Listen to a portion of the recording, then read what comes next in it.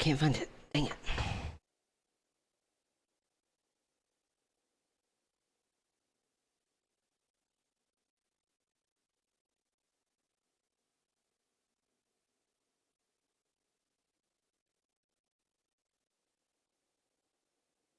Okay, it's on there, but it weirdly... Whatever. Alright, hey, I am here. I am streaming. Oh, let me make sure I have audio. Okay, I have audio. Fantabulous. Alright, so happy Monday. Monday, if you didn't know, is the weekly reset in Guild Wars 2. It is the day that you can start doing whatever was on a weekly cutoff over again. There's lots of dailies in this game, but there's also weeklies in this game. And I, this weekend, went to the state fair and stuff with my family, and did not get the opportunity to do my dailies and stuff yet. So I'm gonna go ahead and do them, and do my weeklies, and call it good. So the first thing is I am in ore, but I am not in the traditional maps, Kershore, Malcor's Leap, Straits of Devastation. I am in Siren's Landing. Siren's Landing is my favorite ore map because A, it's compact, easy to get stuff in, get stuff done in, but B, you have an automatic teleport there if you've done Living Story Season 3.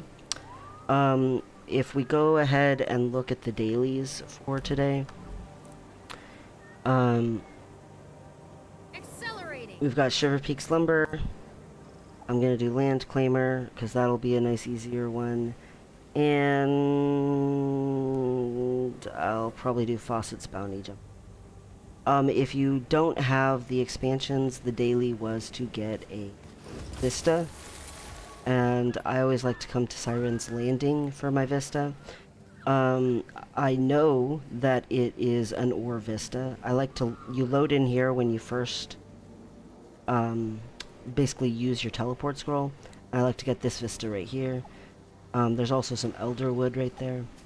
So anyway, you do that. I know that that is the quote-unquote base game daily because I have an alt account. So I already did my alt account's dailies. I literally just log into the alt account, claim my daily login reward, which is this chest right here. So, you know, you get this as it goes along, and you get a whole bunch of laurels, you get mystic coins, and this chest of loyalty right here. I always pick mythic crafting materials on my real account, on my main account, because I like to craft legendaries. But on my alt account, I pick the chest of abundant laurels, because I'm gonna turn all of the laurels into bags of loot on my alt account. I also like to pick the 3 easiest dailies to do, not just on my main account, but also on my alt account. Some people like to just go for PvP dailies. I did used to do that, but I just like doing it this way better.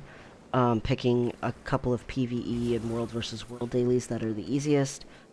For dailies, always look at World vs. World, because some days there are some insanely easy dailies. For instance, Big Spender. You get badges of honor from almost everything you do in World vs. World, and so you'll almost always have extra ones. So you can just go buy some siege engines with badge of honor, spend them, and boom, you're done with the daily. It takes all of like 12 seconds. Like it's so fast. Another really nice one is Master of Monuments. You just go to any of the monument sections on the map, stand in it until it caps, and boom, you're done. Like, not difficult. Land Claimer's also pretty fast and simple.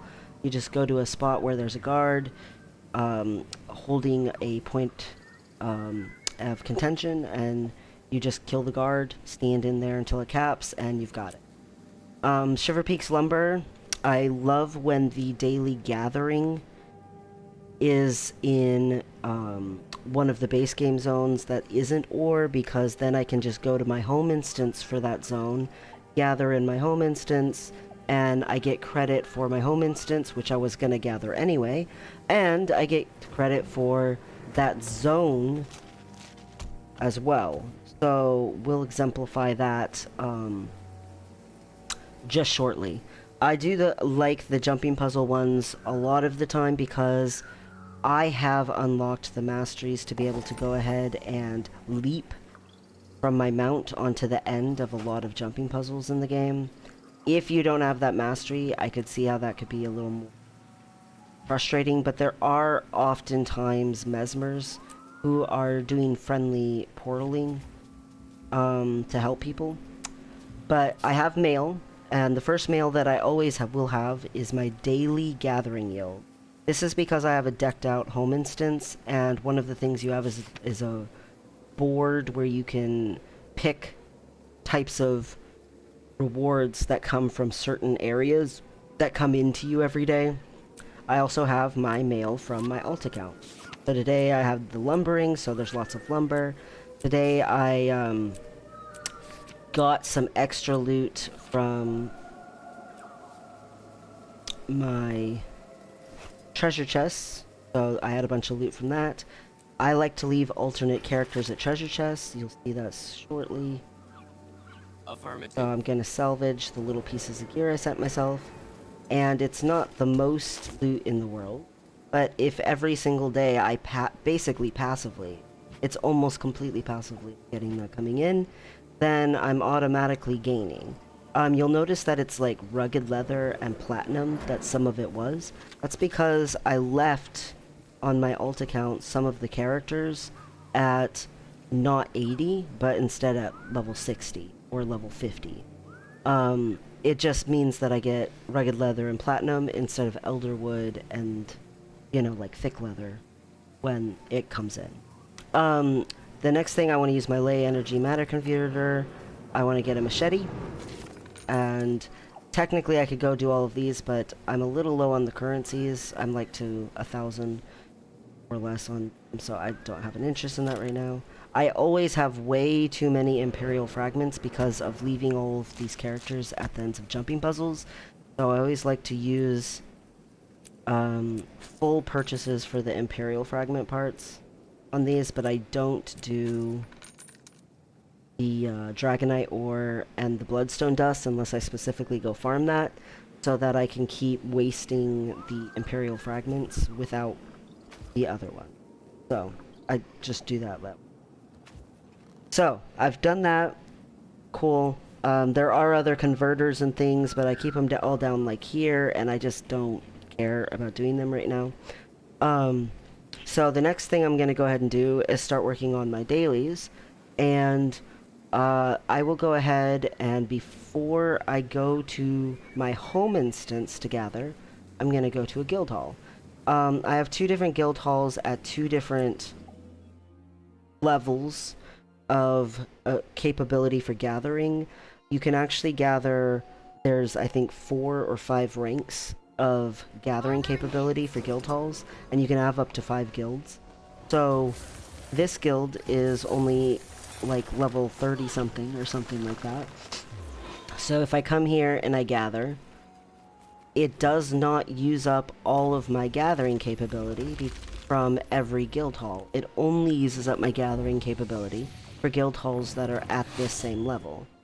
So if I go ahead and I leave the guild hall, and instead I go to my level 69 guild, well then I get to gather all over again. But now I get to gather much more capped out. They're the capped out gathering. It doesn't take almost any time at all for me to go gather, and because I have gathering tools that have glyphs on them, you'll find that I like gathering little like farm spots quite a bit, because I get the reward that you get from gathering, but I also on top of that get the reward that you get from having an extra glyph giving you stuff on top of that. So my glyphs give me extra volatile magic. So on top of the say ore that I'm getting right now gathering this ore node, I'm also getting the volatile magic from my glyph on my gathering utensil. on my mining pick in that instant. On top of that, every other day, it's not exact, but almost every other day, the dailies for Cantha are going to involve a gathering thing. So you also get a bonus chest from gathering in specific in the Canthan guild halls, at least 2 of them. If you do 2 Canthan guild halls, then you automatically will get that chest just handed to you, and you didn't even have to really go wander around and gather it. So it's just an automatic extra bonus. Here's some materials. And then obviously you just stick them all in your bank with your deposit all materials button, call it good. So I'm going to go ahead and teleport with my pass key. If you don't have, or my pass, not pass key, if you don't have a pass to a place where it's a hub, just use World versus World or PvP to get yourself to Lion's Arch, and then use the Gate Hub Plaza to go to a major city you need to go to. But for instance, the gathering today, daily, is in Shiver Peaks. So Holbreck is in the Shiver Peaks. It is the capital city for the Norn, and that means that I can have a home instance here. Now, it's not my personal capital city as an Asura, but my account has all of these home instances unlocked, and they're all exactly the same on every character. So each one of the major cities, even though it's not necessarily your character's capital, it's still your account's capital. Any of them count. So if it was on a day that was, say, Maguma Jungle Gatherer, well then I would just go gather in like Radasum or the Grove. Either one would count, although Radasum is much easier to navigate as a home. So I spent a lot of time and effort and gold in decking out my home instance. You do not need to do that. All you need is enough trees, enough ore nodes, and enough plant nodes to be able to basically get yourself done. So what I highly suggest for nodes for like a quote-unquote average Joe Schmo person is not to go for any of the nodes that I'm gathering currently. These ones are not gonna be a pain in the butt for you, probably. But if you want like a quick solution where you don't have to put a lot of effort in, then sure, go for it.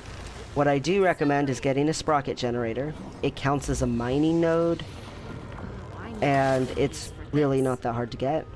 And then king-size candy corn node during the Halloween event, which happens in October.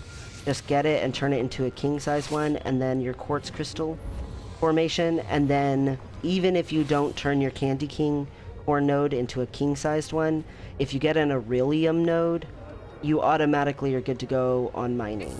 Now you can get other nodes from Living Story Season 3 and 4 that can help add to the mining and stuff, but they're also 50 gold each, plus currency from the map. So if you don't want to have to deal with that, and just go for something simple or whatever, I recommend those nodes. They're really easy. For your logging, unfortunately, you're either going to have to go for some of the actual, you know, come out of the Black Lion chest nodes, which can be bought on the trading post for gold, but they tend to be not exactly the cheapest node ever.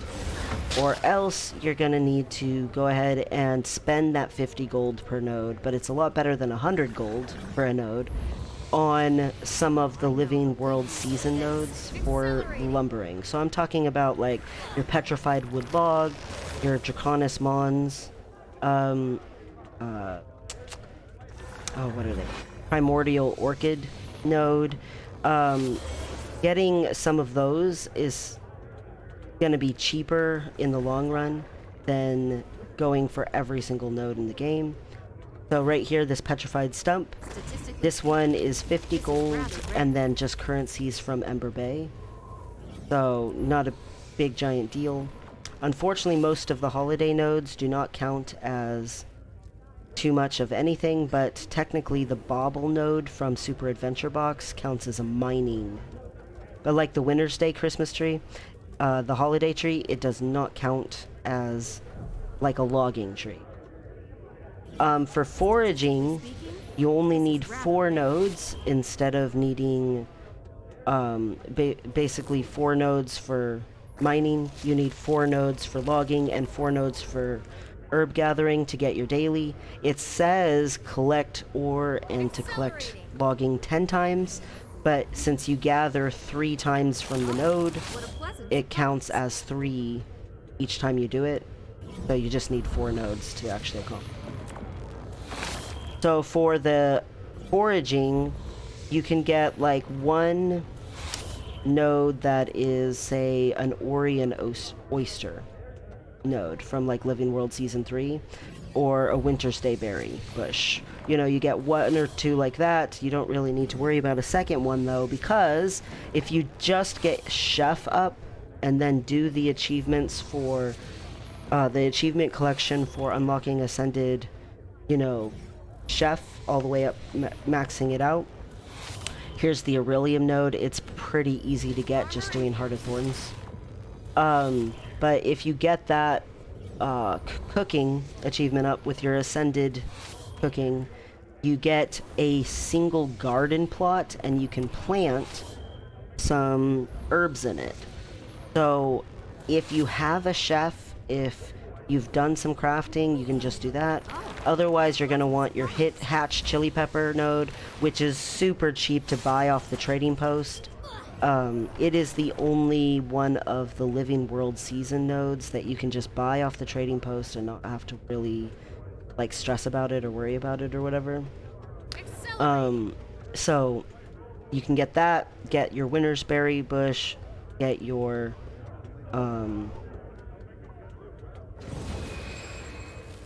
Orion oyster plant. You know, you can go for stuff like that, or you can just do the chef maxing out to Ascended crafting, and you can just get the farming plot. Anyway, all of these things, once you get you don't have to keep decking out your home instance at all if you don't want to, because that's enough to do the daily. Now, if you actually want to deck out your home instance, you can, but it does take a couple of years to recoup the cost of each and every node, so just warning you ahead of time. If you do go ahead and have a chef and you want to make a farm, check what is of worth. You know, you don't want to just farm any old random thing. You want to actually check on the trading posts for things that are selling for more than like a silver. More than a silver and 50 copper if you can. Sometimes even more than 2 silver depending on the item. Right now I have kale going, but I've had it be full onions, or like you know, I've had saffron before, I've had vanilla before. Anyway, the point is just pick something that is staying decently stable in value for your garden when you plant your seeds, and then pick something that is, you know, worth something. So its price stays decently stable and it's worth something. So when you talk to the gardener and you look for your seeds that you're gonna do, and you'll unlock the seeds by doing the achievement collection, so don't worry. Just make sure you pick something that's actually worthwhile. So you don't want to plant cactus and sawgill mushrooms when you could be planting, you know, like a chili pepper, or a you know, something of more worth and value. You know, onions, for instance, or carrots, or... Anyway, the point is there's some far more valuable vegetables. So anyway, so each day you come in, you gather your home instance, and lo and behold, not only do you get the loot of gathering your home instance, but you also get the credit for gathering in that particular area of zones. Now, what if you just are like, man, this seems like a lot of work to build up a home instance? What do I do? Well, you can show up and go to the map where it's at, and if you do it within the first like 4 or 5 hours after reset, just stand out here and ask if anyone's got a full home instance they wouldn't mind taking you to. Most of the time, you don't have to stand there for but like 5 minutes before someone's inviting you. And it might not be an actually full home instance. It might be one that's like 70 or 80% full, but it's still plenty enough to get you your daily without you having to like stress about it or worry about like paying attention. Okay, so then I've done this. Before I go to Fawcett's Bounty and, you know, leap onto the end of the jumping puzzle, I like to go to Drizzlewood Coast and just pick up my keys. So once a day in Drizzlewood Coast, if you have the Icebrood Saga, you can get your cash keys for a lot cheaper. And then the price of them goes up exponentially, like very, very rapidly. But each day, it goes back to being cheap again. Also, right here at the camp, there's almost always, when you very first load in, a salvage pile somewhere nearby. So I literally always just grab the salvage pile and then come talk to the vendor and get myself my keys. Even if I don't want to, like, do the whole map, you know, and even though the map is definitely worthwhile. But right now, you see each key, each cash key right here that I selected, 25 each. So I buy 5 of them, because you can buy 5 at a time. And now they're 50 each. So I'm going to go ahead and buy 5 more. Well, now they're 100 each. So if I buy 5 more,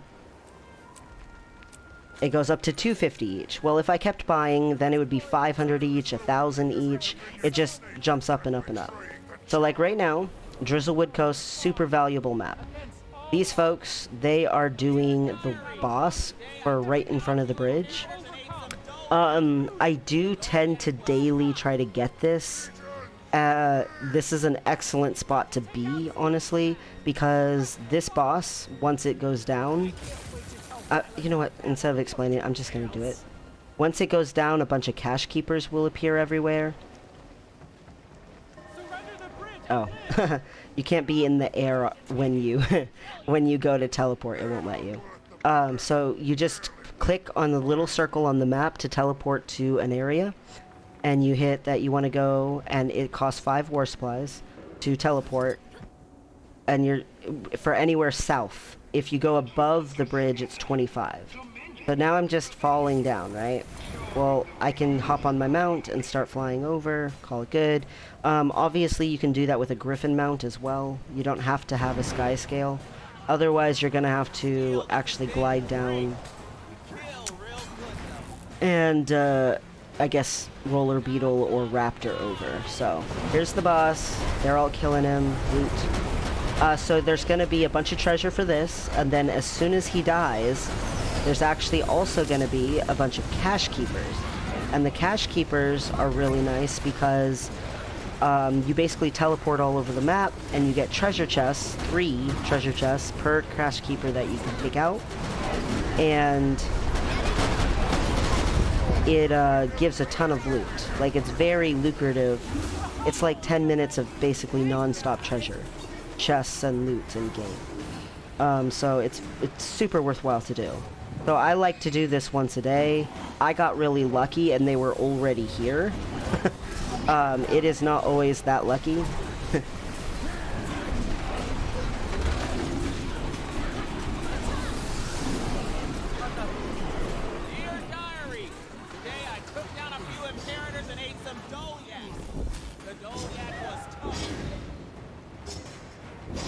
Alright. So the way this boss works is there's at first this mech guy driving around, and then every once in a while he gets lifted up in an airlift helicopter, and then you have to go and attack the sniper who's trying to shoot everybody on, and there's portals to go get to the sniper, and then once you get done killing the sniper the mech guy, then you have to kill the helicopter, and you get to shoot like bazookas at the helicopter. So like right here, mech guy's all done, so now we're gonna go, me and Feisty Magic got hit. Thanks, random people. Alright. So we're gonna go up and finish off the sniper. You can see the sniper's life over here on the right hand side.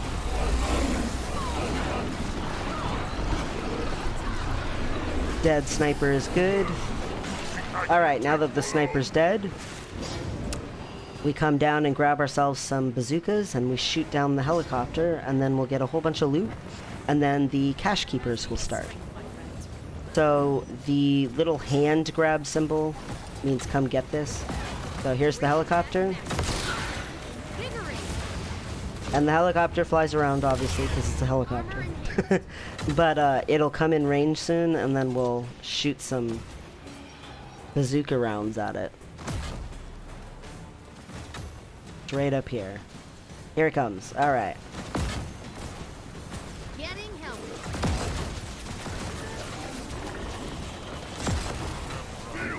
Alright, killing the helicopter, and then as soon as this copter goes down, you want to grab loot as fast as possible. Now again, you can teleport to all these places, but it still helps a lot on this map to have a flying mount of some kind. A griffin or a sky scale really goes a long way on this map. So you just come around all this circle. Here's all these treasure chests. Yum, yum, yum, yum, yum. So happy, so good. And now we want to get out of combat because cache keeper's appearing. So you can see the skull with horns shaped down here. And he's right down in this corner. So we're going to click right here on this circle. And we're going to teleport there. And we're going to hop on our flying mount and immediately get over to it. You want to try to get there in time to hit it, because you get credit and you can get a cache key from being part of attacking it. And this can go pretty quick, so you want to get there fast, because people, you know, they're not laying around. They're trying to get the loot quickly. They want to be time effective, not just cost effective. Yay for a salvage pile randomly sitting there. So inside, here's the 3 treasure chests. You grab them up. Yum, yum, yum. And look, already, there's another skull.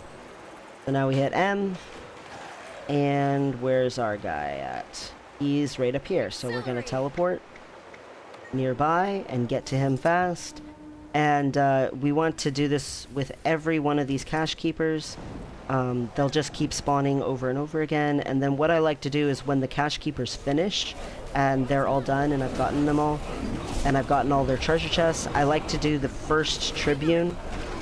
If I don't finish the map, I still like to get the first tribune before leaving. So technically, this is only the bottom end of the map. The map has a whole other part, and there's a massive amount of treasure you can get from that too. The whole thing is quite lucrative. Like, this map is a very good map for earning. He's way over here. Rage at maximum. Last place I looked. So these. So you can definitely get a ton of treasure here, but I don't like to spend all day here unless I'm intentionally doing it. Like today, I'm trying to do my weeklies and my dailies, so I wouldn't want to stay here all day and just do the whole map, unless I felt like coming back to it and doing it later after I've gotten the list of things I'd like to get done first. Because it is Monday, and Monday I have some priorities that I gotta get to instead. So here's this cache keeper done. Time for the next cache keeper, which is in the middle. Okay, well, we'll just up here, sure. All right.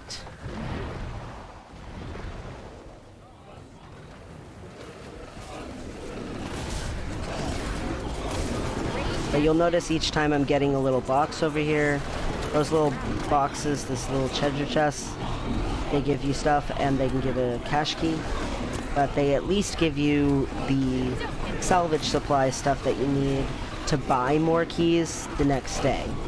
So you're replenishing all of the war supplies that you spent on buying keys, and you're going to be able to buy more keys tomorrow when the keys are cheaper again. Whoops, I hit the trigger. Statistically speaking, this is rather rare. Where's the next one? Oh, he's just right over here. Well, I'm not going to waste 5 supplies to teleport to him when I have a flying mount and he's right.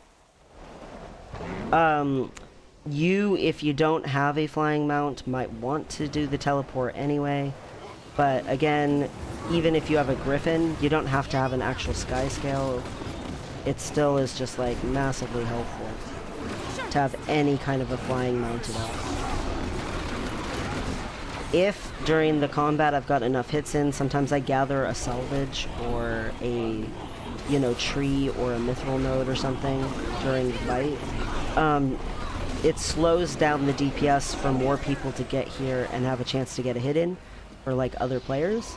And it also gives me a little extra loot without taking away my credit, because you only have to do a certain amount of damage to get credit. Alright, next one is in Umbral Grotto. So the way to get to Umbral Grotto is you click on a different one and it costs 1 war supply, but Umbral Grotto doesn't have its own little teleport thing. Now some people like to do the waypoint, but I do not like to use the waypoint because you have to spend actual silver to teleport there, when instead I could use 1 single supply and get there just fine. So I like to cheese it.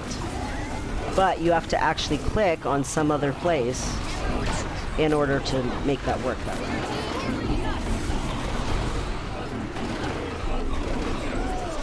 Alright. So here's this one. Done. Okay, next one is up here. So to Leadfoot Village we go. Grab ourselves a ton more treasure.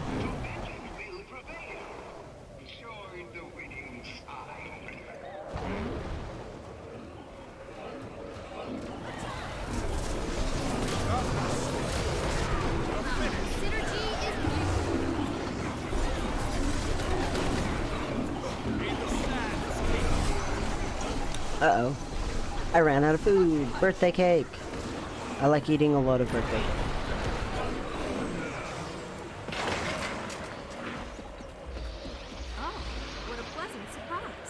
Alright. Grabbed all of that. Where's the next one? Oh, just around the corner again. Okay. Another one we're not gonna need to teleport to, because they're just...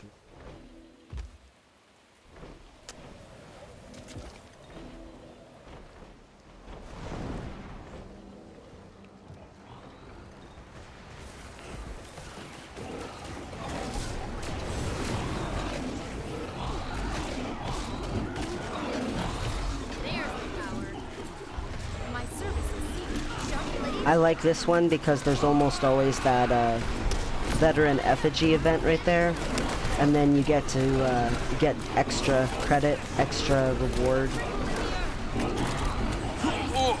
Alright. Give me my treasure! Treasure chest! No, I don't want the journal, I want the treasure. Okay. The next one,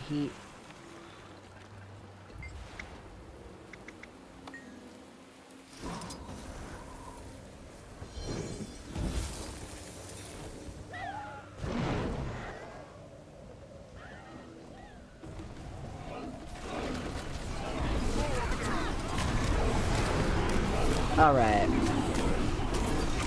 He's almost dead. So, if you'll recall, I bought like 15 keys. Well, I've used almost all of them just doing this supply cache run, because you have to use a key per chest that you're opening. But, totally worth it because I've gotten so much loot. And the loot very much helps me with crafting legendaries, or I could sell all of the loot and get a bunch of gold from it. It resupplies me for a lot of the things that I need, just in general, so it's totally worth it.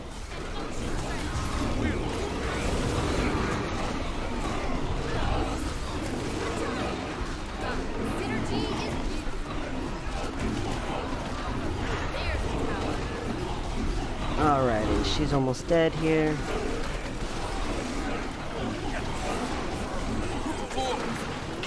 This is rather rare.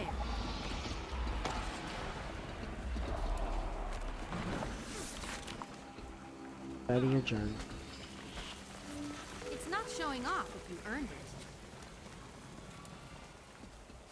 it. Okay. So, there we go. We've killed a whole bunch of cache keepers. So, you'll see right here, they disperse in 5 minutes and 43 seconds.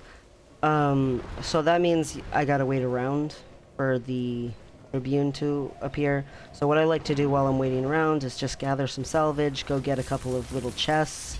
There are chests around and about on the map.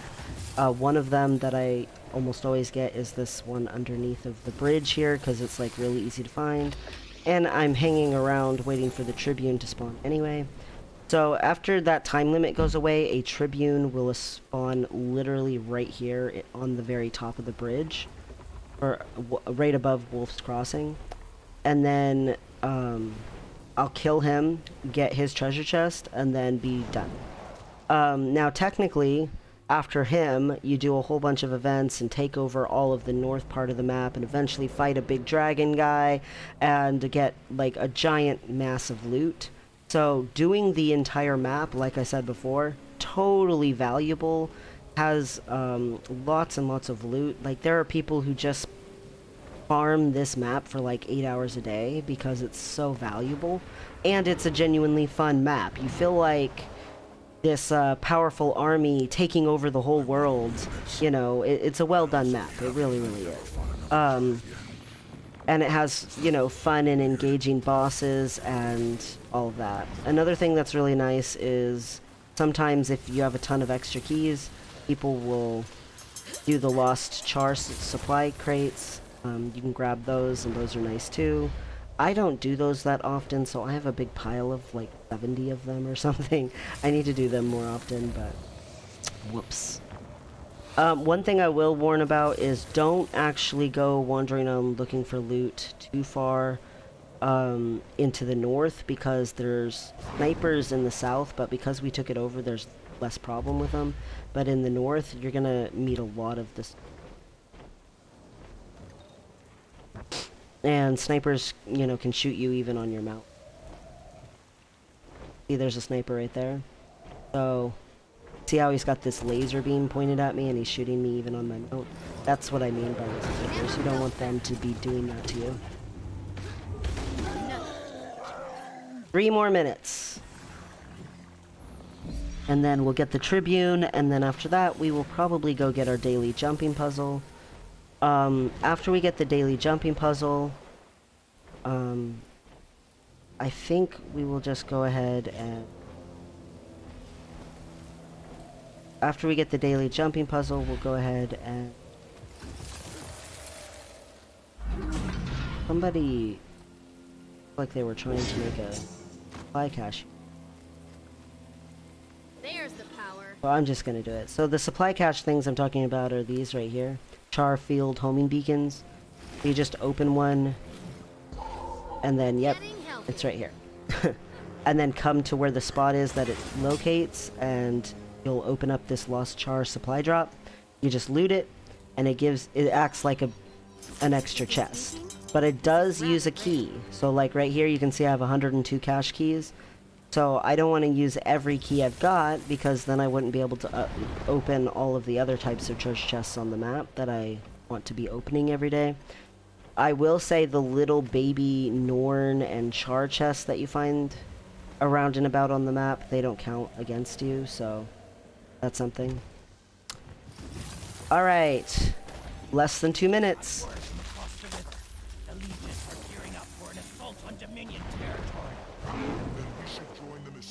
Okay, Char chest. So this one right here, I just looted on the map, and you'll notice I still have 102 keys. So these little ones like this are totally okay to grab. Because I have the glyphs on my gathering tools, I like to gather the gathering nodes a lot while I'm waiting around. And these winter root vegetable ones are really nice because some of the nodes give double. And the Minotaurs are slow. So like this Minotaur, he tried to slap me, but he couldn't slap me because I got away too fast. He got me the second time. Alright. but I got a bunch of volatile magic while also getting that. Yay! There's a chest on this tree right here, this tree with the spiral on it, that you can get. It does have a guy guarding it some of the time, though.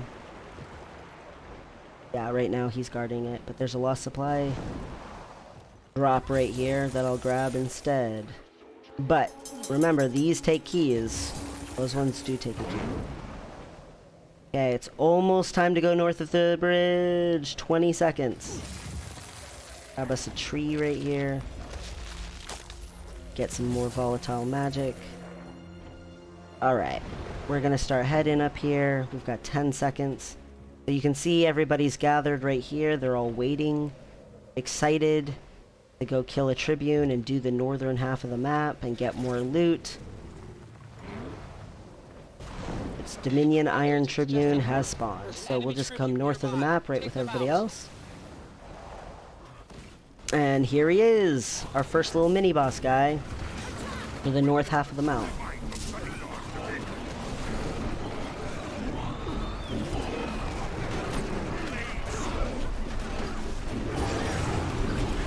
So, the chest that he drops will also take a key, but the chest he drops will be a lot better than some of the other chests on the map.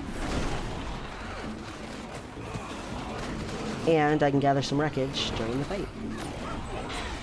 So here's the chest. I'll send in some Legion support and secure that territory. Alright, and I'm gonna get the last of the wreckage here. So see, everyone else, they're gonna go do more events, and they're gonna unlock more Tribunes.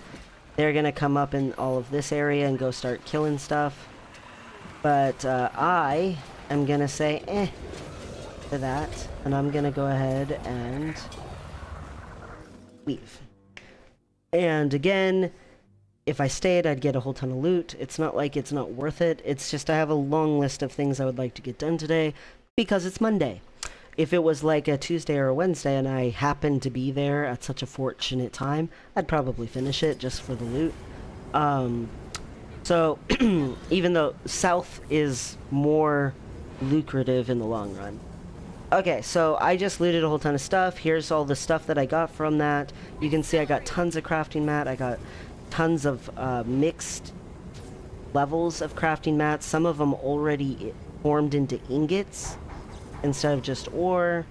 On top of that, you get these boxes, and since I already know the recipes and stuff, I can just pick the crafting material box and get even more crafting supplies. Here's reward tracks that you get on there. I've already done all these things, so each one of these is worth 5 silver. So you pile these up, you've already done them all before, so now that's just raw silver getting handed to you. And then you obviously get unidentified gear. So you got all this stuff, and then see Imperial fragments from opening treasure chests. So deposit all materials. That looks a lot nicer now. Gonna come sell a couple of things, and then we'll go do the jumping puzzle. And again, doing the daily jumping puzzle can be really nice if it's a jumping puzzle where you can just leap onto the end of it. So right there, I just sold a whole bunch of stuff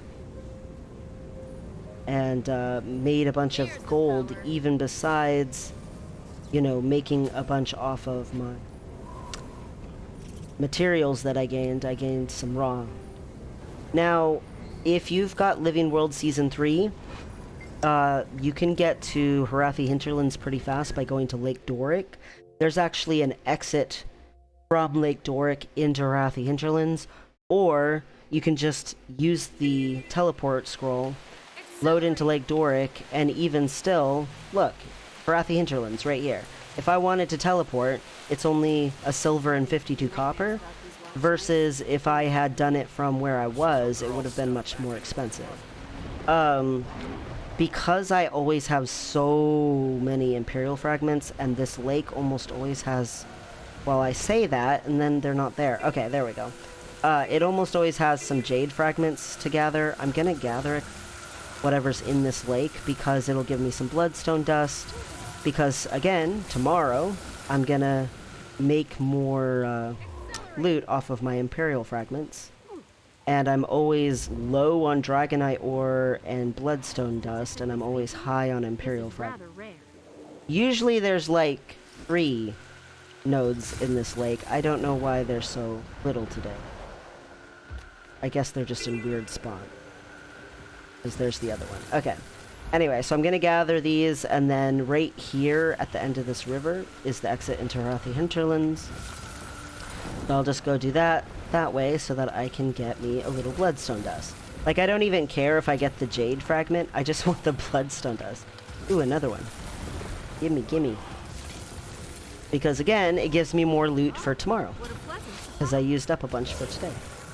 Also, I get volatile magic as well, so it's like it doesn't like cost me anything to grab that real quick since I'm here anyway.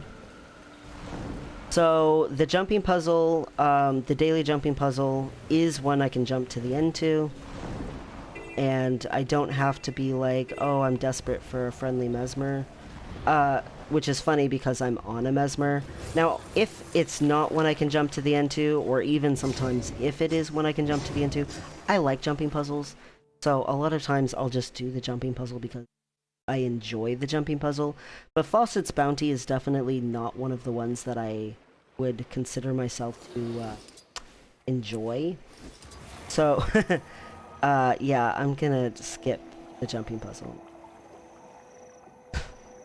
Thankfully, Fawcett's Bounty is very close to where it comes in. So the entrance is basically right here, where this Aether chest mark is. Sharper still. So I'm gonna leap in there to the end of it. But not on a skimmer. I'm going... Hey, skimmer. Accelerate. No, River Drakes. Well, I guess I'm not getting that.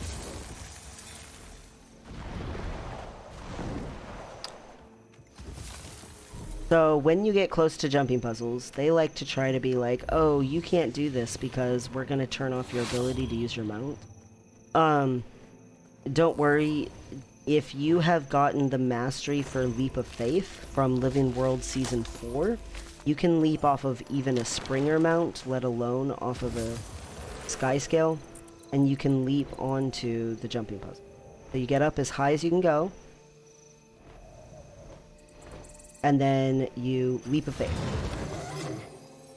No, I missed! Oh my gosh, I missed! So I was aiming for this, and instead I hit this. Wow. Failure! Well, hopefully next time I don't miss and embarrass myself. But the point is that you don't have to do the entire freaking thing. You can just leap. Cheese it as it. So here I am again, nice and high. Whoops! No, I got 1 second too close. Oh, F and A. Well, the waypoint's right here. That was terrible. I was trying to maneuver more to the side to show the platform better because I feel like you can't see it very good from where I was trying to leap onto it. And in case anyone's never done this before, I was trying to show where you land, and then I got too close. So yeah, I'm totally not looking like an expert. Okay, getting up nice and high. Basically, I'm not aiming for this platform or this platform. I'm aiming for this platform. You can kind of see a Fawcett's ghost guy there. That's what I was trying to get close enough to show you. No, I missed again! How did I miss again? Oh my gosh. What? I could tell. I missed. Oh my god. It's because I'm streaming. If I wasn't streaming, I'd get it the first time. I'm embarrassed. Okay.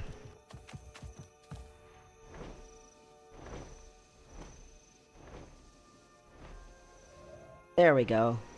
I just came out for...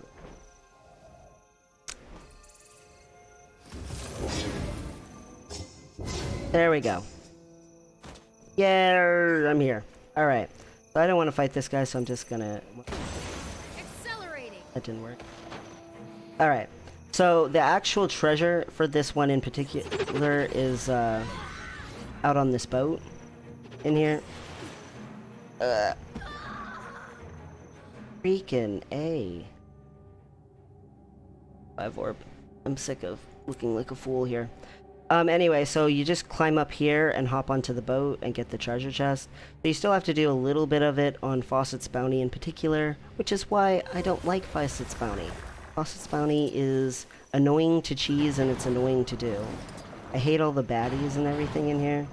Sharp blades, sharp minds. They're just a pain in the butt.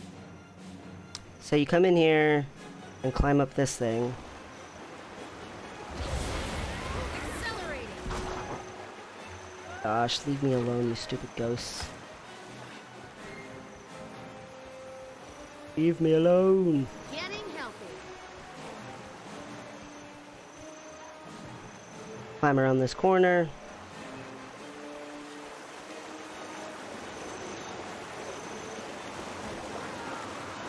Hop on this plank. And then these right here. So you still have to do, whoops, damn it. Wow, I am playing terrible today.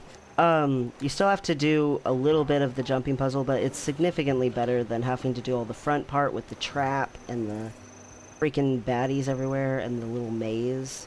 But at least you skip like a solid Accelerating. 2/3 of the jumping puzzle, and you only have to do the last third of it by cheesing it. Most of the jumping puzzles you can leap onto the end of with a mount and leap of faith are so much better than this one, because no!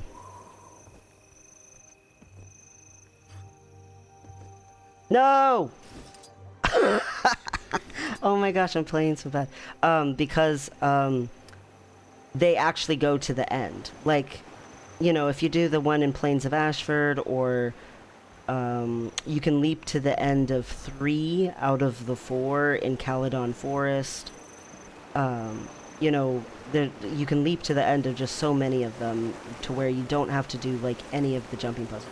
Even the Hidden Garden, I showed that on one of my previous streams, how you can use Leap of Faith to cheese that one and not have to.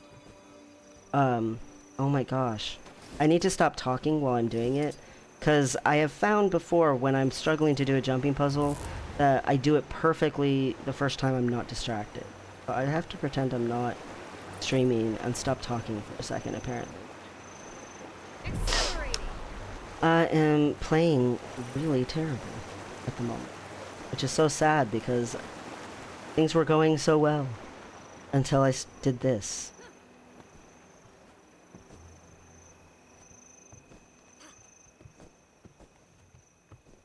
Okay.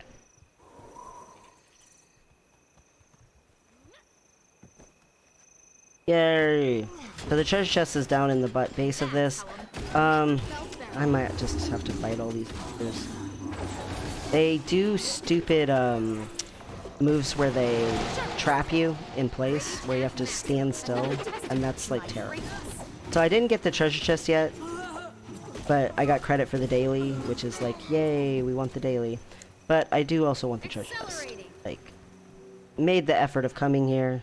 I'm gonna come down into the hall and yay. Alright, so I got the chest. Happiness and joy. I got the second daily, so now I'm only one more daily away. But before I do that... No, actually, you know what? I'll wait on the weeklies. I'll do weeklies. I do this usually in a slightly different order than this, but... Now you'll see I have a ton of alts. So every single day, I like to go log into my alts. And what I like to do with my alts is I like to leave them at the end of a jumping puzzle. And then if I go to play them, then I just put them back at the end of a jumping puzzle whenever I go to play them again. You know, get done playing them. So, this particular group of chests you can only loot once per account per day. So this group of chests right here is a very lucrative little cluster of chests. Got all of this just from opening all of that. So, woot. I usually let it pile up a little. I decided to just go ahead and salvage them. But anyway, so basically you loot these little chests. These are way in Crystal Oasis, way off basically by nothing, but it's down here in this jackal jumping puzzle where you use the jackal portals to get up here. But you can just leave a character here, and once a day you can loot these 3 treasure chests. So that's my character, I leave at those. And then I have some characters that I leave not at level 80. Now, almost all my characters are level 80. You know, the ones I am, quote-unquote, actively playing. Obviously, I want to leave at level 80. This one's at the end of Skipping Stones Jumping Puzzle, which is where I leave characters a lot of the time. Because, A, it's a pretty decent chest, but B, I can get blooming passiflora a lot of days, grows out here on this island. And to get out here on this island, you just come through the little ship, hop across the plank, and ta-da, you're on the island. And so say a passiflora was right there, I'd go grab it, get myself my beautiful flower, and then just come right back across, plop him right next to the treasure chest again. The other reason I really like this one, besides the chance for the blooming passiflora, and that it's a decent treasure chest, is it's insanely easy to get to. Like, it's so easy to get to it. This is a terrible treasure chest, but also this character is level 40. Why leave him at level 40? Well, so that I can get lower gear to salvage. So I can get cotton and coarse leather off of him, instead of getting stuck with the same old, you know, thick leather and elder wood. I like to have a few characters who give me some of the mid-range materials. I like to do my characters based on their race. So I do like all the Asura at once, then I do all my Norn at once, then I do all my whatever at once. So today I'm going to do Norn next. It doesn't really matter which cluster is next, it's just whichever ones I grab. It is a pity the blooming passiflora is not on the island today, but yeah. It's okay. But yeah, this is an insanely easy... here, I'll show you. I'll take this character off of here. Okay, so they dropped down. They're not on the jumping puzzle anymore. Oh no! So sad, so terrible. Oh no, what can I do? It's so easy. So all you do is you bring any character here if you have a Springer, and you have the Leap of Faith Mastery from Living World Season 4.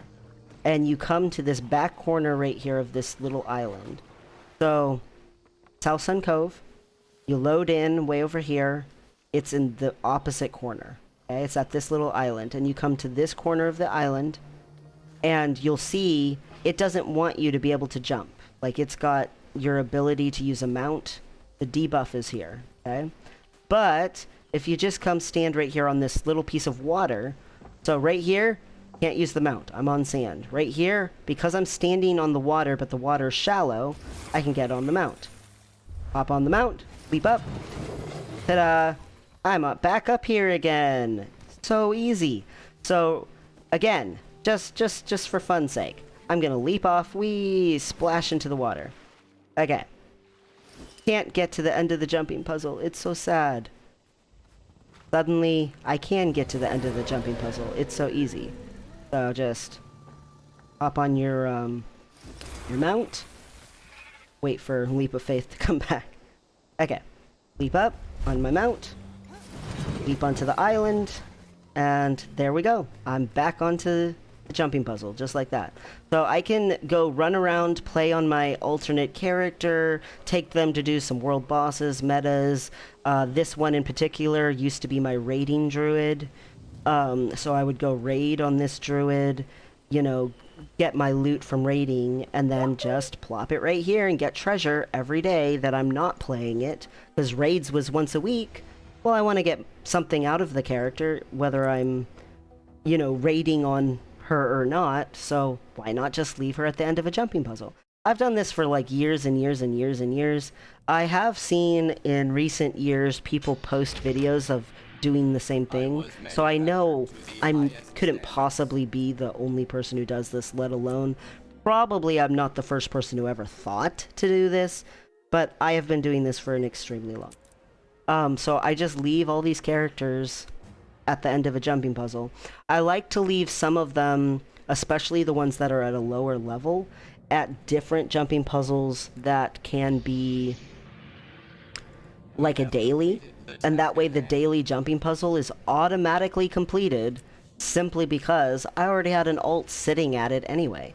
For instance, all of the characters that I was leaving in South Sun, so here I'll log on to another one that's in South Sun, you'll notice that sometimes the daily for Skipping Stone's jumping puzzle is a daily, so this would complete it, but also sometimes the daily is to do events in South Sun Cove. Well, doing the jumping puzzle is considered to be an event if you open the treasure chest. And so, since I have so many characters at the Skipping Stones jumping puzzle end, I get my 4 events just by logging into my alts and picking up the loot that I was going to do anyway. Like, it just auto-completes. I didn't have to put in a bunch of effort. I didn't have to go farm the Karka Queen events or something like that. I just am logging into the same characters that I was going to log into and get loot off of anyway. It's very lazy, but also very quick because I do this every day. Now, this girl, she is not at the end of the Skipping Stones. I leave her at the Flax Farm in Verdant Brink, and I like to leave my gathering tools that have glyphs on them in my shared inventory storage. I did not put them in there. Oh my gosh. Whoopsies.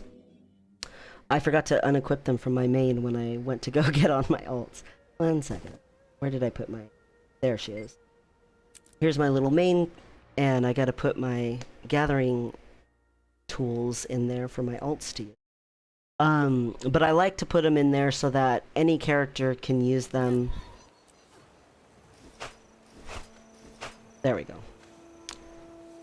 Any character can use them as needed when needed. So let's get back on her, my little thief, and she will do the Flax Farm.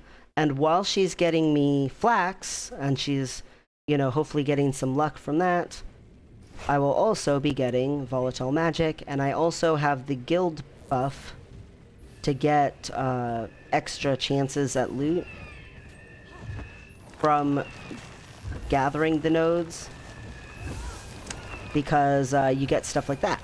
You have a higher chance of getting a bonus something.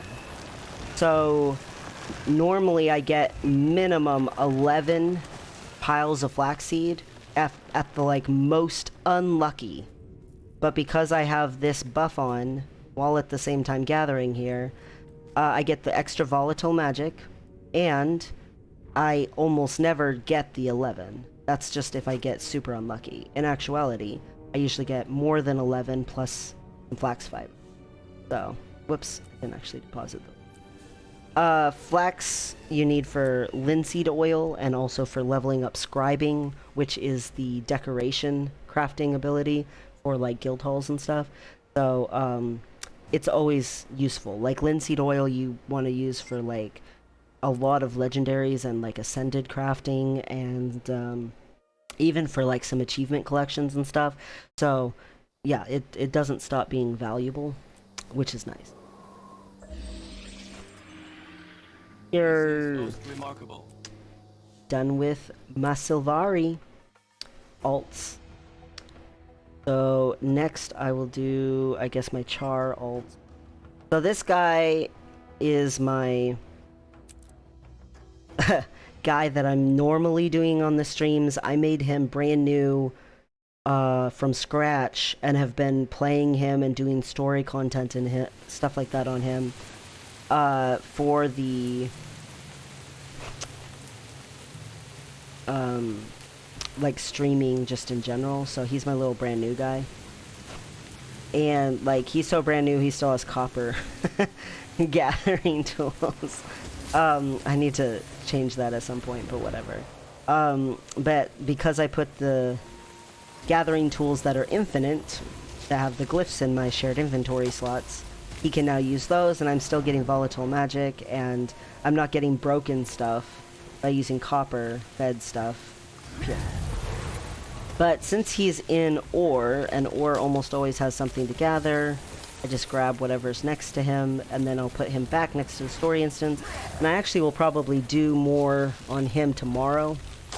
I was gonna do more on him today, but then I changed my mind because, again, I was busy this weekend, and I was like, screw it. So anyway, so there, he got some little bit of loot. Congrats to me. And I had to do very little effort. He was just standing there. I will say I have a character that's specifically for World versus World, and you'll notice we have not done the World versus World daily yet. It is actually the Necromancer Char that I'm about to get on after this guy, and I will get my quote-unquote daily done by doing that. So you'll notice daily completionist is 66%. Well, that's about to change. Now, technically, it says we did 25% of the Harathi Hinterlands event completer, but that's because we opened a treasure chest. I don't actually want to, like, run around looking for events. I don't want to have to do Modin or Ulgoth just to get that. So, yeah. So my World versus World character, I leave at the end of the Skipping Stones jumping puzzle because, yes, I'm going to do World versus World, and that's fine and dandy. But in actuality, World versus World just puts you back wherever you were on the map when you leave it. So, unless you take the portal to Lion's Ark. So, I can go do World versus World for like 3 hours, log off, and I'll still be at the end of the Skipping Stones jumping puzzle. So that the first time I log into it each day, it doesn't matter. I'll still be able to pick up the treasure chest. So, I'm gonna do a land claimer. I randomly picked a battleground. This one looks like people have already been doing the land claimer daily. The only one that might not be blue already. You can tell I'm blue because where my waypoint is outlined by blue. So I go back and forth between Reaper and Scourge on this Necromancer. I need to make a World versus World Harbinger thing, probably.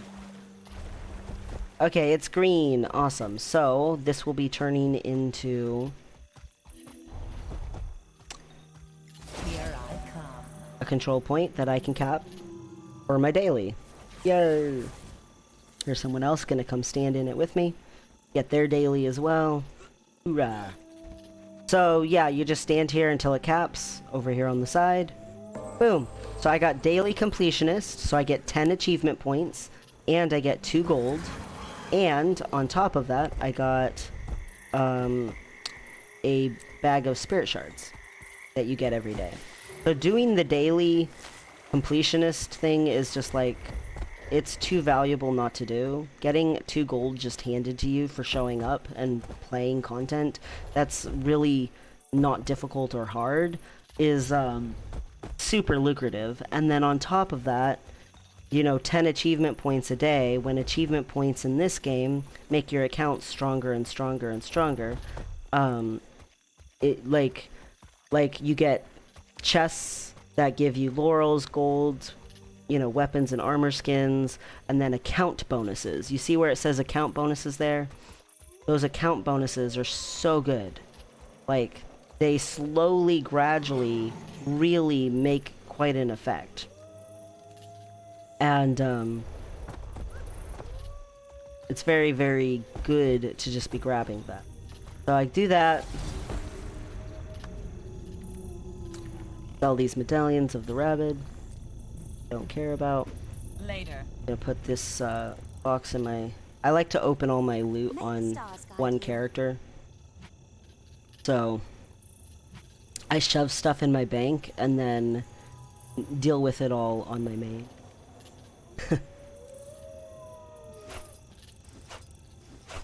Now, World versus World, before I leave, I always check how much time is still ticking down to the end of the next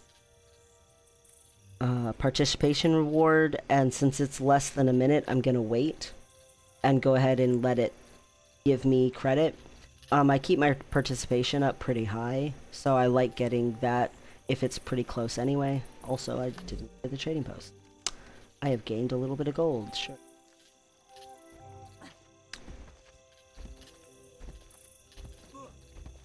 So, 16 seconds left. But after the 16 seconds are done, then I will go ahead and switch. I always keep experience boosters on my World versus World character because they count for my experience bar gain and they count for my reward track gain. So I always keep them on my World versus World character, just in general. Speaking of which, did I get any more of them? May the stars guide you. No. Okay. Sometimes I get ones and I have to give... Okay, so it switched over. Awesome. Logging out of that character. All done. Cool beans. So now I'm going to do humans. Now I saved humans for last for a reason. This right here is a character that is called my key farmer. And this character is specifically designed to be used and abused, as it were. So I picked humans last for today because I would like to make my key farmer and get to that. Once I get done with the daily stuff, which I'm almost done with, honestly, I've got a couple more alts to gain some treasure on, and I also tend to do, as well as getting my cache keys and opening a few caches on Drizzlewood Coast, and as well as doing my alts, all just loading into them, grabbing treasure on the ends of the jumping puzzles, as well as gathering the guild halls and gathering my home instance and doing whatever the daily completionist is. I also really like to get the fishing daily. So that is the daily that I haven't done yet.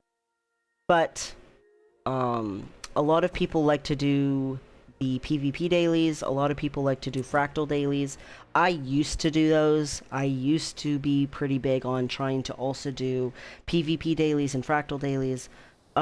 They definitely are worthwhile and lucrative. It's just my real life got too busy and I stopped having as much time to do those.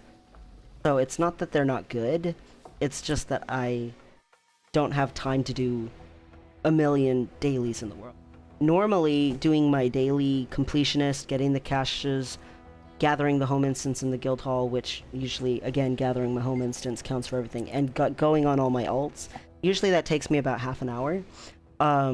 And almost any day, I can be like, yep, half an hour, I can take that to get some treasure, some loot, gain a whole bunch of gold from that, call it good. It's great. This character I like to leave in Biora Marshes, and I like to get basically a little trail of gathering and treasure chests on this character.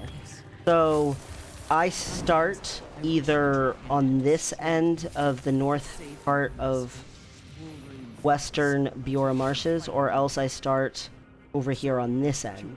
But basically I go wee, and then next day I go wee, back around, back and forth like this. The reason I do that is because on this north end are a bunch of treasure chests.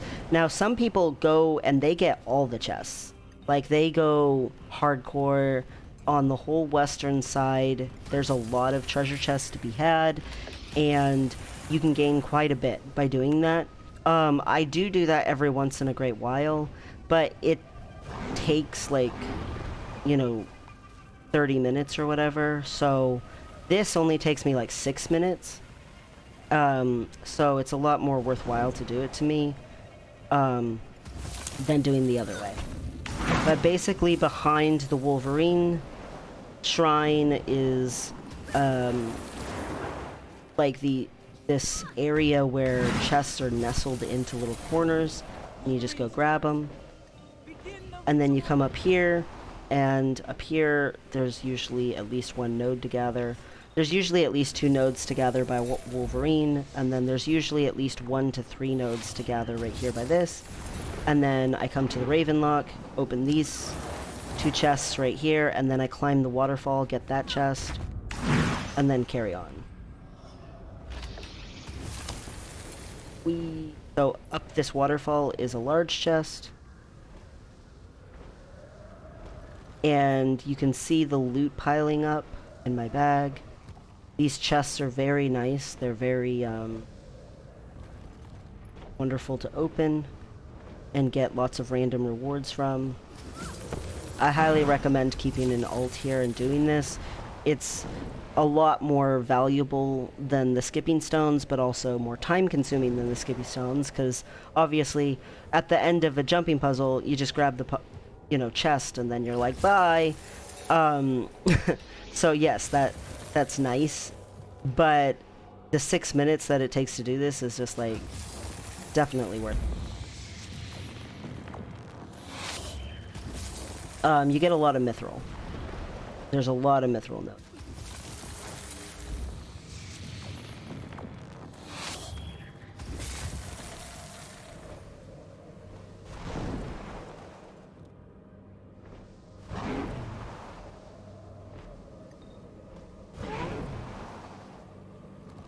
So, this chest right here, if it's not right here, it is going to be down by this first waterfall right here, and then the other small chest is going to be by this waterfall. It does sometimes spawn up here on this cliff instead of down on that waterfall right there. Just be aware of that. So on the first level of all of this ice length or whatever, in this corner is a medium chest, and then you come up here, and you get your large chest. Now, if you do not have a flying mount, you don't have a griffin, you don't have a sky scale, you can do this with a springer, with a bunny mount. You do not have to have a flying mount to be able to get all these. It's just, it is faster on a flying mount. If you don't have a flying mount, it's probably not going to be like 6 minutes. It might be like 10. But it's still worth doing. There's always going to be these 2 to 3 little verdant herbs that are right along here, and then usually there's at least 1 to 2 other nodes besides the small chest that you're getting, and then that's it, like all done. Whoops. Started walking too soon.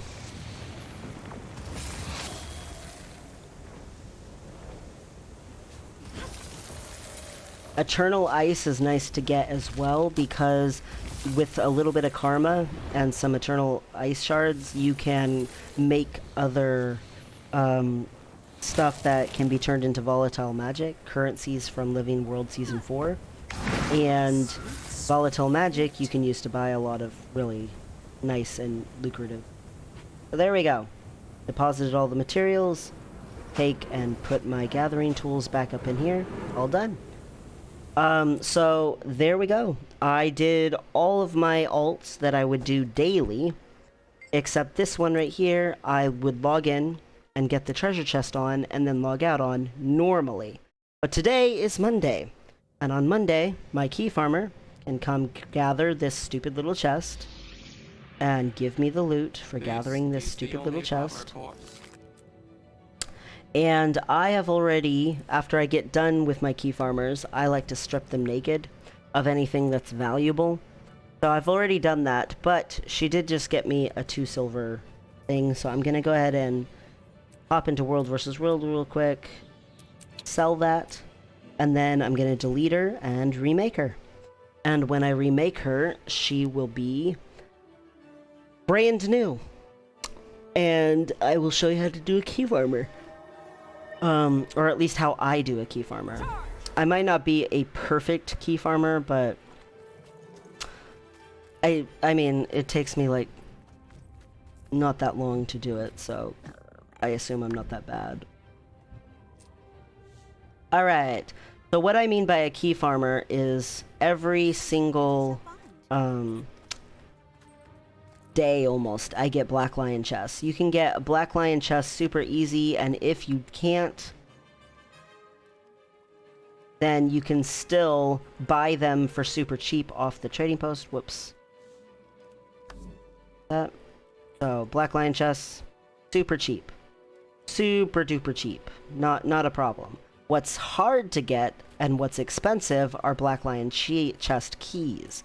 Those you have to actually either get lucky and get, or else you have to get from buying them off of the gem store. So Black Lion chest keys can get expensive. 25 for 2,100 gems. Like, and if you look at the gold to gem exchange rate, I don't know why this is messing up today. Normally my Black Lion stuff does not mess up. Really weird. Anyway, normally you can see the exchange rate right now. If you want 2,000 is 600 and something gold. So, getting enough for that, you know, big chunk of keys is going to be a lot of gold that you could be spending doing other things. So anyway, so we're going to log out and go to character select, and now this little character we're going to delete. Yay! So I got to type, oh, her name, sorry. Okay, typed her name, deleting her. Why didn't she delete? What just happened?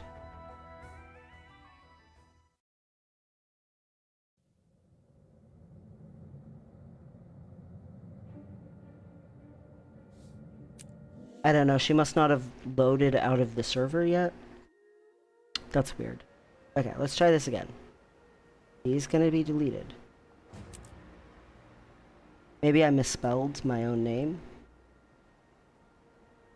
Or I hit cancel instead of delete. There we go. Maybe I hit cancel instead of delete. Okay, so now I just double click this. I'm gonna make a new character. The new character I'm gonna make is a human. The human I'm gonna make is female because I like looking at girls. Sometimes I make a guy one, but I usually make a girl one. And it's gonna be a guardian. I like making a guardian for my key farmer. I always have. Ever since I first started making key farmers, like 2 or 3 years after the game came out. Her physique and stuff doesn't matter too much. What I care about is I cannot stand the starter guardian look. So I always pick some sort of random face, and I always pick a different hairstyle because I just do not like it doesn't really matter what the hairstyle is. It's better than that. The majority of the time. So whatever, there she is. So that's all I really do. I pick a different face and a different hairstyle, and sometimes I make her skin color darker, but blah blah blah. It doesn't really matter. If when you're making a character you want to see them without the gear, just push right here. Anyway, so you hit next, and I always pick a helmet so that I can turn the helmet off. If you don't have one equipped, you can't do that. This doesn't matter at all. What matters is this. You want to be raised by common folk, and you want to have never searched for true parents. I always pick Lissa, and ta-da! Rename myself, again, the exact same name, and I'm loading into the world. First thing you do is skip. Second thing you do is you load in, and as soon as you load in, you just start auto running. Now, while I'm auto running, because I got the collector's edition of the base game when it first came out, I get this little mail, so I always open that mail that was in there, equip this ring, keep auto running, okay? Auto running is a very important thing. Now, I don't like to look at my character being like this, so while I'm auto running, I also come and jump over these fences. I skip. You don't have to talk to any of those people. Talking to them people doesn't matter. I like to put on my guild so that I get my guild cheaper waypoint fees. And I keep running. And what I'm aiming for is this strip of land right here that goes up that hill. So I'm coming down into this river, and I'm going to run right up there. So When you load in, you're supposed to talk to someone here, screw that. Talk to someone here, screw that. Supposed to go across this bridge, fight all the people there, screw that. None of that is worth doing, takes too much time, don't care, don't want it to be a long time. The whole point of a key farmer character is you're trying to get to the level 10 story Black Lion chest key that's guaranteed that you can do 1 time a week. Only 1 time a week can you do this. You want to get there as fast as you can. So you don't want to waste your time doing all that other stuff. So you come right up here and you just wait. If it's not here, a lot of times it'll already be here. And while I'm waiting, I'm going to do what I always do. I unequip my helmet and I go to my outfits and I always pick some sort of outfit to be wearing because I don't like the starter gear. I pick some sort of a glider so that in case I start gliding, I'm good to go. And I go to my mounts and I pick a raptor skin and a bunny skin and a sky scale skin. And by sky scale skin, I mean the only one I have, but yeah.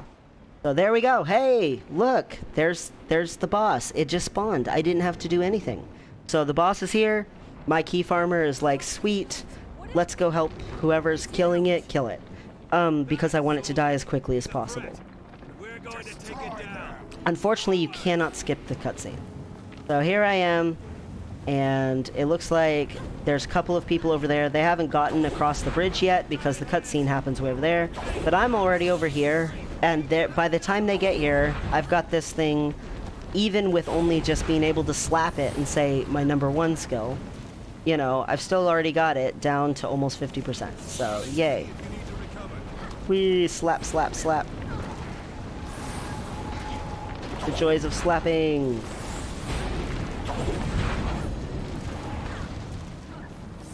Now, don't worry about the stupid little earth elementals. They don't matter. Don't worry about if your health goes down a little bit. You're not really, quote-unquote, allowed to die during this part. Because it's the level 1 story instance, they want to make sure that you win, you know?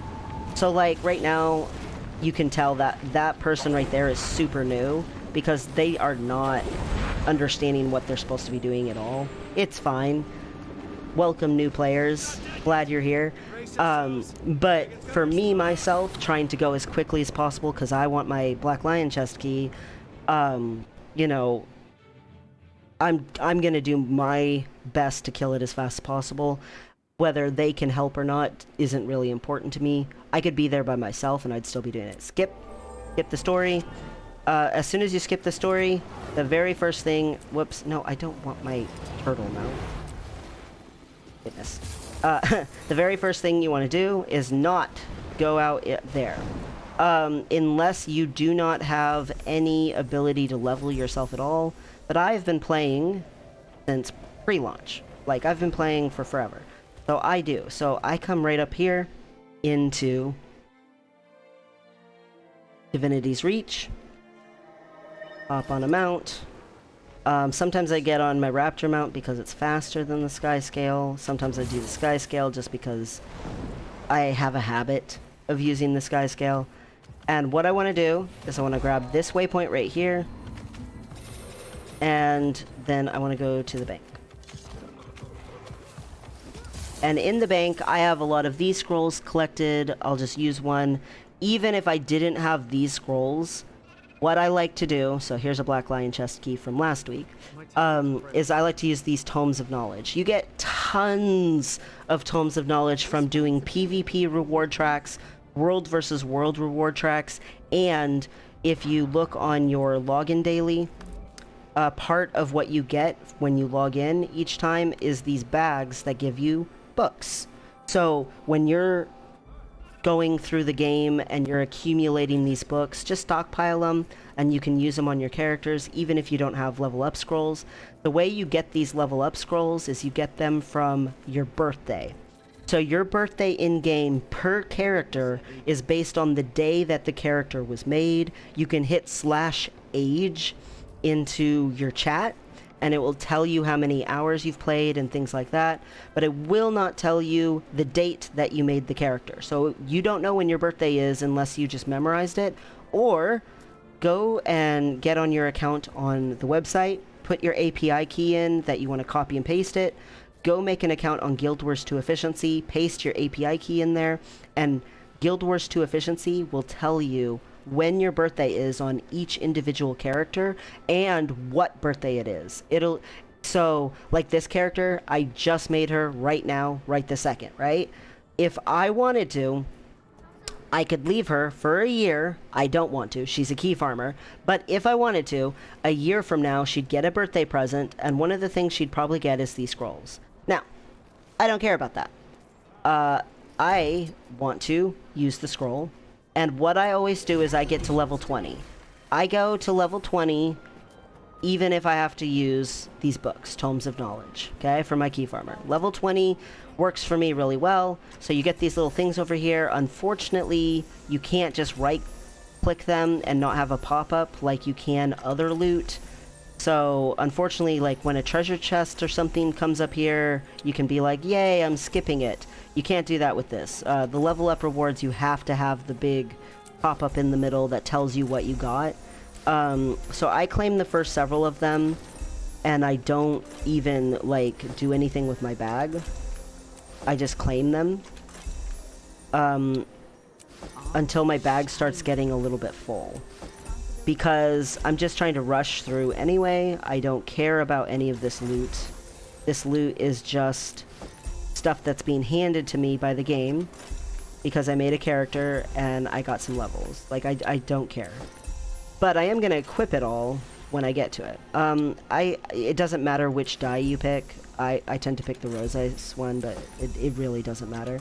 If you don't have one of the dies, I guess then it would matter. I always pick the middle reward. I don't pay attention at all. So here we go. Here it all is. So first things first, you got a bag. Put it on there. Cool. Second thing second, greatsword. That is the weapon we will be using. We don't care about any of the other weapons. We're going to equip this hat. We're going to equip these shoulders. We're going to equip the ring, the water things, and this stupid gathering tool. Salvage that. Salvage that. Goodbye. Goodbye. And, oh, I could have used that salvage kit, but whatever. So now I've got a letter. The letter is telling me to go to my level 10 story instance. So by speed leveling to 20, we got to our level 10 story instance, and we've got some training we can do. Now the training that I want to do is my shout up to my speed boost. I cannot tolerate doing my key farmer without this speed boost right here. Okay? This thing makes running around through all of the story instances so much faster and less annoying. The second thing that you want to do is go to signets, and you want to be as passive about what you have as possible. So you just get to this signet right here, and then I go to zeal, and I click right wherever it'll train to. It doesn't really matter if it can go super far. All that matters is that that's the one that you're going to put in if you get higher than 20. So at level 21, I'm going to be able to start putting into that for my build, and that's the one I'm going to go for. So easy peasy. So right here, going to equip my speed boost. Right here, passive power and passive condition damage. Woot! All done. Okay, so now come to the vendor. Hi vendor, I would like to sell this stupid helmet. And also, I would like to post this mace on the trading post. You can vendor it as well. It's like not worth a lot, so it's not like you're gonna hurt yourself by not posting it on the trading post. Okay, all done. That's it. Cool. We are ready to go. So now, I'm gonna pull out a raptor. This is too slow. We run north from the bank. And we want to run north until we get to this waypoint right here. Once this waypoint's discovered, we're going to turn east, and we're going to come to this swirly elevator right over here. Whee! And then get this waypoint right here, and ta-da. All of Divinity's Reach that we need to discover to be a key farmer, done. Complete. Over with. So now, we're going to start the story. So, we're a key farmer. First things first, speed boost. Yay, we can run faster. This makes going around in these story instances so much less of a hassle because you're only in here to rush through it anyway. Get close to this Petra girl, skip to the end. You don't care about her story. immediately come right here and start slapping these guys. Now, the guy that you want the most is called Uptown Johnny. So wherever he is what you care about. See him right here? This Uptown Johnny guy? You're just gonna slap him, and you do unfortunately gotta actually, like, beat him up. Okay, so then we're gonna speed boost again, and we're gonna come get Blaze. And Blaze is the tankiest of the guys, in my opinion. So you want to use as much condition damage on him as you can. And put some fire on him. Okay, Blaze is all done. He's good enough. Alright, this girl, don't immediately start attacking her. She has to stop talking for you to beat her up. She is super squishy, though. So you just slap her a few times. As soon as she's done, there's going to be a guy right here. Don't attack him. Twitchy Jake doesn't matter. You want to start the cutscene by running up to Big Nose Ted. As soon as you've run up to Big Nose Ted, he starts getting active. Now you can start doing some attacks, now that they are both up. Hurts, doesn't it? Killing both of them at the same time with some AoE attacks is a lot better. But they do knock you around a little bit. But it's okay, because your condition damage will hopefully do a little bit on them and help make it go a little bit faster. Again, if you get to 21, you can start putting into your condition damage, and it helps make this faster. See these things right here? Okay, as soon as they're both down, we're going to jump down these stairs and go left, and then down the stairs, and as soon as you're down here, skip to the end. Woot! Claim your reward. Doesn't matter which one you pick. Hit to leave the instance. As soon as you leave the instance, you're gonna immediately waypoint to the south of Divinity's Reach right here. So we did not really discover anything in Queensdale yet, so this is where we're going. But this waypoint is free. All of the waypoints in Divinity's Reach themselves don't cost anything as long as you're already in Divinity's Reach. So, there's that. So now we're down here. And what I like to do is give myself a slight bit of experience by touching just a couple of these things on the way, since I have to go this way anyway. So here we go. Someone put a hero's banner down. Sure. That'll give me a little experience boost. Whatever. Talk to this loser. You don't care what he says. All you care about is that he's saying something, and that you need to get through it. Come right along this way, and you'll see down here my experience bar is filling up pretty quickly. Now you can make it go even faster if you go to your guild hall and put on a guild experience booster by just talking to the tavern keep. But that takes a couple of extra loading screens, so I don't do that, since I have the ability to just use a scroll to level or books to level. But if you're new and just starting out with the whole key farmer concept, you know, you can go to the guild hall and while you're leveling yourself to 10, do that. When you very first load into this story instance, don't hit your speed boost, take 2 steps forward and a story thing will come forward. Now use your speed boost now that she's up. Skip the bad guys. You don't care about any of them. Just run, run, run. See all of these MOAs? You're supposed to, like, engage with their skittish behavior. Screw them. They don't matter. Run, run, run, run, run. You're a key farmer. You don't care about story. All you care about is getting your key. Fast, fast, fast. Run up here. Screw you guys. I don't care about fighting any of you. Now, it's very important, don't try to kill his bodyguards, try to get him to 50%. Twitchy Jake is all that matters. If you kill the bodyguards, it's not the end of the world. They're gonna respawn anyway. But him to 50% is all that matters, because now you can open the chest and do the real fight. So you're just gonna do this. Now, you can fight him for real. His bodyguards are gonna respawn. And you can actually finish the story instant. So see, his bodyguards just appeared. So as soon as this last bodyguard's down, I can skip to the end. And here I am, level 21. 21 is awesome because I can start putting in to zeal. I'm out. And now, I need this guy right here. Do not skip going to him. I have before, because I've done this so many times, skipped this guy more times than I'd like to say, because I just rushed right back to the inn. Don't be like that. Come, and you have to talk to this loser first. He's just a guy that you have to deal with. Now you've talked to this loser, right? Cool. Now that you've talked to him, you can waypoint right up here. 19 hole copper. And go in your story instance to the inn. And you're done with dealing with that whole section. Like, it's that fast.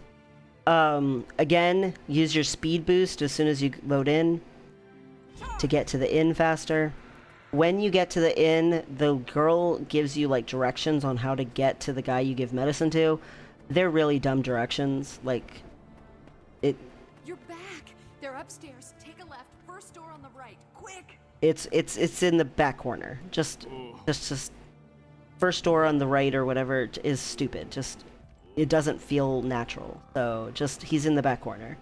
Come down here far enough and you'll get a story instance to skip. After Logan gets done saying his crap, then you get your loot. Do not just automatically leap out of the story instance. You gotta wait for him to say, you gotta think, you gotta, whatever it is, like a bandit. Anyway, so now you're done with all of that. So now you're gonna teleport right down here to the Duena waypoint again. Again, this is a free teleport, doesn't cost anything, but where you want to go when you get out is immediately to your left. And for this, I do want to use the sky scale, because the raptor gets caught on stuff a lot. Now, if you don't have a sky scale, obviously the raptor is still nice and speedy, but he does get caught on these tombstones a lot, so I like to not use the raptor for this part.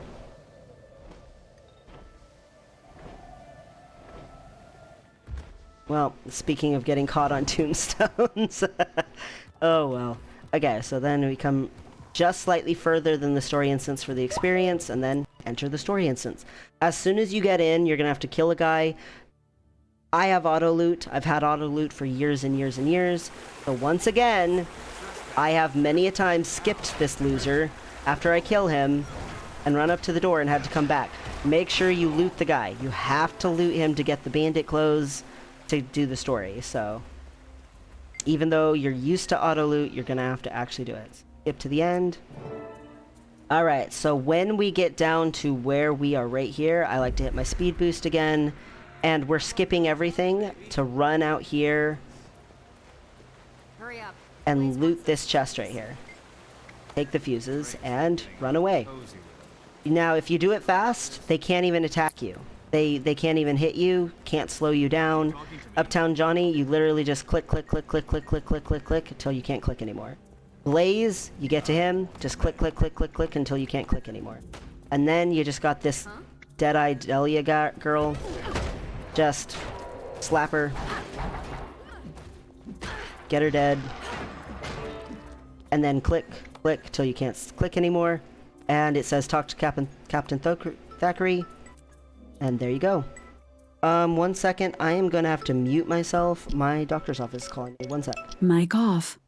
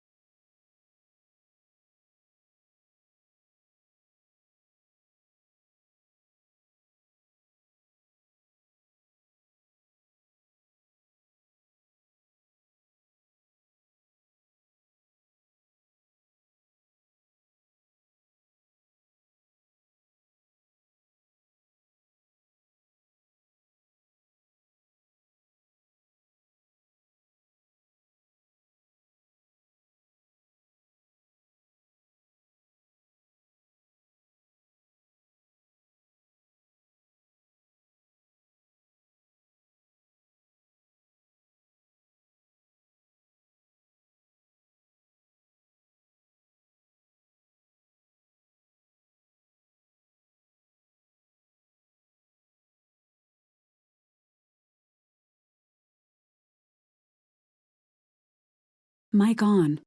Okay, I am so sorry about that, but I had to take that call. I would normally never, ever take a call during a stream, but I had to take that one. That was a doctor's call, and my doctor is not the kind of call that you ignore. Anyway, back to key farming. We just finished this thing, so now we can teleport up. And instead of teleporting to Salma waypoint, this time we're going to teleport to the Palace waypoint, because we're going to go talk to Logan Thackeray in his office. And when we get in there, doot-a-doot. We say yes, enter the instance. When you get in here, just go again with the talking with him. There's another option, but the other option is further away in the home instance. And the other option, you have to actually pay attention when you're clicking, which both take time. And again, you're just trying to go fast. So I got this gloves and this chest armor. I'm going to go ahead and equip them. So there I've got those two things. Anyway, leaving. And now it's time to go back to Salma waypoint, our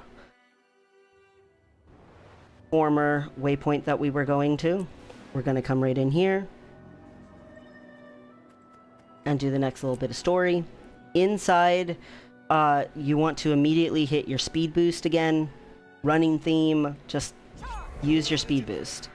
That shout just goes a long way. So these guys in here, the first guy you want to go for is Uptown Johnny. He's right here on the right. And you want to get him to where he's 10% or lower on health. And then the baddies will finish him off that are on your team. So right now he's at 8, 4, whatever. I just leave. And they'll finish him off for me. These guys right here, you want to make sure that you get them to, again, at least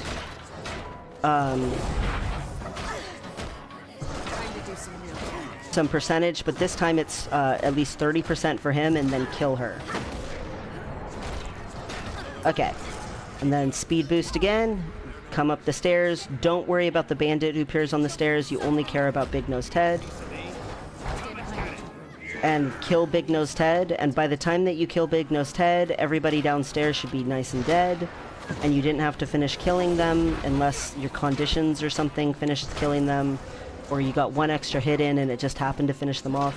In reality, the ads that are helping you will help you enough to do it. So there he is, nice and dead. And then you just run outside and you stand right here. So over here you can see these ministry guards coming. And they unfortunately have to run all the way over here. If you run out there, she won't do anything until you're back in here again. It's really annoying. It's the slowest part of this. So there she is. Okay, skip to the end, immediately use a speed boost, and now we're going to run all the way over here. In the distance you can see smoke coming up, that's where you're going. Straight up north. Alright, here we go. Talk to this guy. And then immediately run away from him and get back under this bridge. Skip. Get your loot. Get a new greatsword. Equip your new greatsword and leave. Now, you're going to go right back to Logan Thackeray's office again. Hello, Logan Thackeray. And this is the last story instance. So you're going to come in here, beat this story instance, and you get your key, and you're all done with your key farmer for the week. Easy peasy. Again, normally this goes really fast. I did stop a couple of times to explain what I was doing or what was happening, point things out, and then of course I had the phone call from my doctor. But I really needed that phone call. That was a super important phone call. So I apologize again, but there was no way I could not take that call.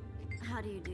It's about surgeries for me, and surgery is not the kind of thing that you ignore. So I always run down ahead of them so that they'll start running.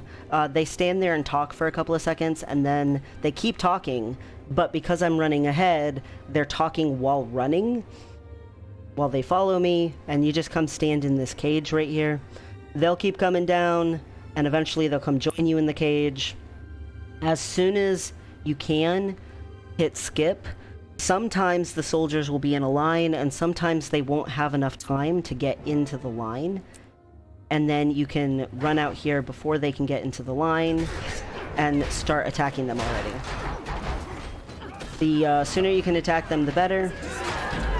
You do not have to kill all of them, you just have to kill enough that she takes off her shield. And then you start burning her and attacking her.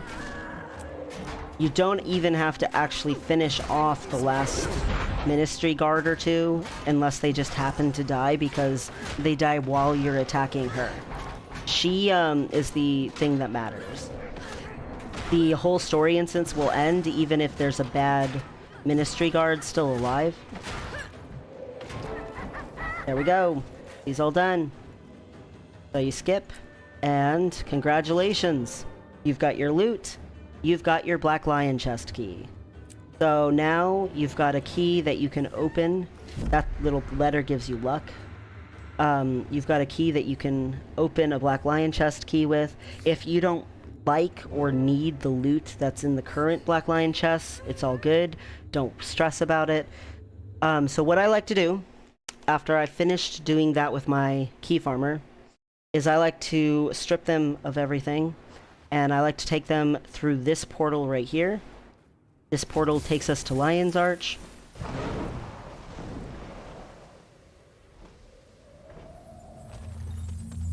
And when you first get to Lion's Arch for the very first time, there's a cutscene. Don't worry, you can skip the cutscene. But when I get to Lion's Arch, it gives me the ability to put a bunch of stuff in my bank. It gives me the ability to, you know, strip off everything, put stuff in the Mystic Forge if I need to / want to, and it gives me the ability to stick the character at the end of a jumping puzzle. So you just right-click, unequip, right-click, unequip, right-click, unequip, right-click, unequip. So I can vendor the things that are venderable. I can salvage the things that are salvageable. There we go. So she's left naked except for the ring that I get from having the collector's edition of the base game, and these stupid harvesting picks that are worth 0. They're not worth anything. So I get this Crude Salvage Kit. So the first thing I do is I salvage all fine and lower and get rid of that stuff, and then I just salvage anything else that I can. It usually leaves me with 3 charges left, and then I just waste them on something else later. The reason I like using it though is because this costs 3 copper per salvage and this is free, so it doesn't cost me anything to salvage all that crap and get the Lobby stuff from it. So now I put all of this stuff in here that is for keeping. This right here I can't do anything with unless I Mystic Forge it, which I don't care. This stuff gets vendored. This I'll put in here, and the 3 charges I'll waste on something on a different character at some point. I'll come right over to the vendor right here. I can even charge it if I want to, but you do get an automatic speed boost. The answers lie hidden around you. Goodbye, crap. Now, one thing that people can do if you have to level, if you don't have books, if you don't have scrolls to level your character, you can reinforce your armor. It gives you a 12-hour buff that increases your health and your damage. But since I have the scrolls, I don't care. I'm super close to a level up, and I will get the level up just by going to the jumping puzzle, which is normal for me. I normally have like just the tiniest bit left of experience, and I just, like, while I'm running to the jumping puzzle, normally I get on a raptor, go to the jumping puzzle, so that I can make bigger leap. There we go. And go faster.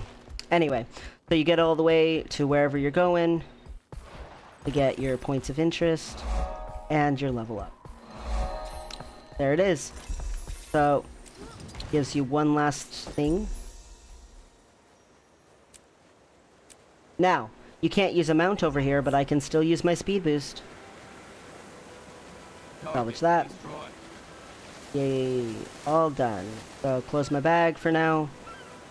I'm gonna go do this super simple jumping puzzle. And then every day, all week long, I will still be getting something out of the key farmer. I will be getting this little treasure chest.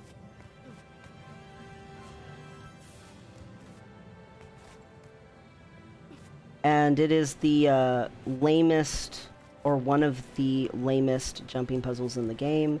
It's really just basically climbing some stairs. Whoops. I say that and then I actually fell. But even if you fall, you don't fall very far. So that's really nice.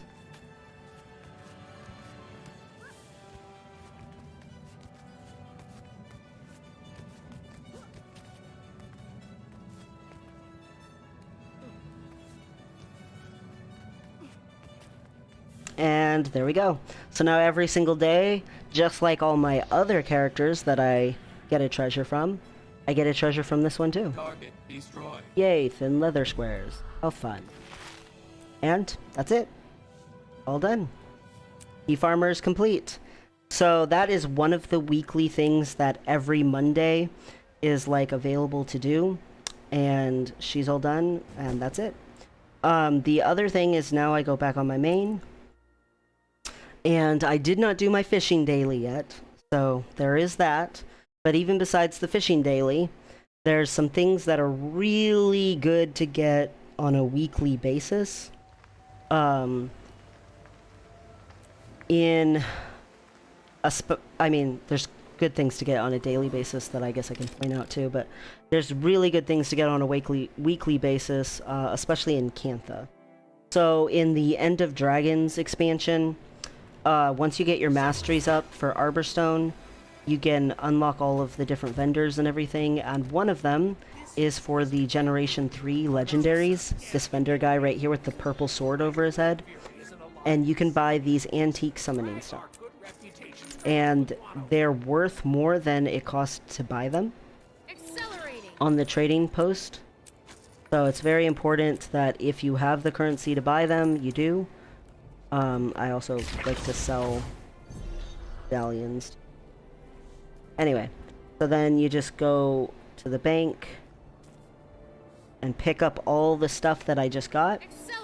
So I also can deposit some of the stuff that I have. Want to, that I've been accumulating from like gathering my home instance and stuff like that. But stuff that I need to sell on the trading post, or maybe I'm just like wanting to open and unlock or check out. Maybe I won't sell it, maybe I will instead salvage it. I haven't decided yet, but all that kind of stuff I'll pick up on this character. And I will go ahead and go to the trading post now. And sell some of my stuff. So some of the important things I always like to sell are Winter's Day gifts, salvage, my gear and stuff, and then Elderwood and Mithril. If I don't need it for like making a legendary, I can sell that.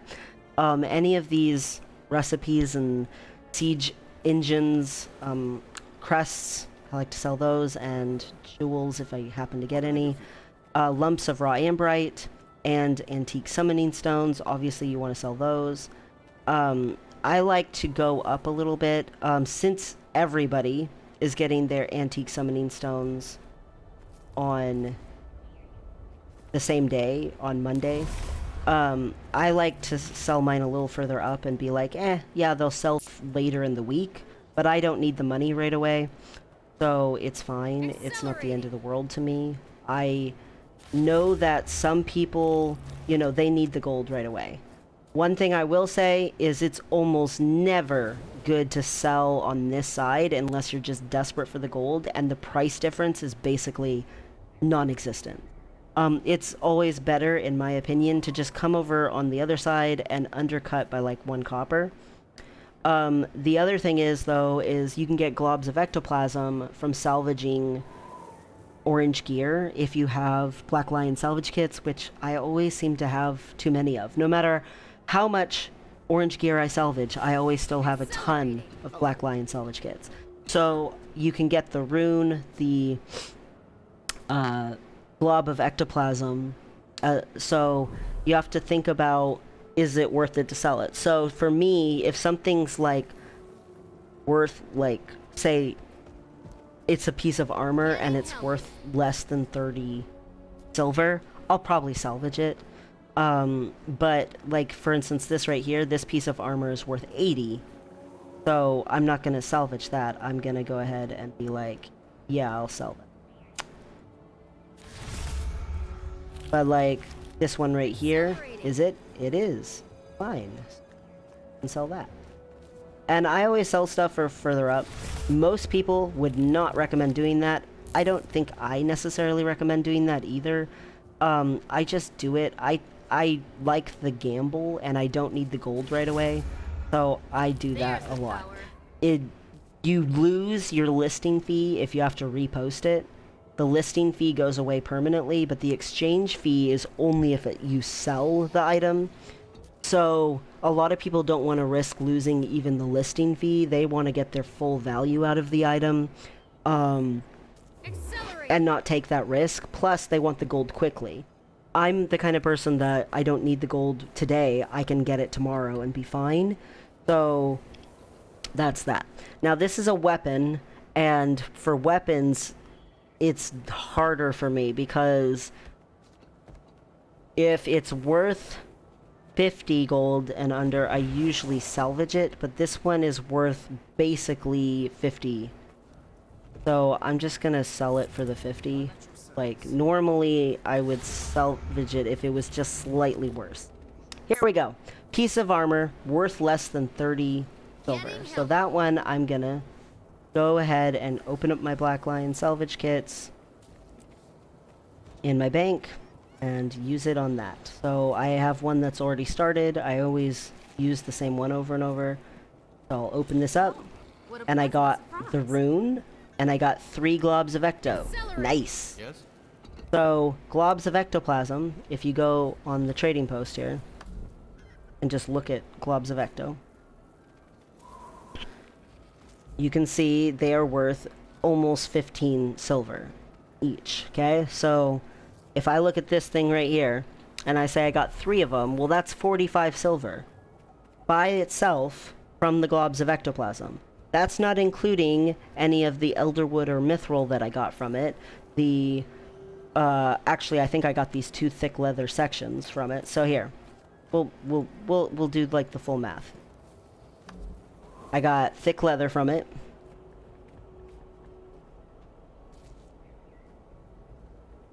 Thick leather sections. Where's just thick leather sections? What can I do for you? I don't want the stuff you craft out of thick. I don't want cured thick leather. I just want thick. Whatever. Okay, I guess I gotta type more in. Accelerating. There we go. Thick leather section. So a thick leather section is worth 50 copper. So I basically got 1 silver from that. So I got 45 plus 1 silver, so that's 46 silver just from that. And now we've got the rune of Holbrack.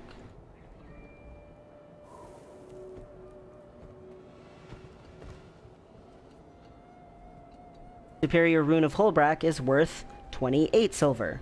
So I made, by salvaging that, essentially like 33 silver. Or, no, I'm sorry. I said that wrong. It's 28 silver. So I made from that essentially like May the 6 watch over you. 26-ish silver, 25 silver, somewhere in there. Just by salvaging that with this.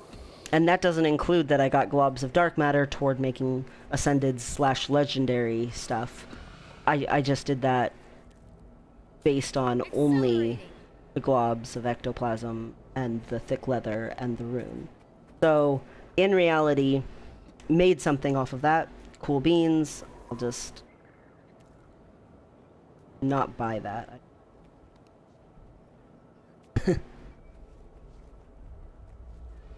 Rage at maximum. Sell that. Now, of course, the auction house will take a little bit of a fee, but even with the fee, I still made at least 20 silver, so I'm still happy. I don't need to make everything in the world, and it's fine. I'm happy. Accelerating. So I'm just posting some junk, that I always tend to post. Pleasant greeting. And again, I like to post things a little further away so that when it does sell, yeah, it'll take longer to sell, but at least it'll sell for some sort of a profit for me that I can look forward to.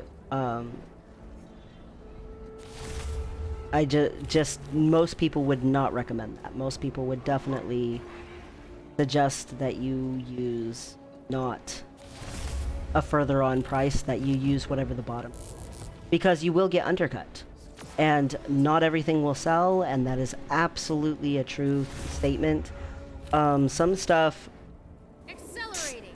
the nice thing about the trading company period is that you cannot, it is impossible to sell something, to list something for less than the vendor price anymore. Now, there are a couple of buy orders for less than the vendor price on some things, but that is left over from before they made that change, and it's almost nothing is like that anymore.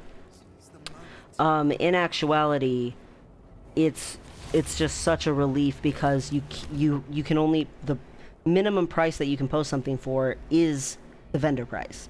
Now, the bad thing is a lot of people will post a ton of items for that minimum vendor price, and I'm not into that. I think that that's like foolishness. I like to post things for at least a 1 copper gain.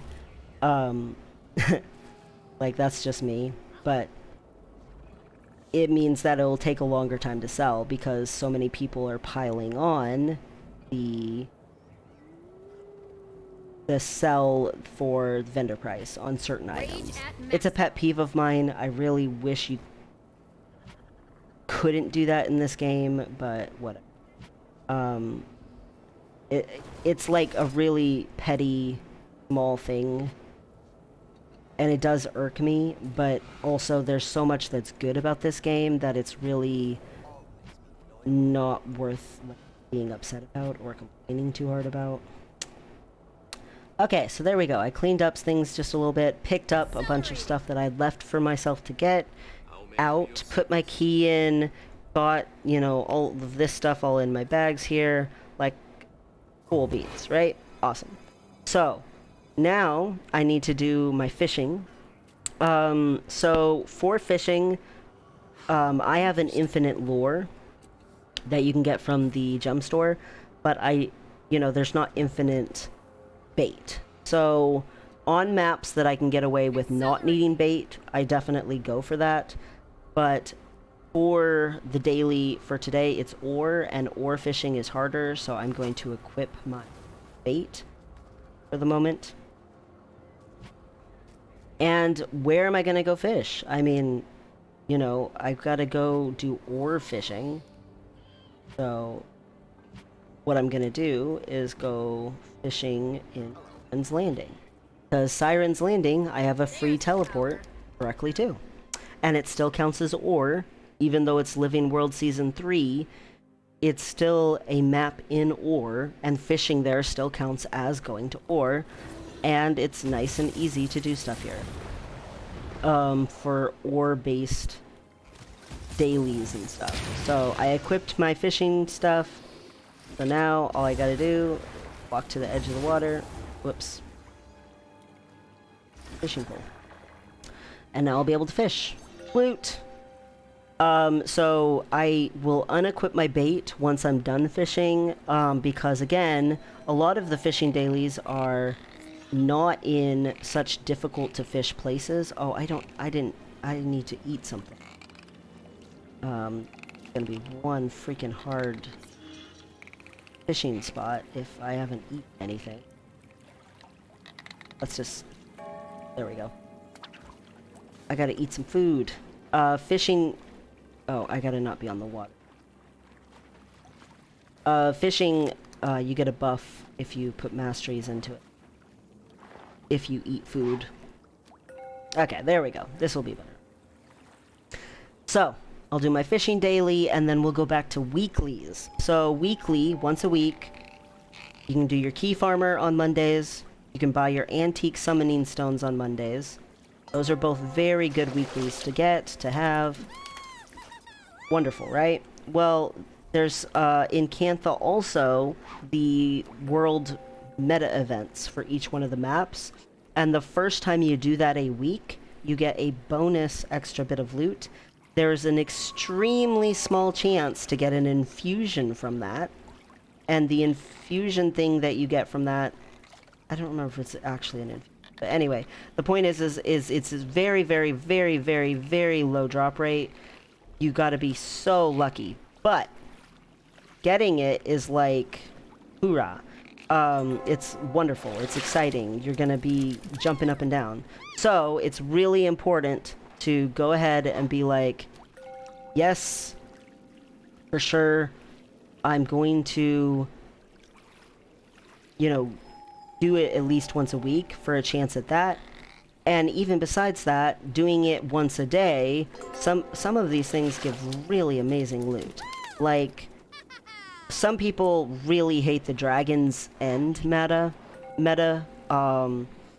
It is time consuming, but it is such good loot. Like, if you win, the loot's amazing. But the problem with it is if you lose, you basically got nothing. You spent all that time getting a bunch of experience. It definitely is great for farming experience, and you got a few drops from random baddies that, you know, probably wasn't worth that much, and that's it. But if you win, oh my gosh, it is worth a ton. Like, it is extremely valuable. You get so many treasure chests, and it's definitely worth it. But in order to get the win, you got to actually, like, fully beat the map and fully beat the whole meta. Well, excuse me. While also, you know, spending all that time there. So it is a time investment, but it's a worthwhile. Alright. Fishing daily all done. I like getting the fishing daily because even besides like the free fillets, you get a chance at an ancient ambergris.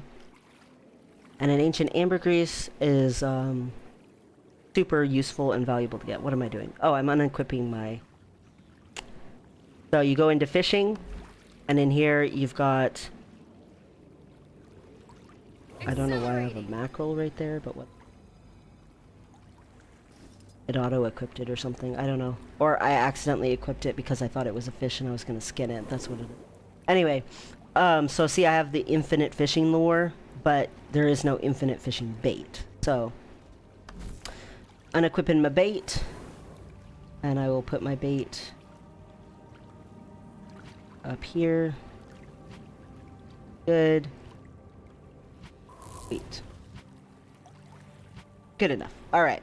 So my bags are a little nicer. There are also other daily things that are really, like, nice and useful to get and to do in a day. I like to go to quite a few little farms since I have the volatile magic glyph, and I like to use that glyph for my gathering while I'm going around. So for instance, here in Siren's Landing, like I said, there's a bunch of elderwood right here earlier in the stream, right along this here. So since I'm here anyway for my fishing daily, or say I came here for an ore daily vista, or whatever it is, I also would come and get the little string of elderwood that's right here, because elderwood is valuable. But I also like to go to, there's a wonderful series of farms that are done in Living World Season 4. There's a farm in Sandswept Isles that's really easy to get, and there's usually a ton of other types and sorts of gathering nodes around it. There's a farm in the Domain of Corna that is excellent, and there's also usually quite a few gathering nodes around and on the way to it. There's a wonderful farm in Deidre's Steps in Mount Maelstrom, and I've brought this one up before, but you have to have done the crafting collection for kudzu, for the leaf of kudzu, in order to unlock that farm, but it's really nice. It's not the greatest farm in the world, but I like getting the one in Drytop. There's a farm for the Flax Farm in Verdant Brink, and there's Flax Farm in Bloodstone Fen, in Draconis Mons, in Tangled Depths, basically in Heart of Thorns and in Living World Season 3. Quite a few little farms like that, so I really like to get the farms. They're fast and they're nice. Because the turtle mount requires certain things for it, like lettuce, kale, strawberries, so on. There's some really nice lettuce farms in Queensdale and in Caledon Forest, and then there's a strawberry farm in Diessa Plateau that's really easy to access and get to if you have any kind of mount that can get into it. I like to use my World Boss portal device to teleport myself in to maps that have the little farms, or else obviously you use your season portal scrolls tomes to go to Living World Season 4, Living World Season 3, and get those little farms. The other really wonderful thing to do as a daily thing that I love to do is metas and world bosses. Getting in an Auric Basin, getting in a Tequatl, getting in Dragonstorm. Dragonstorm is a big one. Dragonstorm is probably, in my opinion, the most lucrative world boss that you can do every day, who's just like a world boss or whatever. Yeah, it's like 10-15 minutes, however long it is, but man, it gives such good loot. Like, the rewards for it are just too good.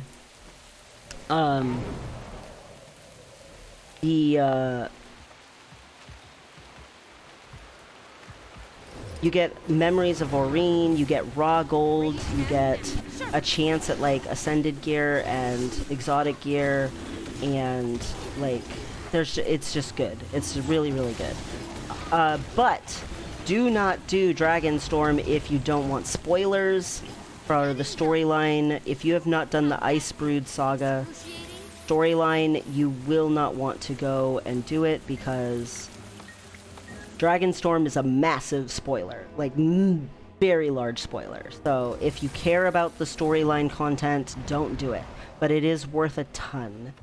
I like doing world bosses like Chalk Garent and Auric Basin. Sometimes I do the Matriarch, but I definitely do Auric Basin and Chalk Garent more often. The Leyline Anomaly is a good one, because the Leyline Anomaly gives an automatic guaranteed Mystic Coin, and Mystic Coins are definitely valuable. Doing daily, like, Parka Queen is something that I like to do. I really like to do the daily Pinata from doing the Casino Blitz event in Crystal Oasis, and so on and so forth. There's tons of world bosses, there's tons of meta events in this game that are really lucrative, and yes, some people just farm Drizzlewood Coast non-stop, but to me that gets boring doing that too much, so I like to go there, do a little tiny bit in a day of Drizzlewood Coast, or else do the whole thing, but not burn myself out doing just Drizzlewood Coast. Again, the other dailies that are super good to do are the Fractal dailies and PvP dailies. Even if you lose the match on PvP dailies, you can still get quite a bit of good loot from that. I don't know, I guess I can do that. I haven't gotten part of this season yet. Normally I get in like silver 3-ish for my rank.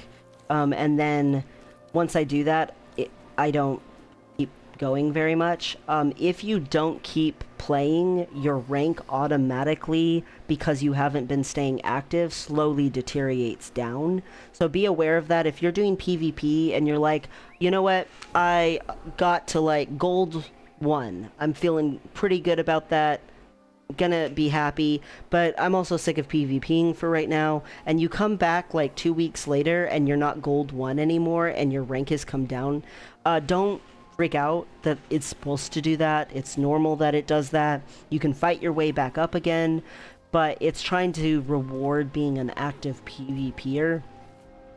But I will say playing ranked is better than playing unranked because A, sometimes that is a daily, and B, you get a little bit more loot and rewards from that, because in PvP you got the league rewards, these treasure chests like this, but you also have the reward track, and so you get credit for both by doing rank.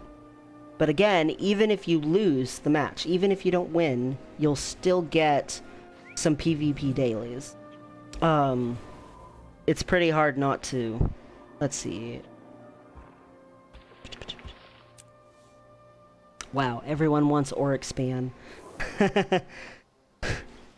So I do not like this particular kind of PvP, so that's why I've not been participating in this season. I like 5-on-5. I don't like, for whatever reason, I don't claim to have a good explanation for it. I don't like 3-on-3. I like 5-on-5.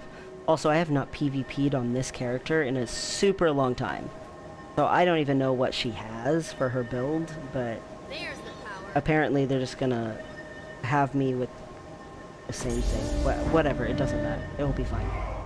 Because again, if I lose, not the end of the world. I'm here to prove a point, not to necessarily, like, be the best. I have, 2 characters that are set up to be my, like, PvP characters. Technically 3, but I haven't done the 3rd one in quite a while.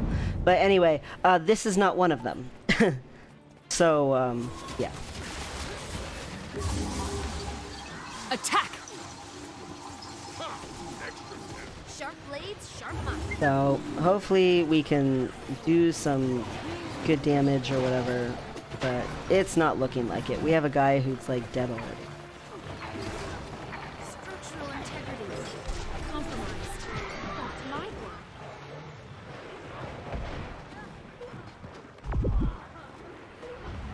Attack!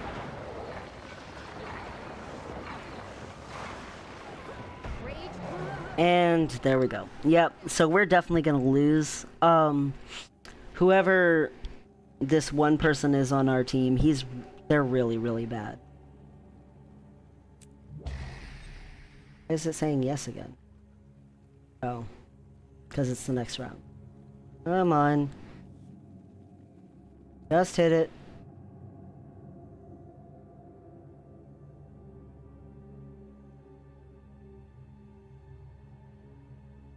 Like, yeah, I'm not the greatest on my team, but I wasn't as bad as that one person. Why you gotta do that? Okay, there we go. Well, hoorah. Let me in, let me in, let me in. Accelerating. I chose you. Alright, let's try this again. Get it? Battle touch. Crap. Rage at maximum. Well, they ran through it a little bit.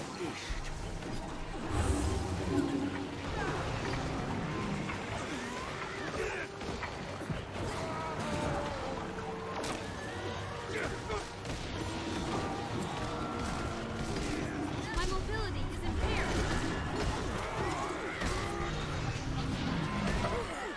Pain everywhere. Well, yeah, my team is unfortunately just really bad. But whatever. You do what you gotta do. The point remains that I will still get some sort of something. Probably toward the PvP dailies. I don't even know what they are. I don't even have to look. That's the reason, like, a lot of people love PvP dailies, is you don't even have to really look at what they are. you'd know automatically that if you just play some PvP, you're going to get something. You don't know what that something is, but you're gonna get something.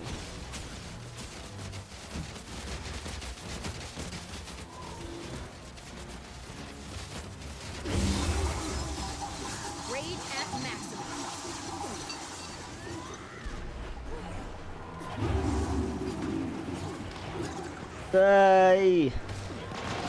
One person, just one person. How'd that feel? Excruciating?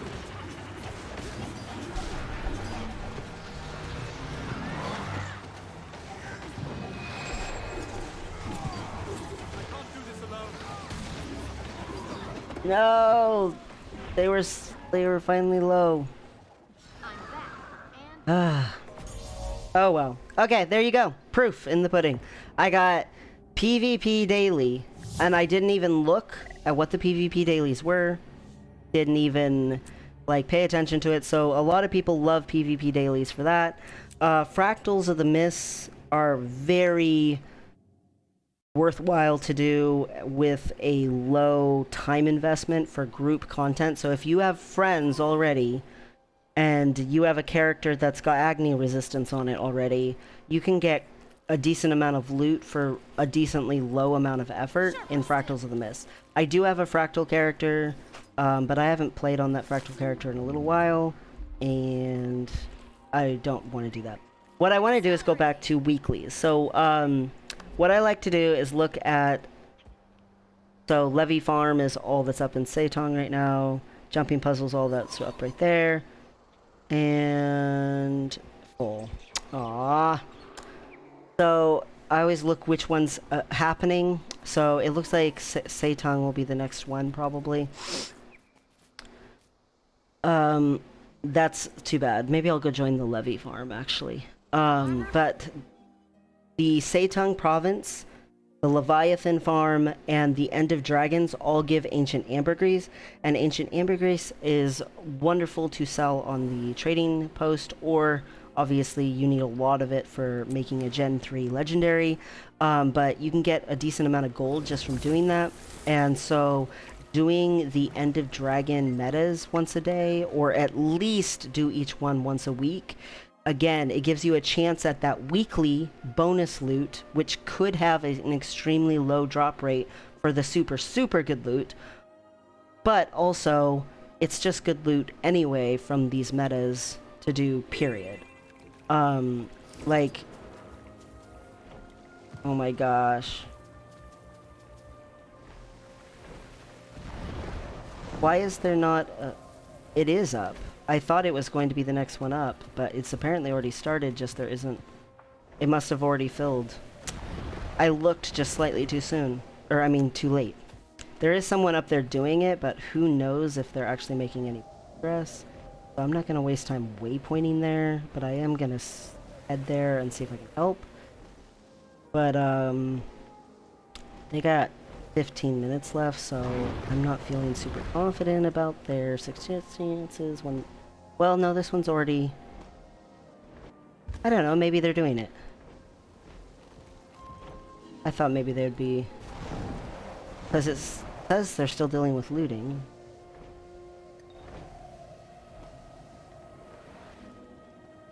Yes, they're definitely still... The other one wasn't red, that's what it was. Okay, here we go. Hi, person. I'm here to help. Yeah, they're still at the first part of the village. This isn't looking that great, but hey, maybe we'll still get it. So this is the meta for Seitong Province, and doing this at least once a week, but even doing it daily, you get an Ancient Ambergris just from doing this event. Like, that all by itself makes this event worth it, even without anything else. Like, just that. But on top of that, all of these give the weekly chance. So it's just really totally worthwhile. The other thing that people like to do once a week and once a day slashes that I don't do, and I probably should do more of, the first one is strike missions. I don't do my weekly strike missions. I should, and I just don't. Strike missions are super short. They're basically like having a raid boss in an instance, but it's just one raid boss instead of having to fight through a whole bunch of raid bosses. And you do it with your group, and it's fun and dandy and all of that. But the raid boss, you know, dies fairly quickly. It's not a time-consuming kind of a thing. But the problem with strike missions is you do have to get together a nice group of people and actually coordinate with each other and blah, blah, blah. It has mechanics. The other thing is that you can do weekly, you know, and get good loot from and everything is your raids. Raids, you need a lot more coordination and group for. I used to hardcore the raids. I burnt myself out, quite honestly. The people that I was doing it with, I stopped doing it with, and I just never wanted to go back to it again. And I should go back to it again because I have like 70% of the legendary insights I need to make another set of legendary armor. So it's not like I shouldn't do it, it's just time consuming, and I'd have to get together a group of people, and so I tend to do more solo. If you haven't noticed, I tend to do more solo accomplishable dailies and weekly. Even the big giant meta events, like me saying, oh, go do this Dragonstorm, go do Seitung Province, go do that. It's not... Yes, it's a group event. Like, there's other people here. Yes, you're part of a big army taking on other folks. That's true, but you're not actually partied with them. Yes, there are some mechanics that you as a group have to pay a little attention to, but in reality, you don't have to join up. You can just show up and be kind of helpful, and you get credit, and that's really all you gotta worry about. Like, it's still very soloable content. You show up to the world bosses, and yeah, there might be a squad leader there, and all of that, but you don't have to actually join the squad just to follow the squad leader's tag. Like, you can be following around without being a part of what's actually a group. So I tend to do a lot of solo dailies. I used to do a lot more group content than I do now. My life got really busy, and I haven't gotten back to treating my life like it's not super busy. That's really all it is for that. But definitely do the weekly End of Dragons metas. They're just so lucrative, for sure. The technical other daily thing that you can do besides the jumping puzzles for, like, quote-unquote side content is adventures, and there are certain things that I will do the adventures for.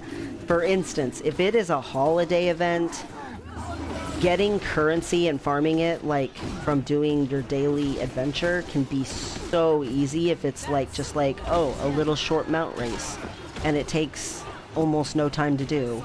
And you get your gold, and then you have 3 treasure chests, and it's just like, this was super worth it. I do that quite a bit during holiday events, I'm not gonna lie. For instance, the Halloween holiday event's coming up soon, and it will be very lucrative to do some of the little mount adventures that are in the instance content. I love doing the clock, Mad King's Clock Tower, but you don't get quite as much daily loot from that. But oh my gosh, the stupid mount thing, you just speed through it. It takes like almost no time, and then you get 3 chests of candy corn handed to you, and it's like, thanks for helping me farm this with almost no effort. Like, I really love during, like, events, certain activities. So it's sometimes lucrative to do that as well. I will cut back on some of my daily stuff that I do during holiday events sometimes. So for instance, like, every single day I try to do at least a little bit of Drizzlewood Coast. Well, I might not do that, or maybe you know, I'll still go get the keys, obviously, the cache keys, but I might not do quite as much. Well, we really need to get together. I don't know where everyone is, really, so I'm just sort of getting down. I'm talking instead of paying attention to what I'm doing. Ready for entry.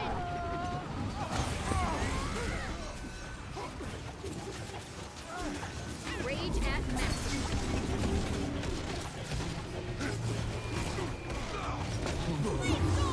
Okay, there we go. Doing a little better now. Vigorous.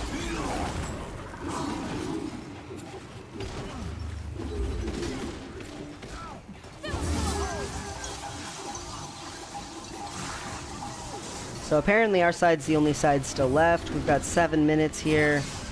I'll take it. That's good. I think we're actually going to be able to fight the boss, so woot. As long as we hurry. Gotta hurry.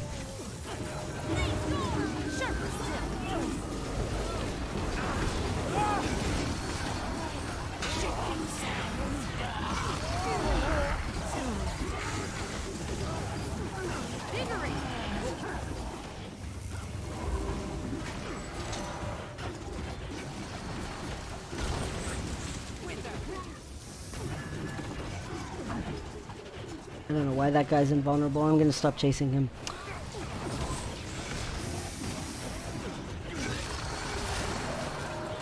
Armor in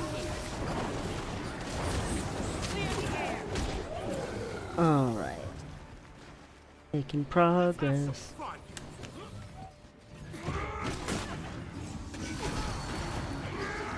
So 6 minutes and 30 seconds. I'll break you down. We still gotta clear out the cannons, and we gotta do the little mini champion.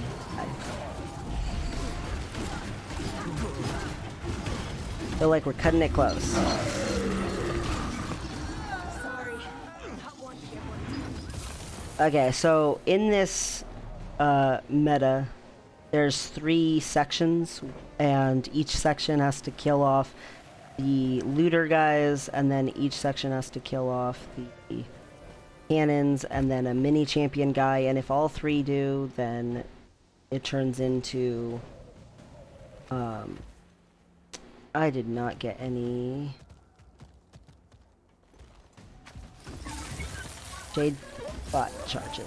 Oh, I need to equip my Jade bot skin. I forgot I got it. I got the Jade bot skin out of the... Where is everybody? Where...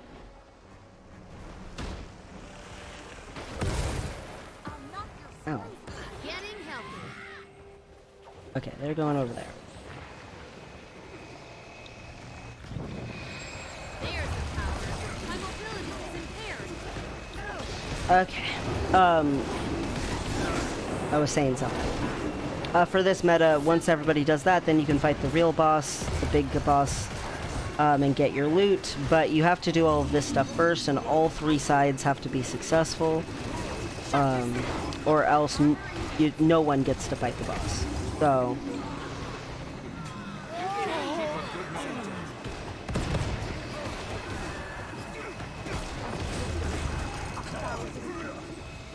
Okay. Is no one breaking the brake bar on this thing?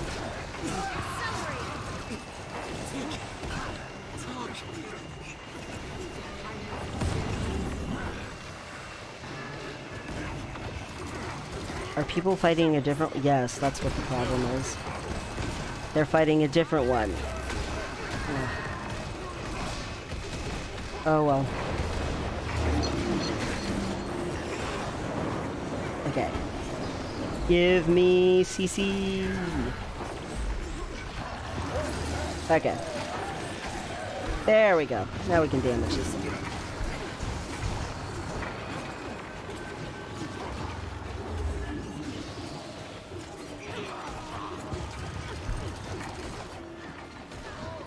But yeah, normally I do all my dailies after the daily reset, which is at 5. But again, I didn't get to do any of them because I went to the fair and we stayed there until pretty late, so I had to do them all during the day. And I was like, you know what? It's Monday, I gotta do my weeklies anyway. Let's just make the stream about this instead. Getting healthier.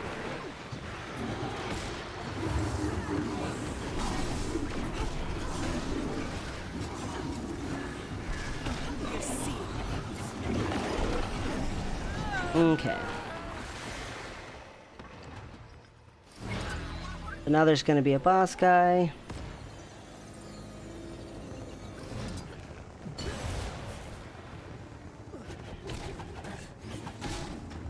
There's the power. Down here, he's just a little mini boss guy. They really need to hurry up. I thought they were almost done, but apparently not. Apparently I should not have come down here yet.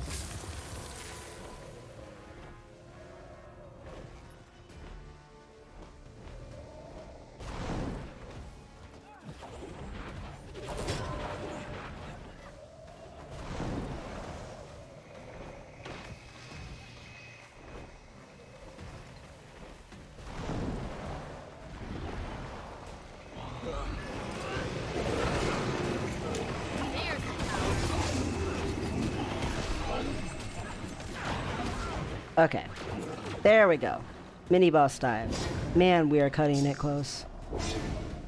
2 minutes? I don't know if this is possible.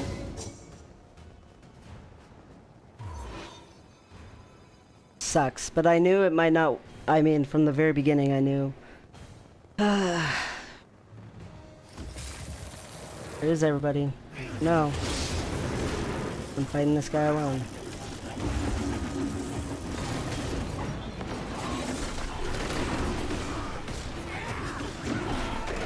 Never felt better. Or you'll end up like your friend. Oh, you're a feisty one. I like your spunk, kid. Let's see if your skills match your talk. Get him!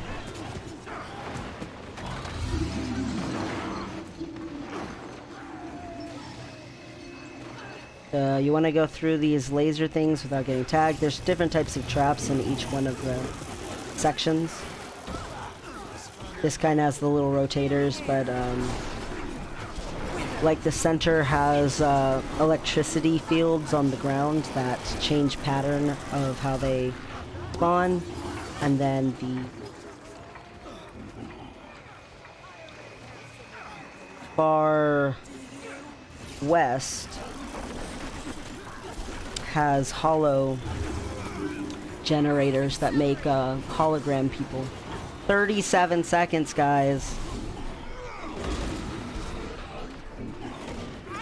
Oh crap, I aimed at the wrong person. No.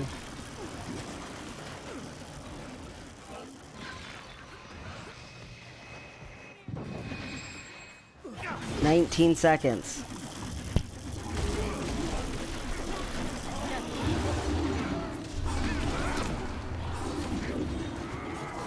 "9 seconds. Oh my gosh, this is so close.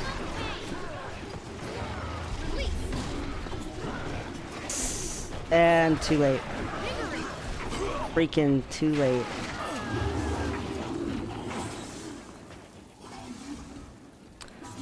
Oh my gosh, that was so close. Well, too bad, so sad. We didn't get it. Another place there's a really nice farm is here in Seitung province, so I really like the farm that's here.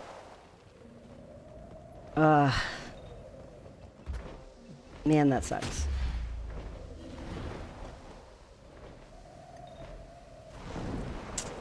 I was hoping I still somehow managed to get here in time to get.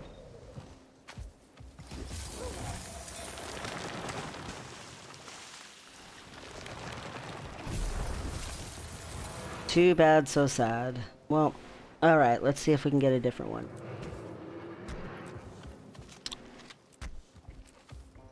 Okay, here's what I'm doing. Doot-a-doot.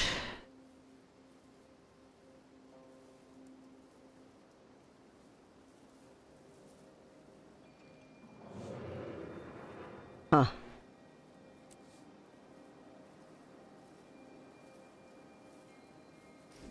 I don't know why there's, I mean, it's early in the day. That's part of the problem. But, usually there's, still big squads forming for stuff. especially on a Monday. What have you been? Although the weekend is the best time.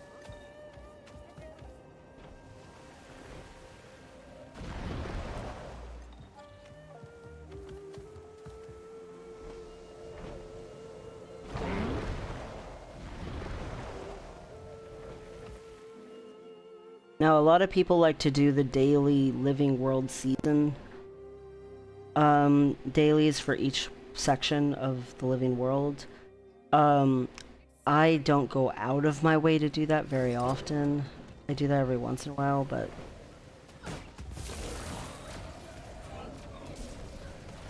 sure.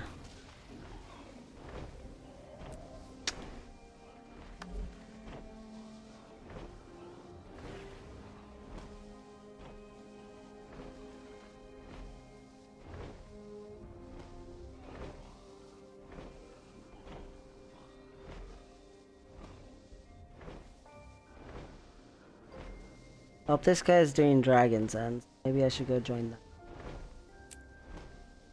that. Warning, if you don't want to be spoiled for the end of the storyline for End of Dragons for the expansion, I highly recommend not watching me do Dragon's End. Dragon's End is super good loot and is a really, honestly, fun and interesting meta.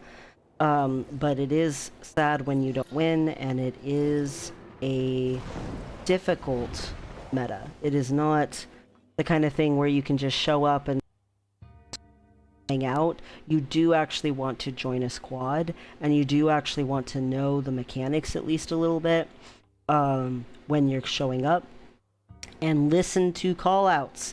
If there is a call-out from the squad leader, then you need to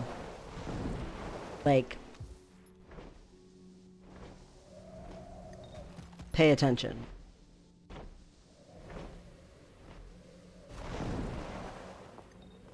I'm gonna come grab this thing and then I will, I guess, tell. I love all these little mini treasure chests. I like wandering around and getting them. I don't know why, but it brings me like happiness.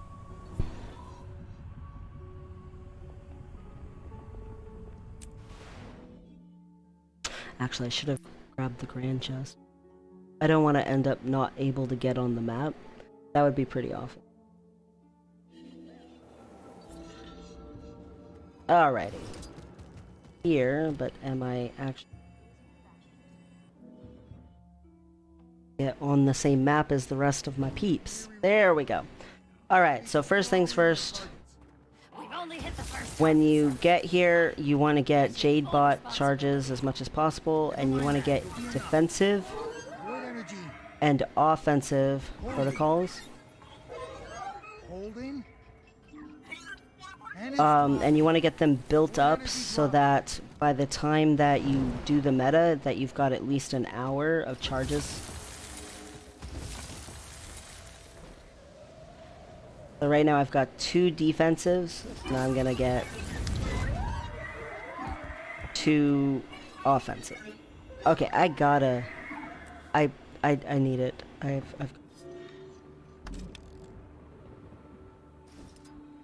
got him.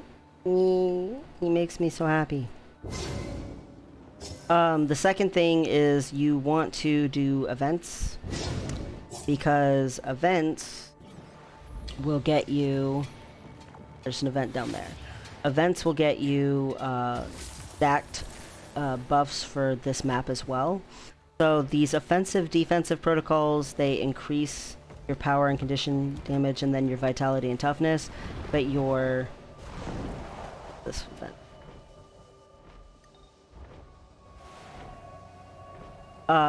But the doing events here will also give you a big buff, and it can stack up to 10 times, and it's important to get this buff not just to help you beat the meta, which is obviously an important thing, but also so that you can, on top of beating the meta with the buff, you can loot more after the meta.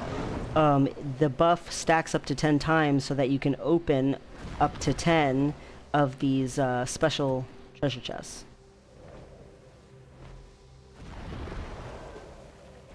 So every time I loot the offensive and defensive things, it adds 10 minutes to the charge that I have.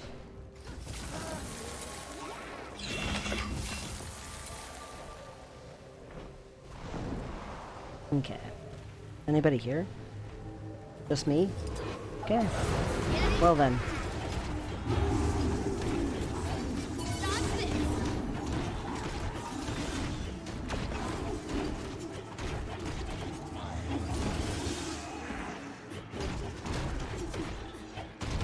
I will do it alone.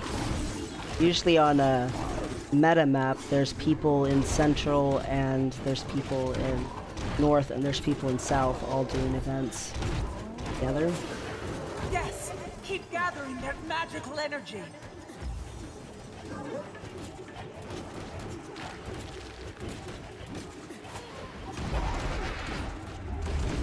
Sharp blades, sharp minds.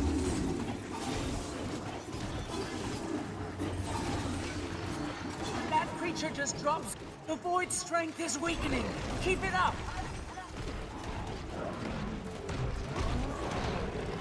Excellent! Prepare yourself. The void is summoning its last line of defense. Where's the boss? There's the boss. Alright, so when you do these little events like this, they give you a mini boss.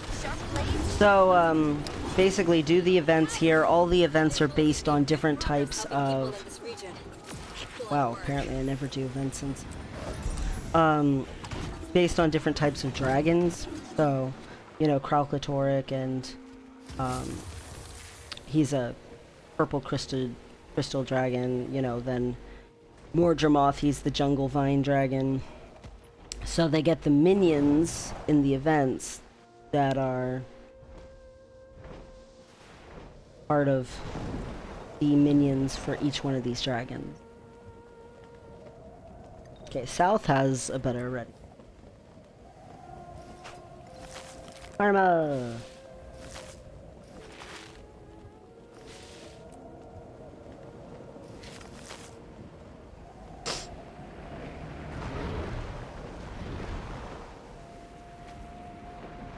But now that we did an event, you can see I have a new buff called Dragon's End Contributor.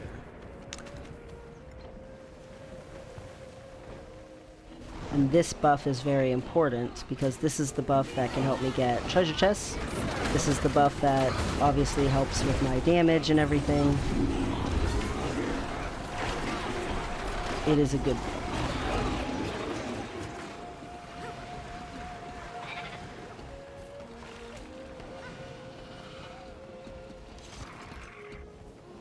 Hello, Sistas Thangsa. Word is you fully prepared this region. Good work. That's going to help. There's the giant.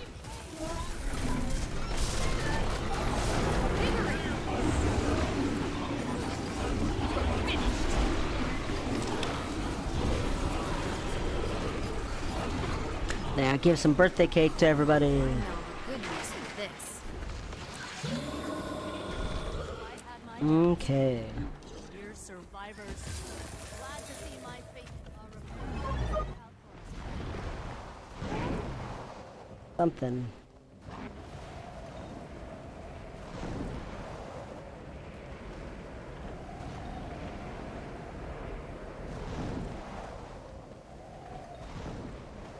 I actually really like this map as a map.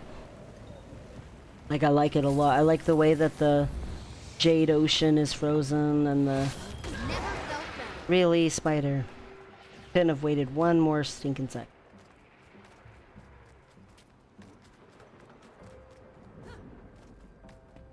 Also, really me, I can't believe. There we go.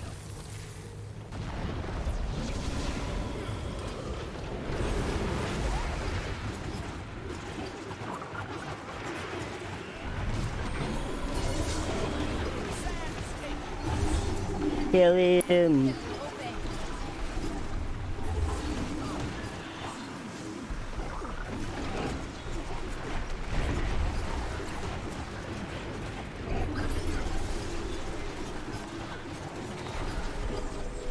Sweet. The void energy is being neutralized by my crystal. Thank you, champion. You're welcome.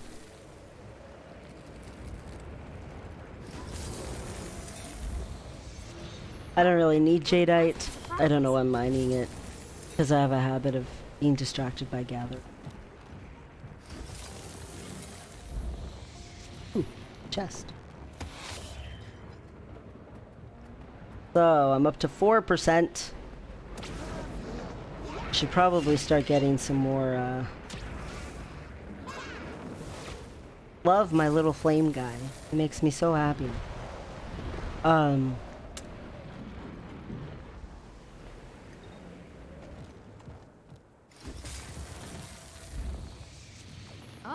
what a pleasant surprise. I should be getting my offensive and defensive protocols too. I've got the target.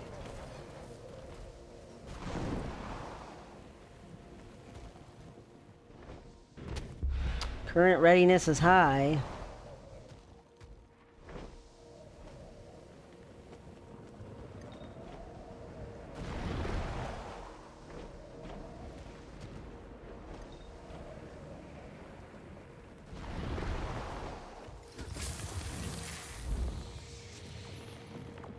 Oh, I know of a good use for this.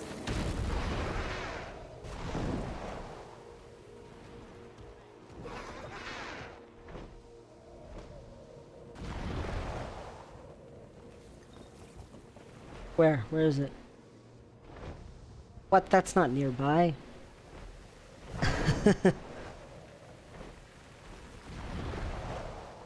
But I will head there anyway.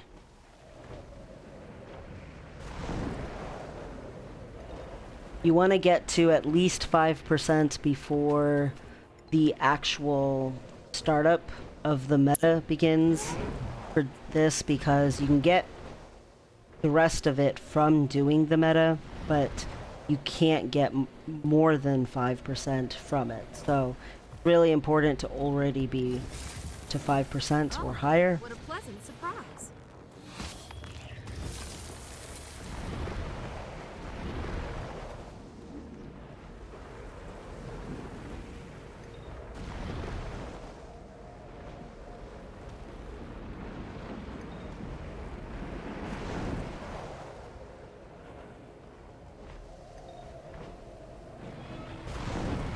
Okay.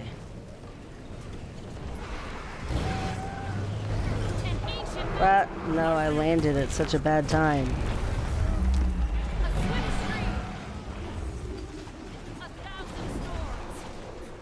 Okay, there we go.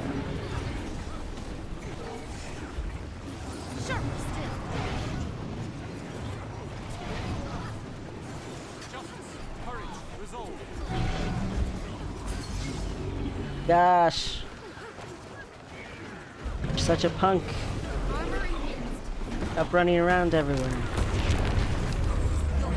Alright. I'd say everyone's ready now. So. Hoorah. So I'm to 5%, but my offensive and defensive protocols really need some work. Ooh, a battery. Okay. Once we get the defensive and offensive protocols going, that'll start building up my stats for the long haul for the whole thing.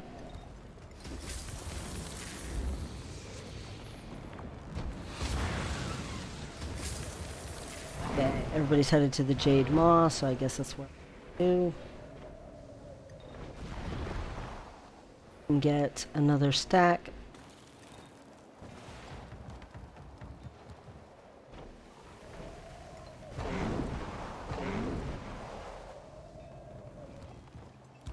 Expensive.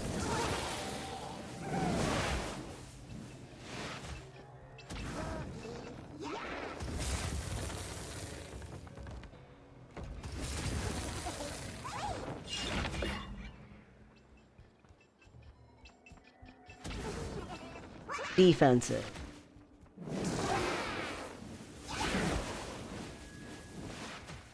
So fun. My little fire guy is so fun. Alright, so 5% for the contributor. That'll go up when we do get involved with this event. And then defensive and offensive protocols are to 47 minutes-ish.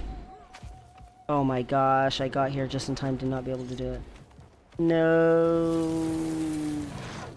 I was just trying to get my protocols out.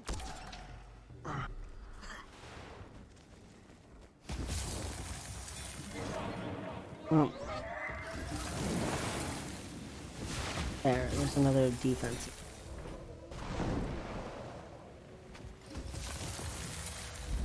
I like to keep them... Oh, whoops. I like to keep them evenly paced with each other. Surprise.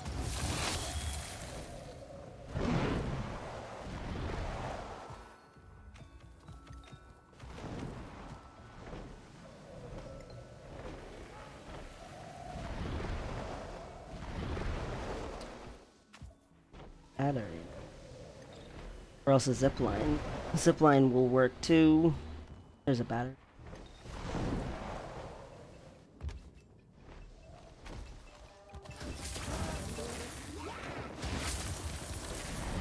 Okay. I believe it was defensive. Offensive.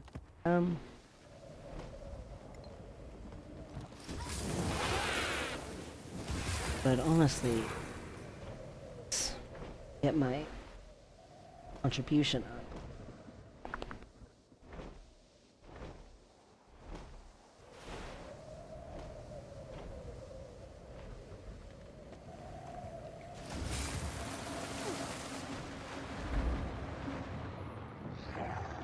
Statistically speaking, this is rather rare.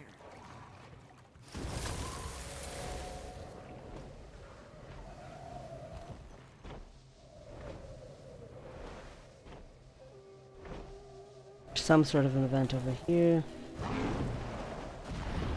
A tech part. Are they in the water? I don't know if I've ever done this event.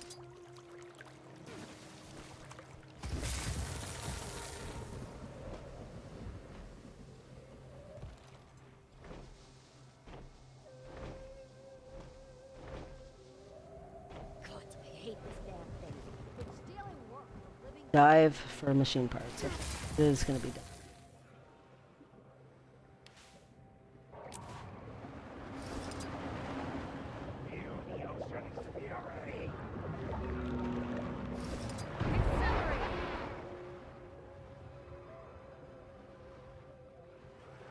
I found one. One's not much, but here you go, buddy. No! Once again, I'm here slightly too late. Oh my gosh. Failure. Okay. Let's see. Okay, there's an event down there by the turtles.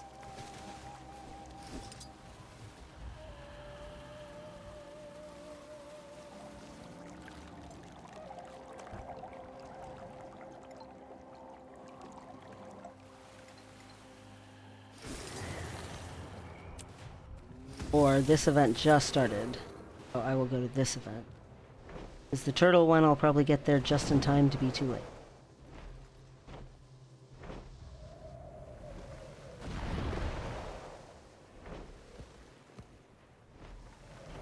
Okay.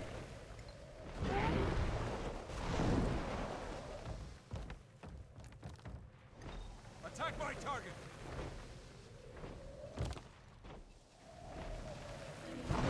Oh, I'm the only one here. Oh well.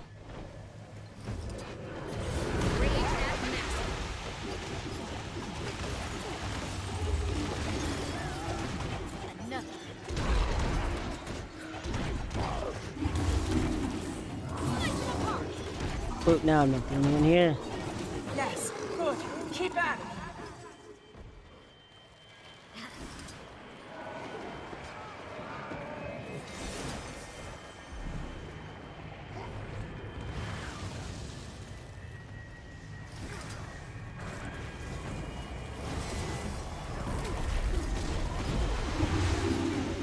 Guess I should have looked if that was purified or not, or whatever.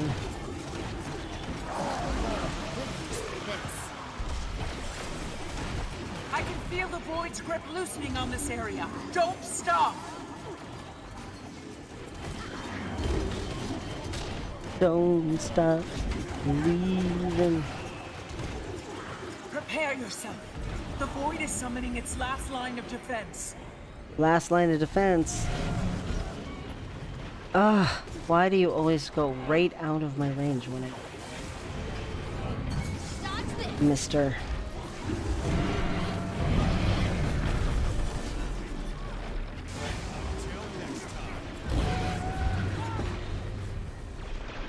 This time I waited. It didn't actually hit. What? That's weird. Why did it do that? Armor enhanced.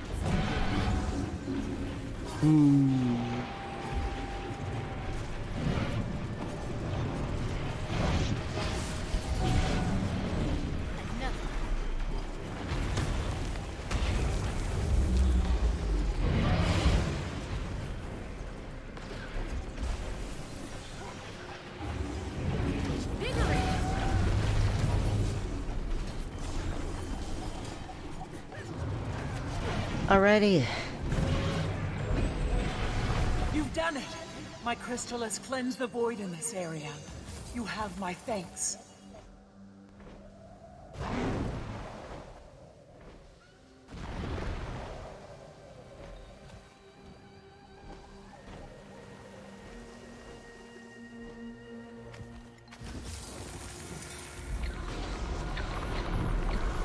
There's an event to the north, but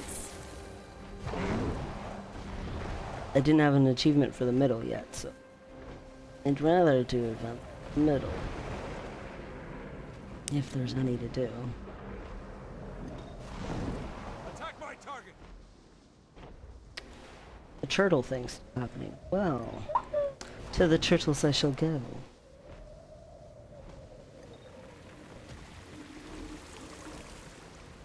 Gotta get to 7%.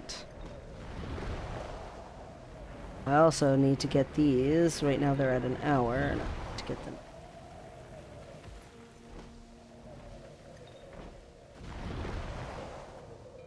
Skies are dark. Or... No, it's not just... Okay, I'll down to that, sure.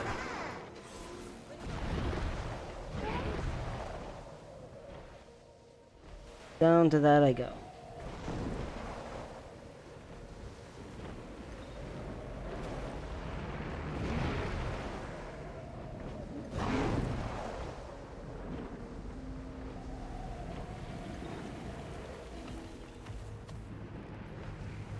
Or wow.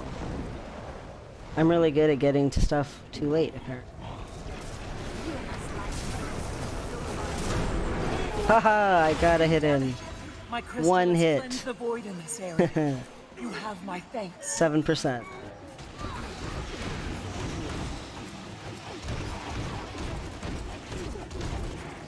Alright.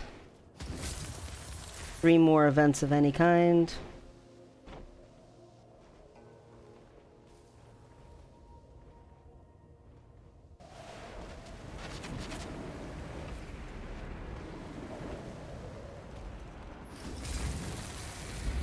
Statistically speaking, this is rather rare.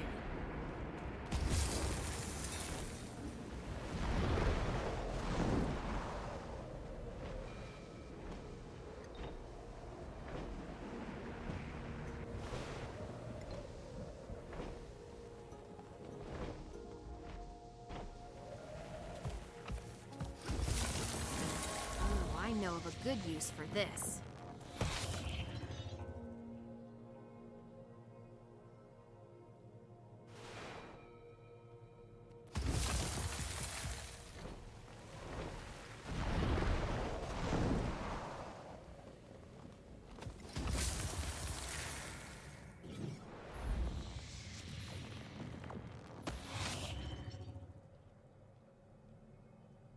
Rage at maximum.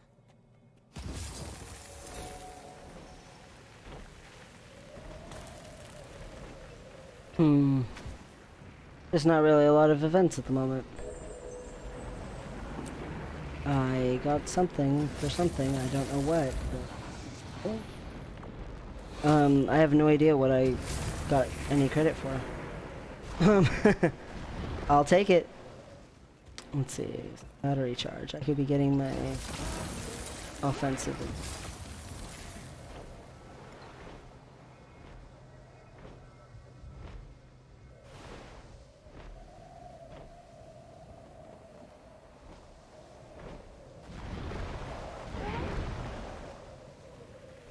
But I am to 8%, so I'm guaranteed either way. The thing about the Dragon's End meta is you kind of want to be on a fresh map and build the map up, which is part of why it's so time consuming. But in order to win, you need a lot of people who are at high percentages of Dragon's End contributor, which means starting a map from scratch. The other thing is also it helps keep your group all together, trying to do it together, so that your squad is together on the same map and not having a map filled with a bunch of random people, because again, a bunch of random people really struggle to beat this. It's a little bit like, ooh, where's that? Well, it's up there. It's a little bit too hard for just average Joe Schmoes to walk up and do. Whereas most of the metas in the game, it's a lot harder to fail than it is this one.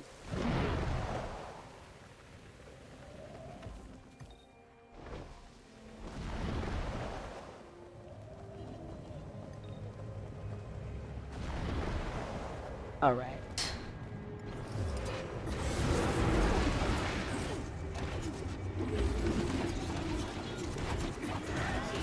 See that cluster the creature just dropped? Pick it up and throw it into my crystal. This is how we'll cleanse the void. Armor enhanced.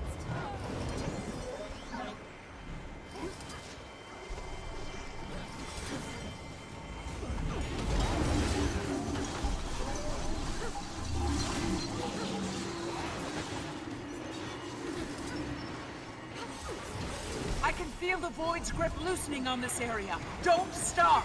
Oh, I'm not gonna stop. Don't worry. I sense a powerful presence approaching. Be on guard.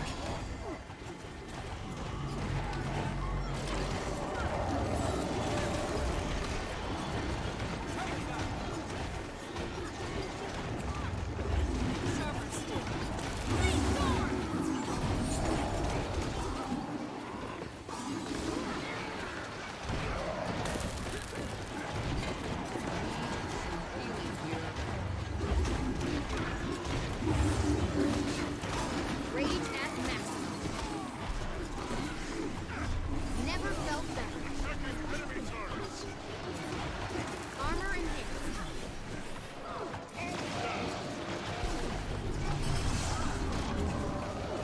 Synergy is beautiful. Alright, this thing's almost dead. Sweet. Alright, we're to 9%. Neutralized by my crystal. And it hasn't even Thank you, started yet. champion. Okay, I'm gonna go ahead and work on aid, defensive, because I'll definitely get the last percent without any I issues. know of a good use for So, this.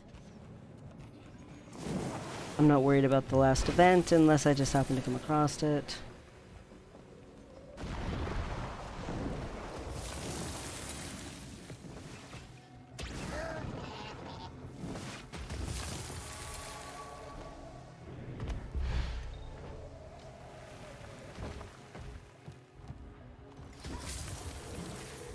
Alright, yes.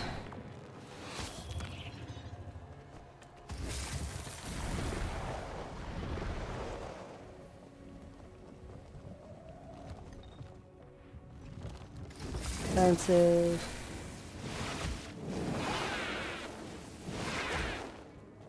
His little sounds are so like happy. He makes me think of my my little nephews.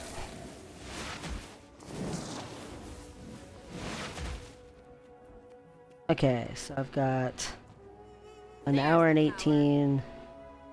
Wait, what? How did I get so far ahead on my defensive?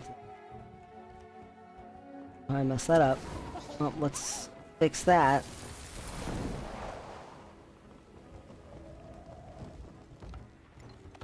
Attack my target!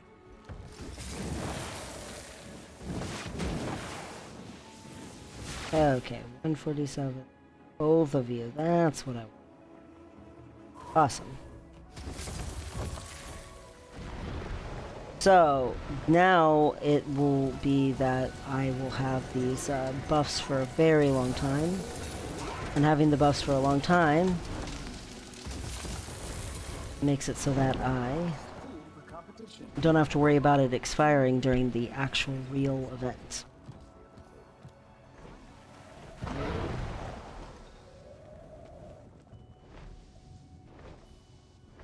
Alright.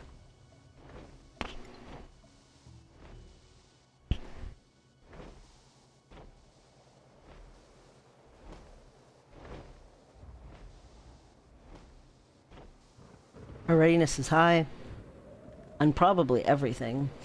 Got separations for creating groups already going on.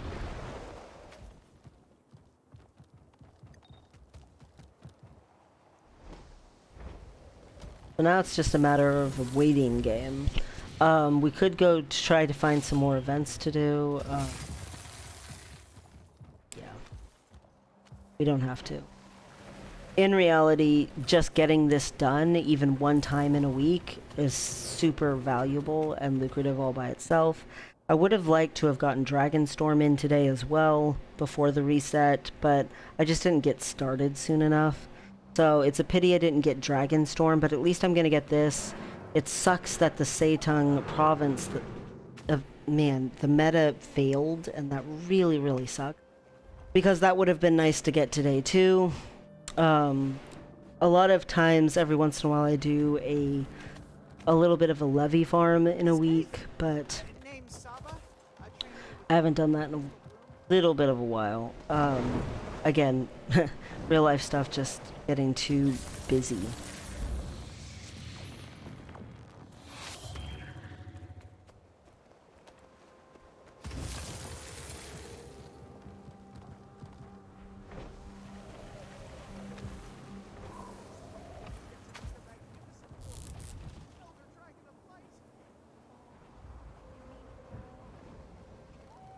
Okay.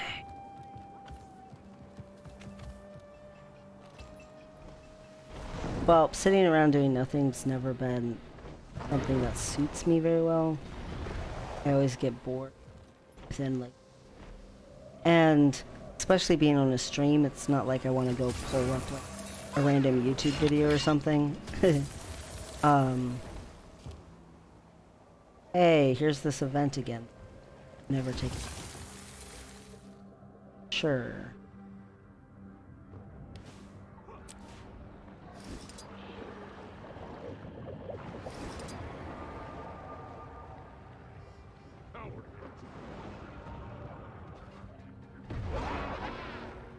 Oh no. Of course I start taking part right when... No, 3 seconds. I'm not gonna get this again. Gosh. He finishes this event way too fast. Like, how am I supposed to actually do it?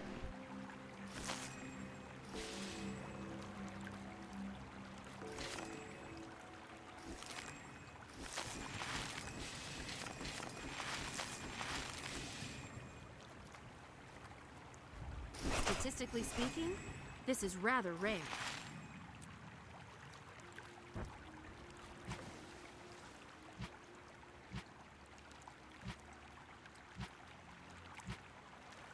Well, if the next one happens, I apparently still have the ones from...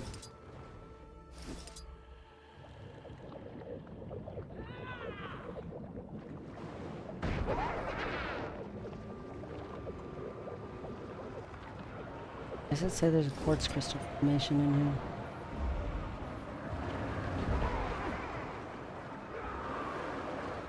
Hey, I'm actually getting it now. Okay. Run away, me, run away.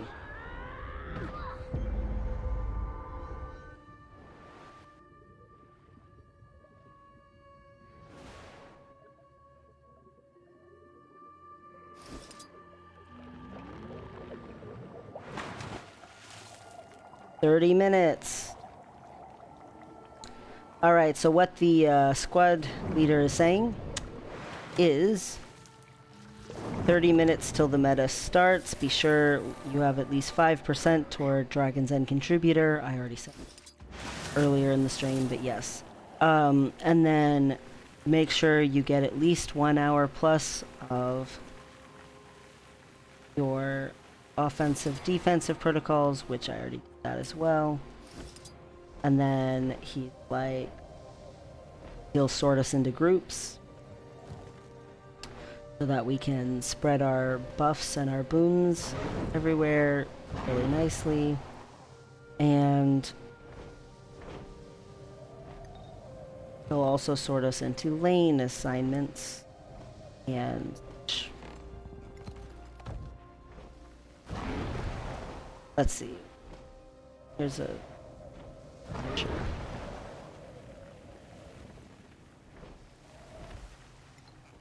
I will go do turtles. Ooh, a chest.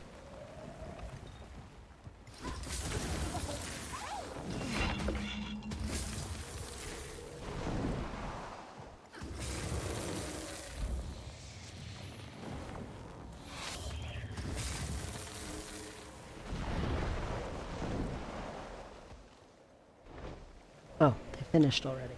Okay.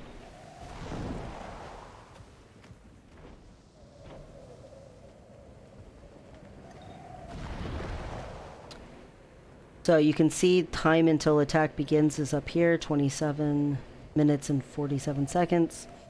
And then we will start the meta event. There'll be a lot like in Seitan Province where there was 3 groups of stuff going on. It'll be like that at first, but the center group, it's super fast, like really super fast.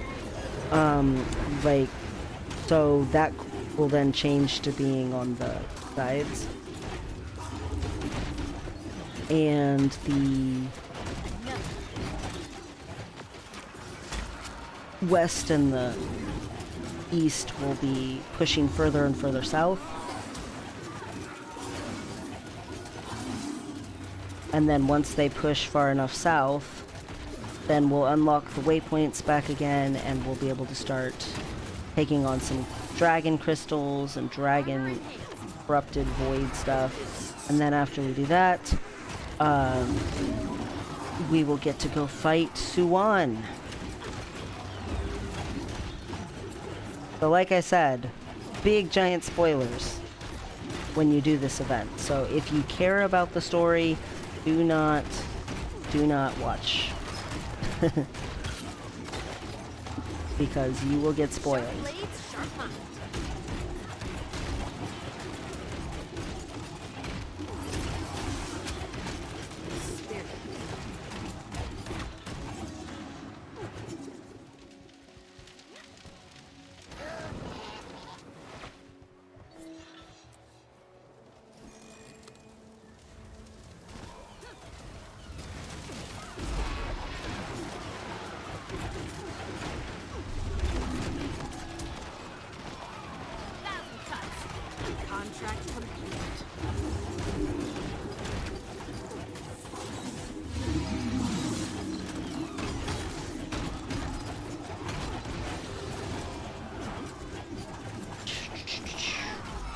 Ooh. Get these guys.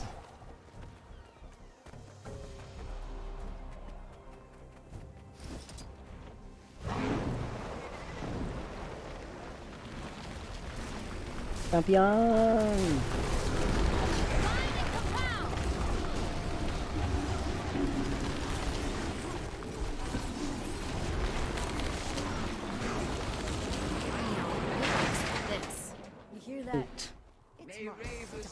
Alright, I've got my 10% and I got a champion.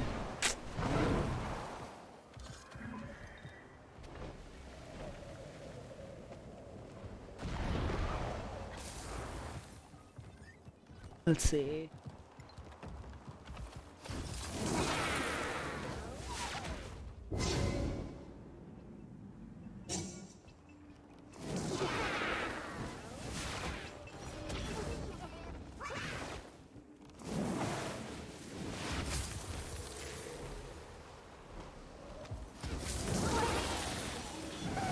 Okay, I've got 2 hours and 7 minutes on both of them.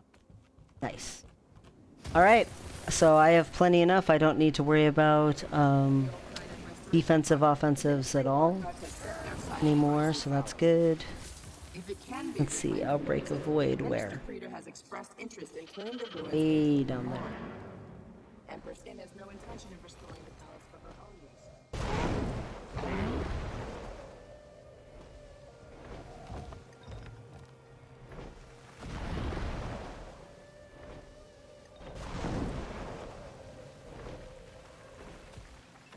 But yeah, as you can see, you get tons of time, like plenty of time, even if you had to like get up, go to the bathroom, make yourself a sandwich, all that kind of stuff. You'd still have tons of time to get all of the buffs that you need to have set up and arranged and ready to go. Like, you have tons of time to get your events in, even if some of the events fail, and to be still quite effective.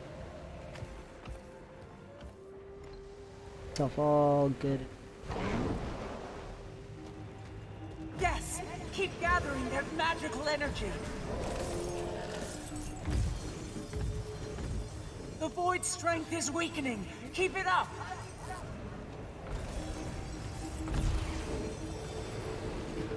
I sense a powerful presence approaching. Be on guard.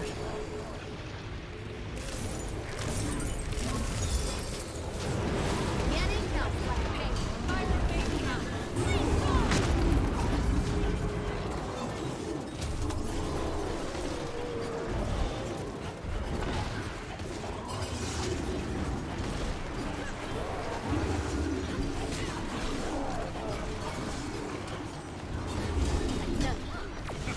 You're kidding, right? How's that? Excruciating? Oops. There's the power. Wear 'em down.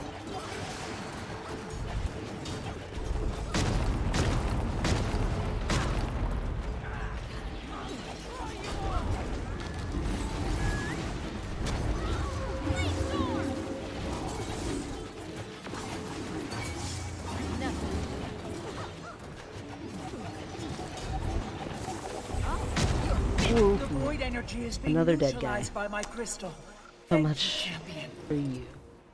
Alright.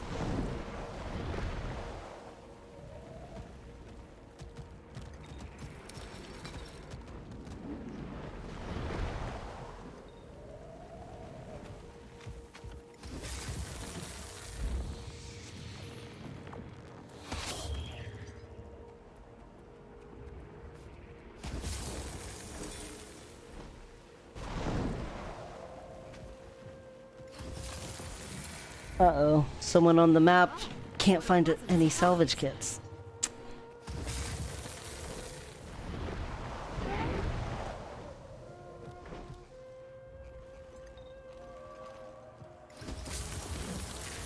$20 still.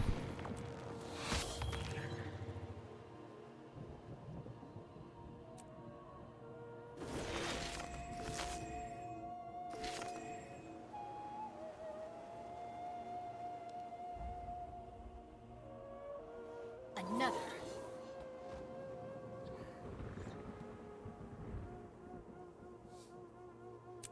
Yeah, so.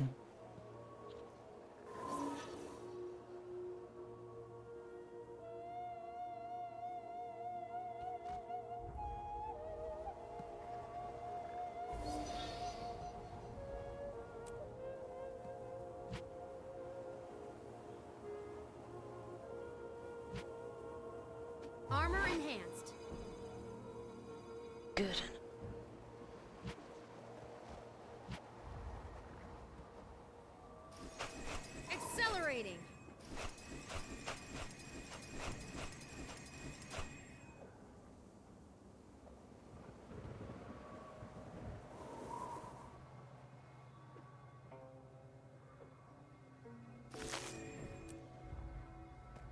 am going.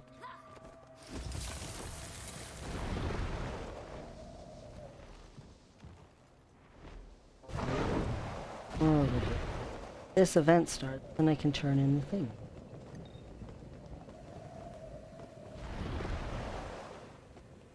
God,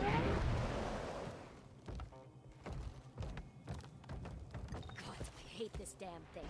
It's stealing work from living, breathing people.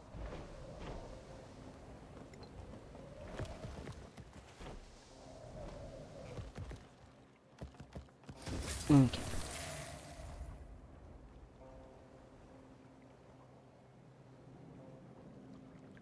Oh, what a pleasant surprise. Accelerating. I always sell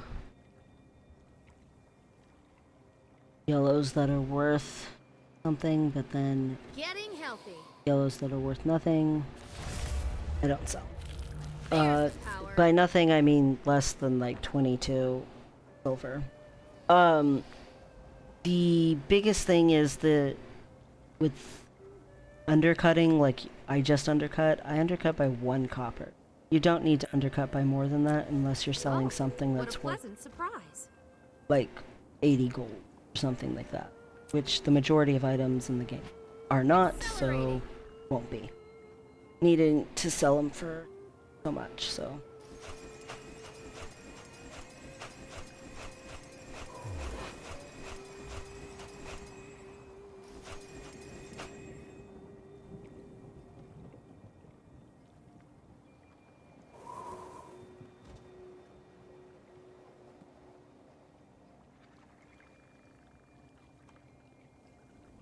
Oh, what a pleasant surprise.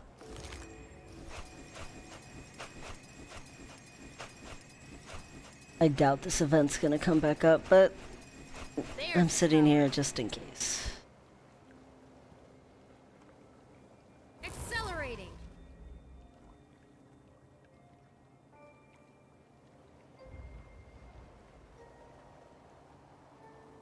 So you open all your unidentified gear.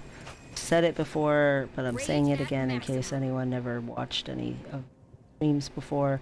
Always open all your unidentified gear, because it has a chance of turning into something better, and then you can get something better from salvaging it. Just do it.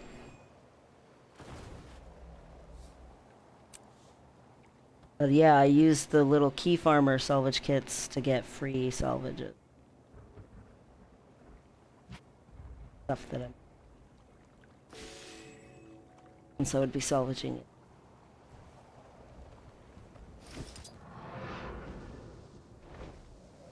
It's so deep.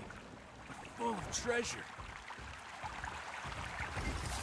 Yes, Hey, I'll help. You look like a good swimmer. Want to help recover a ton of jade tech? I'll make it worth your while. Better be quick, though. Armor enhanced. I did actually got something turned in for this event.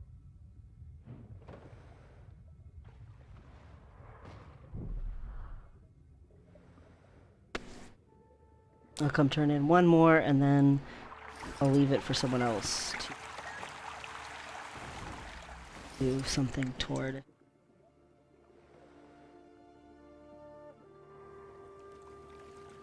All right.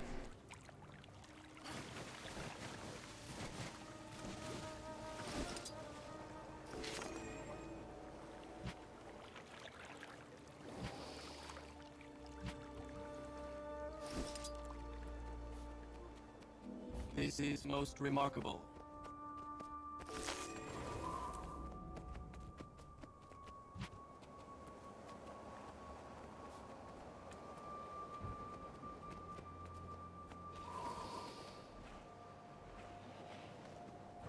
Wow, I just now hit 2 hours on my buffs.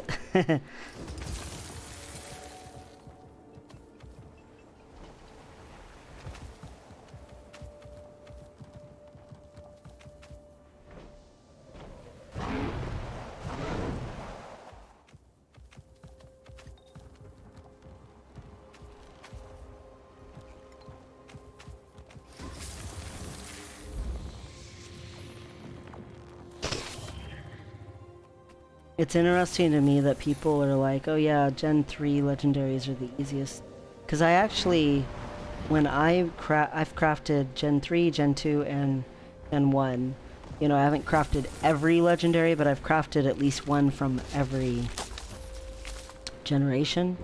And I have to say that the easiest one for me to craft was actually Gen 1. And then Gen 3, and Gen 2 is by far the hardest. But, that's just me personally, and I crafted them all from scratch. So, I found Gen 3 to be more annoying than Gen 1. But that's just me. It seems like pretty much everyone else consistently is like, yeah, Gen 3 was so much better, easier, you know, la-di-da-di-da. And I'm like, that wasn't my experience, but I found the Gen 3 legendary to be very expensive and time-consuming to craft, but I did craft it. Like I actually went every week to get my summoning stones and crafted everything from scratch and so forth. No one's doing this. It's still the same as when I did it before. You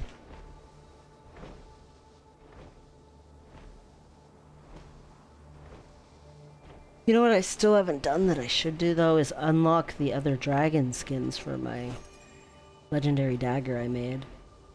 The legendary from Gen 3 that I decided on was the legendary dagger, because I didn't have a legendary dagger yet, and a legendary dagger, the one-handers, I could make another interfere with or impact thing. But I could still make incinerator at some point. But the big thing is you can make the oh, someone just turned. Accelerating. And make the thing is up. Rage at maximum. Cool.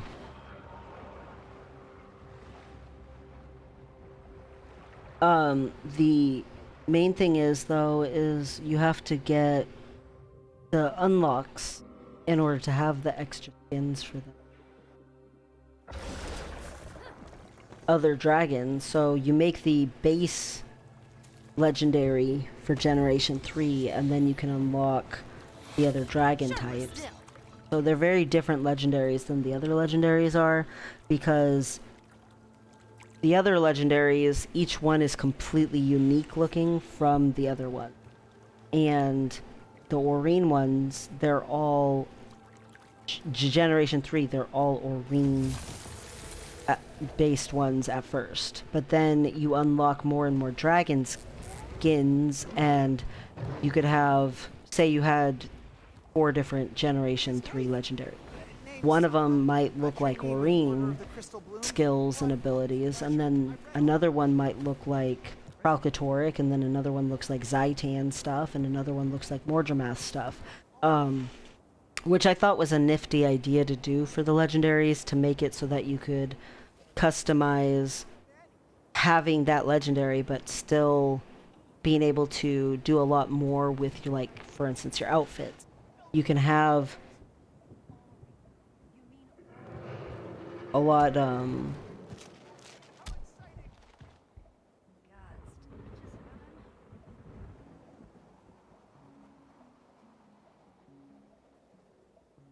don't know. It's just interesting to me because Fashion Wars is the nickname for Guild Wars 2.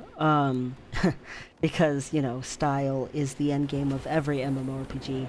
And the dragon skins, like, The Great March southward is about to start, and it looks like your current region is fully prepared.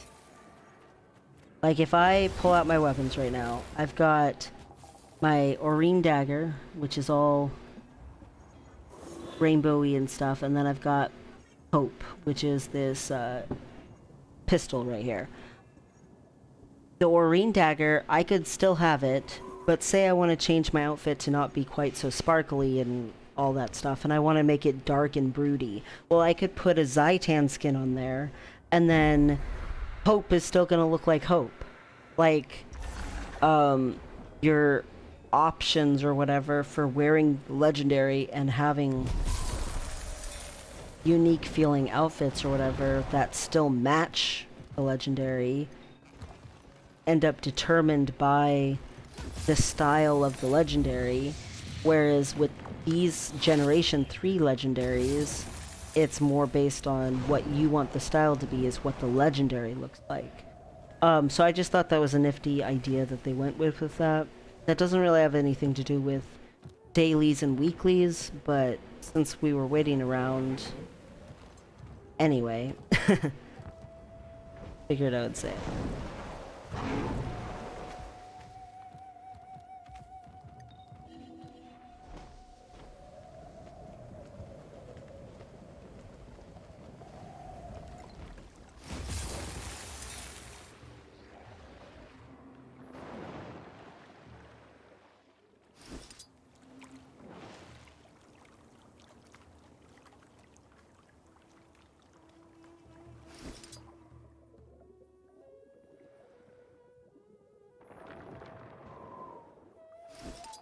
So, because of the time that I started the meta,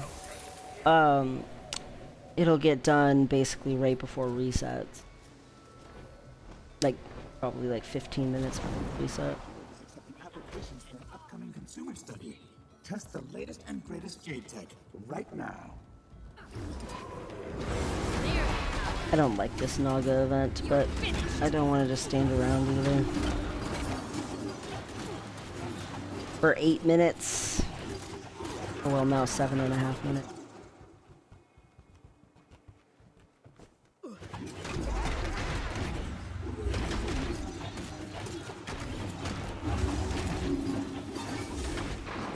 Die.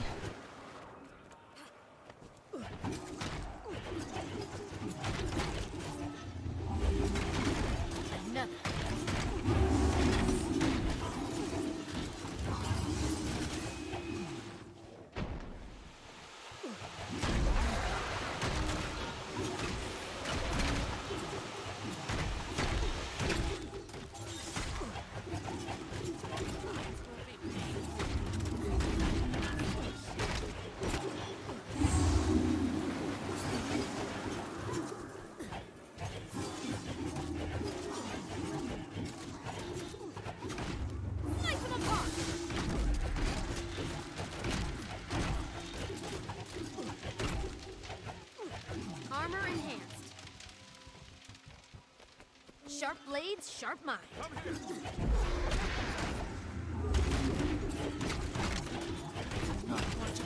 It doesn't help that I still am having sleep issues. They're retreating. Finally. Resume operations now, before they return. 6 minutes left. How'd you get that big old scar of yours, old-timer?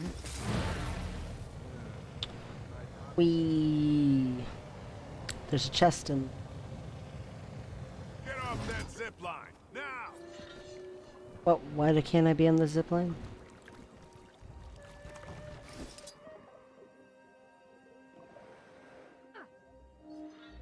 Oh, what a pleasant surprise.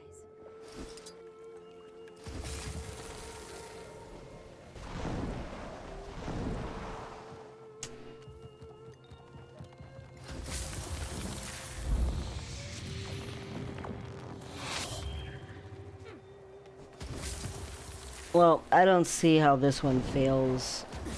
I mean, everyone's grouped up into nice, good groups. Everything is being fully explained multiple times beforehand.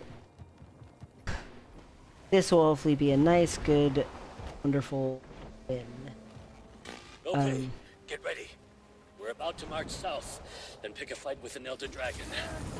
Meet at the quarry. We'll set off so we can reach her before nightfall. Getting all that loot will be nice. Accelerating. Especially since we've been here, like, from the very, very beginning. I really should have gone and gotten the grand chest and then come to the map. But I didn't realize it was, like, the straight up. So...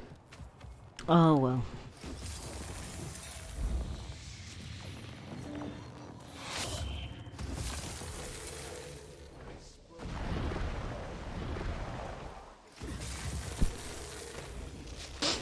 I feel like the stream was a lot more action-packed or whatever for the first half than the second half.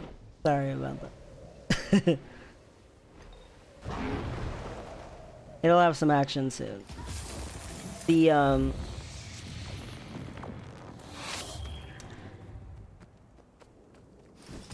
biggest thing is that at least it looks like the time investment will be worth it.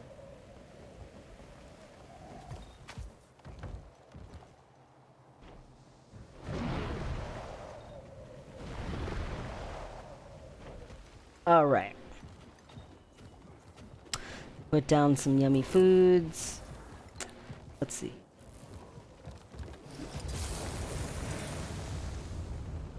Sure.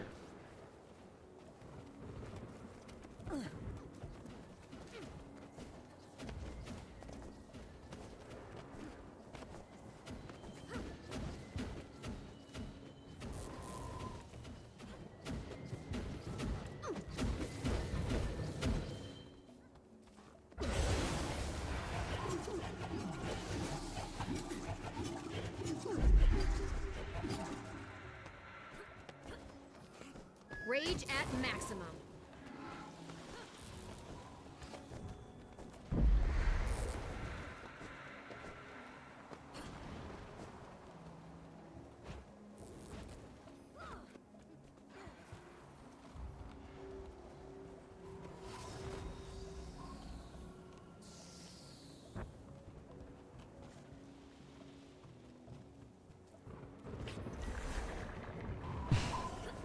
There's a reason I picked the flatbread, but I thought I would put a mouse over the thing and let you read it for yourselves if you want. You can pause it or whatever.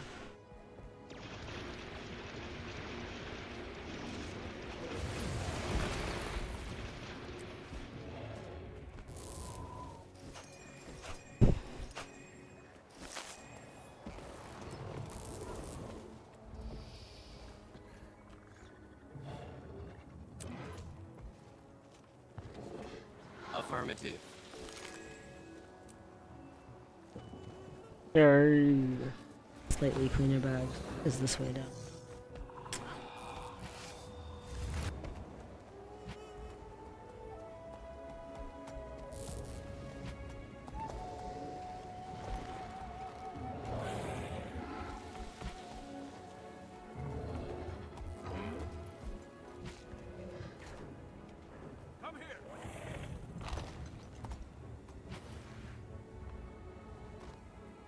Mm-hmm.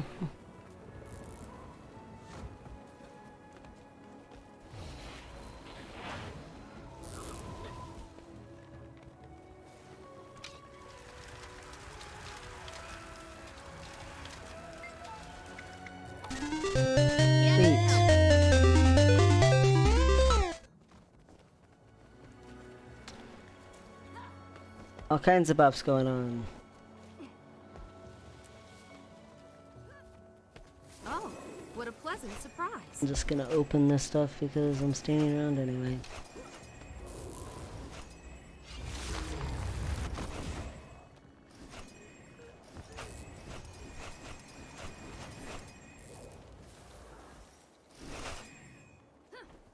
Oh, I know of a good use for this.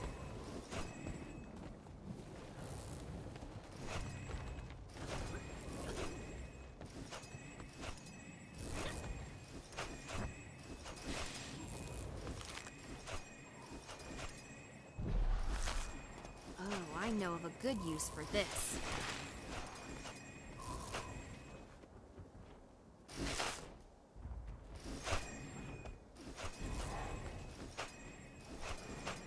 Commander, you're needed at the Jade Quarry base camp, now!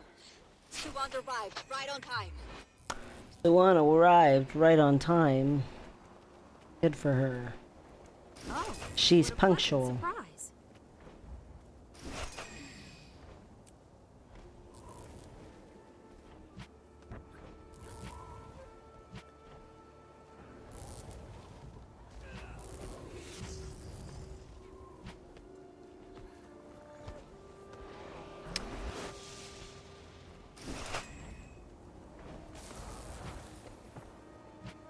And I have more bag space for all the stuff that I'm about to get. Okay.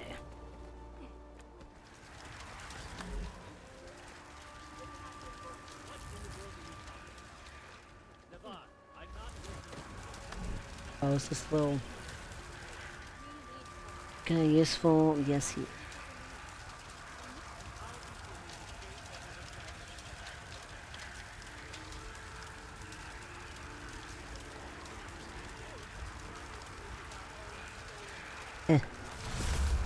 Whatever. I don't have the energy to be like, yeah, I'm gonna put all my intention into selling this thing as effectively as possible.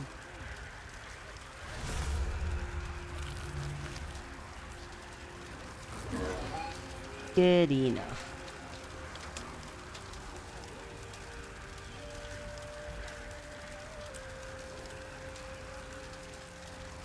Even better.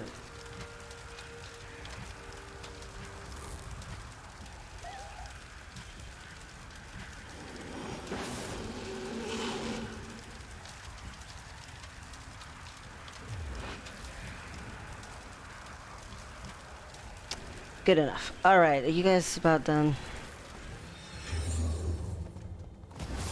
Oh, I don't want to go this. I'll go this way, sure.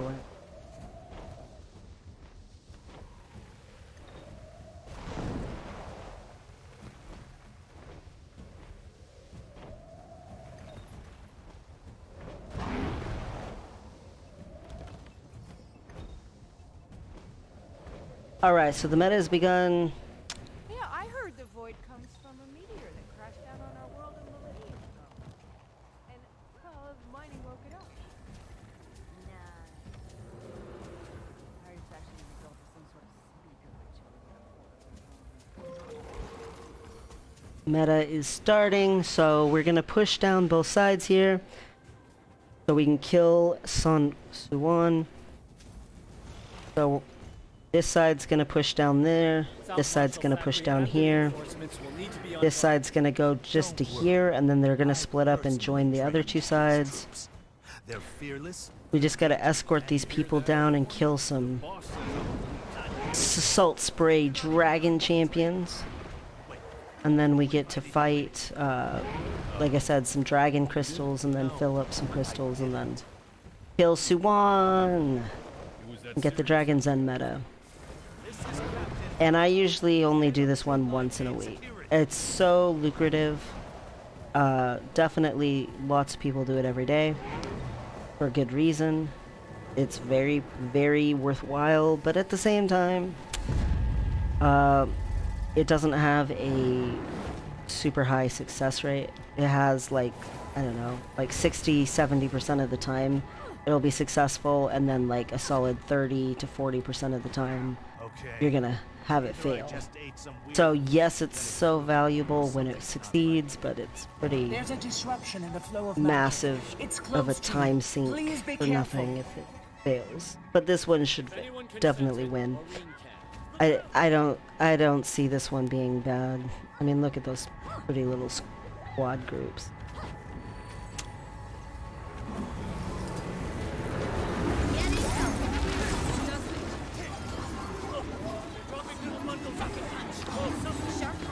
It's void.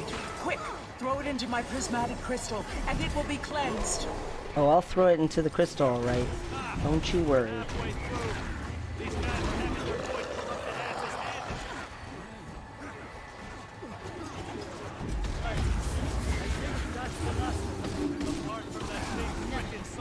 All right, here we go.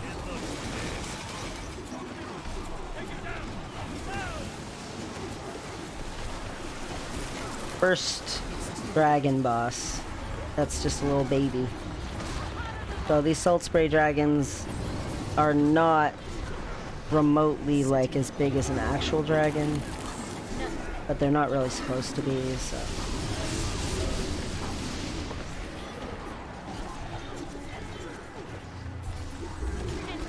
And it's all black and weird like that because it's void corrupted.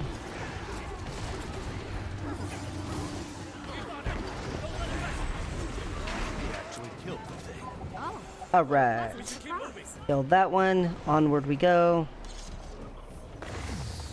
Aside from leading us directly into that ambush, I'd say you handled yourself pretty well. So, see, they're already right there and already splitting up into the other two sides. Like, it goes so fast in the center, it's really kind of crazy. What's really horrible is if one side is going really fast and the other's not. But that's not going to happen with this group.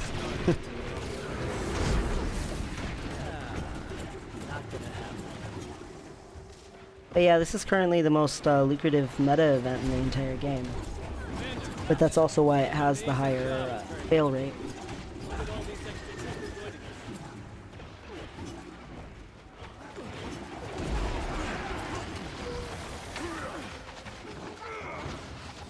Come on, Captain Fa, let's go.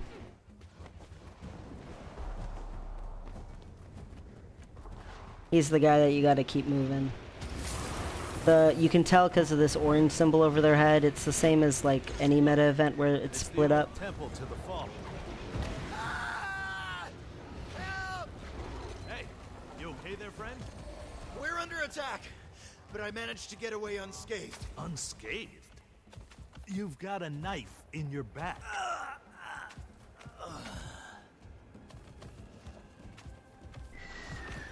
Unscathed, okay. You have a knife in your back. Better get in there and save the others.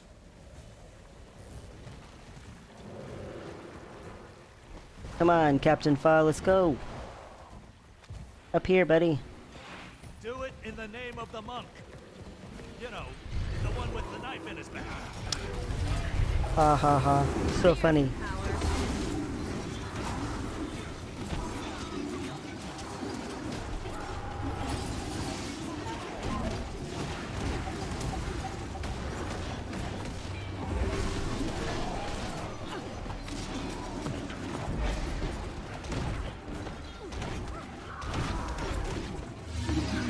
All right.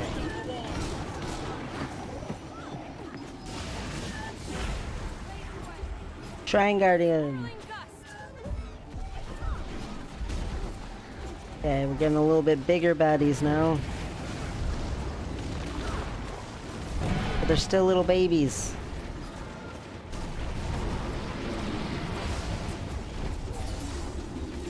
Always focus Thorn Hearts though, because Thorn Hearts shoot out the big turret move, and oh my gosh, it's...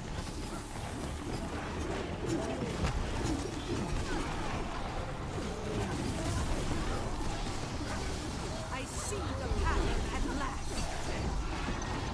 That's how amazing.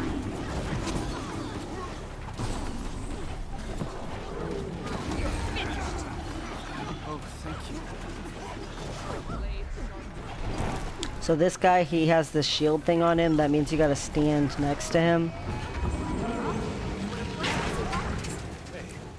I don't have any knives in my back, do I? No. Me? No. You're good. Okay, let's keep moving towards your base. There's not much time. Kill it all. So the bad thing about these escorts is if anything's remotely near them, they aggro to it. Like, I mean, they can tell if a baddie is anywhere within a 50-yard radius. So you really got to make sure that there's nothing that's going to distract them if you want to keep them moving. Because they will slow down to fight whatever. And some stuff spawns as they're going along. You can't control that, but if you can try to get rid of the extra junk, so that they'll keep moving down so that you can keep making progress, it really helps.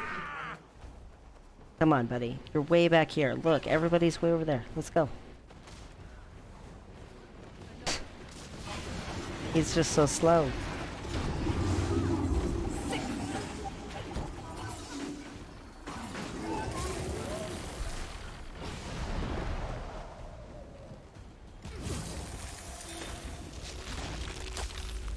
Okay, so now we gotta beat some little stuff with a turtle. I have a turtle mount, technically, I guess I should I care. Maybe we can, you know, reason with it. Hello, friend.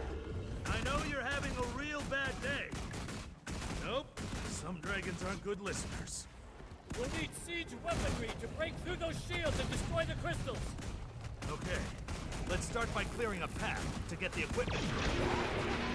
Yeah. Stop talking and let's do it.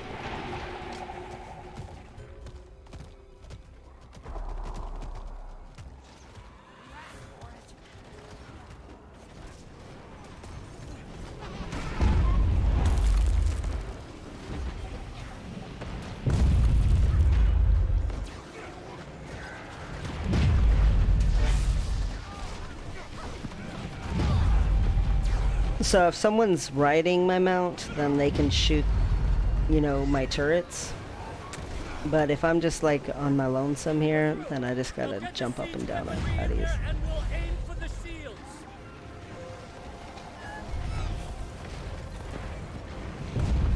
Alright, we got rid of the wall. Onward, siege the next baddies. Okay, get rid of the shield. Okay. Break through the next wall. Break the next shield.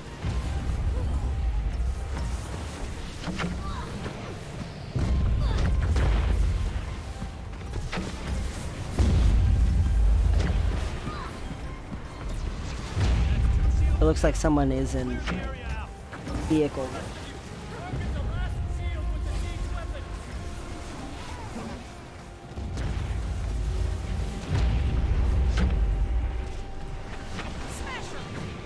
Somebody jumped in my turtle, it makes me so glad. Yeah, did we break the stuff down? Last of the rubble, there we go.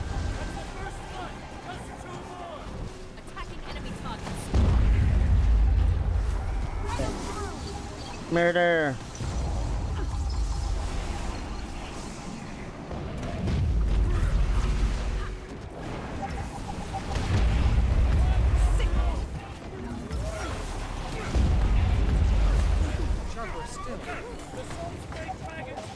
Okay, now here's our next salt spray dragon. So again, these are just little baby dragons. But we gotta beat them up so that we can beat the real dragons. I'm gonna get off of this. Ah, no, that was a terrible time to get off of that.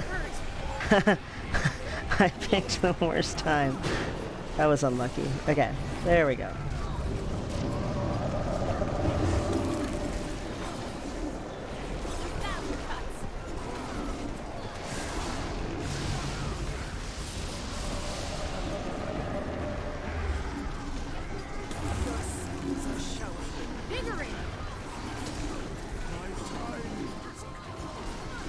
Alright, we did it. It's dead. We should celebrate. This is far from over. Return, my friend. Okay, so now, is the other side done? It doesn't look like it, but they're almost done. Didn't exactly do it out of charity. And then we are going to be killing some crystal. Hey, how's everyone else doing?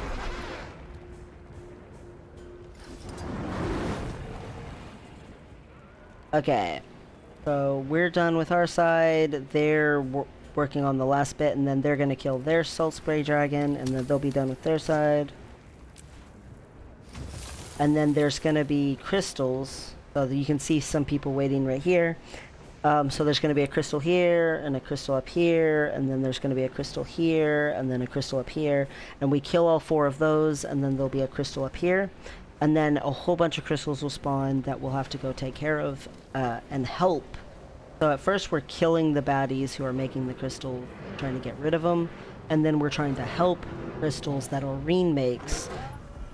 So you'll see that in a minute. But for right now, we're waiting right here while These guys kill their salt spray dragon. Killing it right.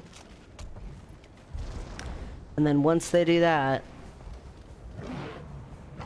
the 5 crystal section of this goes pretty fast.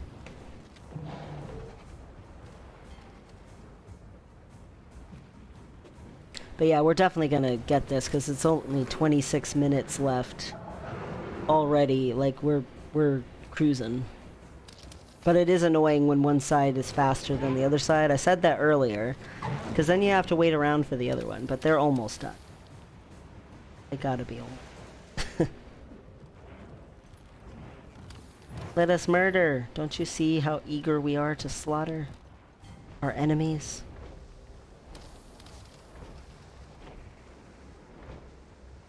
We want to kill. Beaker camp is secure. There we go. So is the Jade Brotherhood base. And we've cleared the observatory. Orion's here, and we can see the Harvest Temple. All right. I'm going to focus my prismatic energy at the barrier protecting Suwon. Hold up! We've got void popping up all around us. Same here. It's like they're creating a blockade between all of us and the Harvest Temple. Careful! It's corrupted Elder Dragon magic that's been combined. We don't know which power. Oh, we know which power. Don't worry, Oreen. We know. Come on. There we go. All right. As you cleanse the previous outbreaks, I felt the magic as it was released. Getting help. Maybe I could absorb it from these new void outbreaks. Oh, you can, Oreen. Don't worry. But if the power of the magic is unknown, what could it do to you? A good question, but I know one thing. I'm going to use every bit of it to break through the barrier covering Suwon. The void is focusing its energy. Attack it! Die, void, die. Oh, there's the champion. Okay.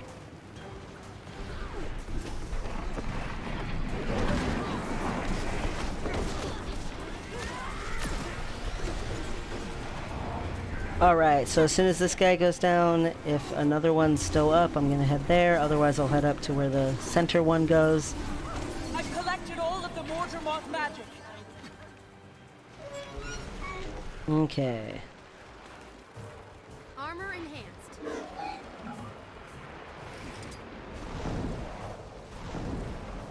Let's see. They finished theirs, so now we'll come up in here. They're still finishing the undead one there, but that's okay.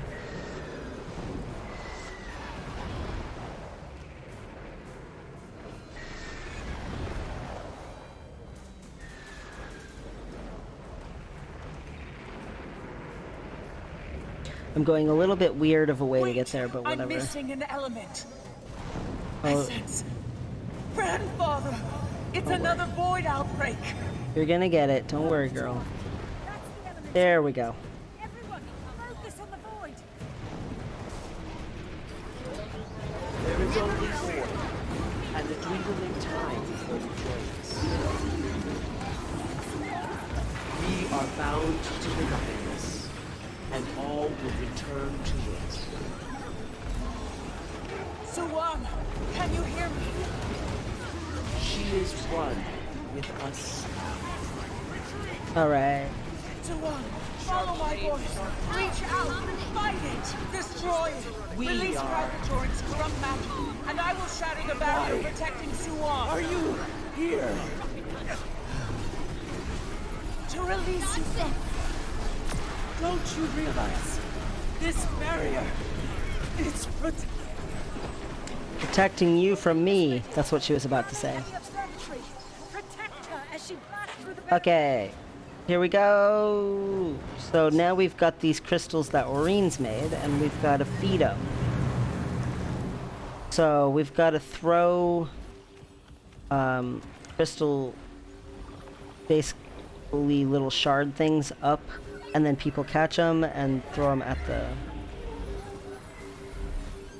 the crystals that she made. And we got to do it according to their element. So this blue one is like frost, and this one's Kralkatoric, and that's undead, and that's Mortar Moth. off the coast of Kemp. And that's primordial. It's too heavy. Alright. Overwhelmed. Surrounded. Can you and the others protect the magic contained within the crystals? Yes, we can. With our lives. We can do it. I must fly to Logan, see what state they are in. It may already be too late.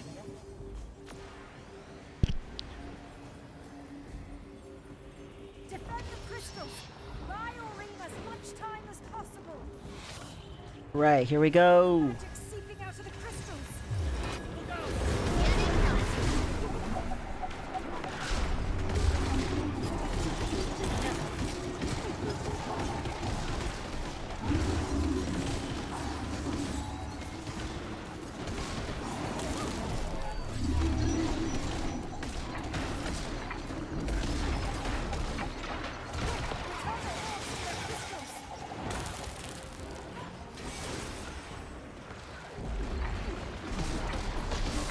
So I kill, I pick up, I throw up there so that someone else can throw it at the crystal.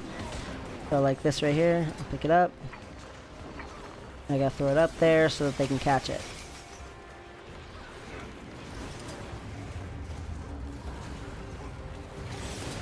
There we go.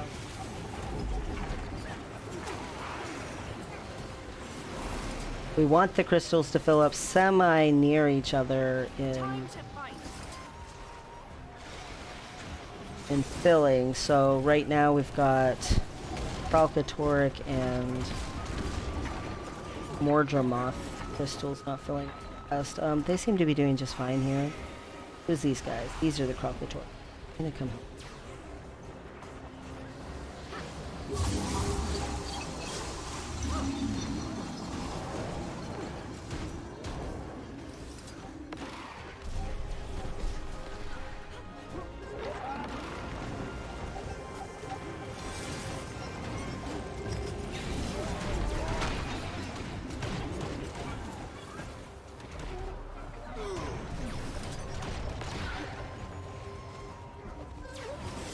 Okay.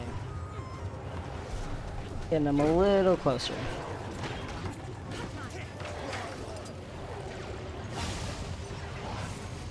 Void corruption's getting stronger. Come in, Commander. I can see Aurene. She's joining the battle. They're still alive. My defenses are down.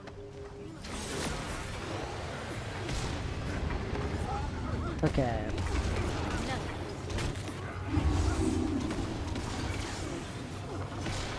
Oh, now the Icebird one needs help.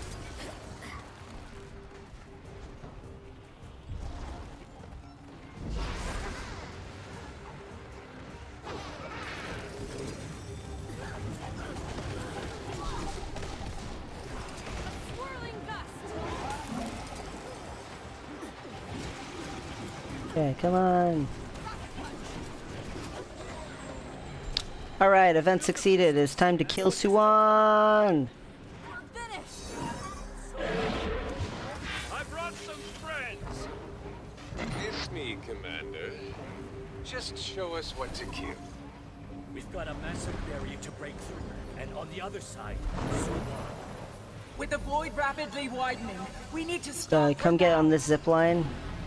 If you have zipline ability, I know it'll swoop you up here and then you can zipline onto it. If you don't, you can still climb it with like a sky scale or a bunny, or there'll be a waypoint soon that you'll be able to go to that's an airship that'll be flying around in a big circle. On my count. 3, And you can use that. 1, fire!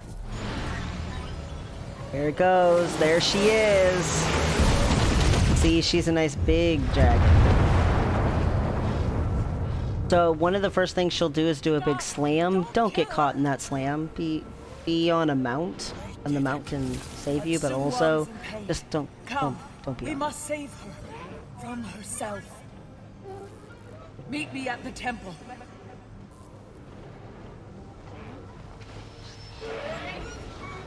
Quick, to the top of the Harvest Temple. I'll be waiting for you with what's left of Suwan.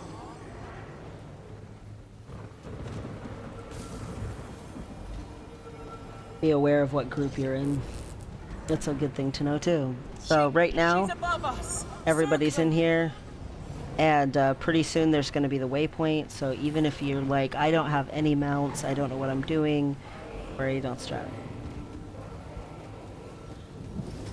I don't know why they put down more food. We didn't need it.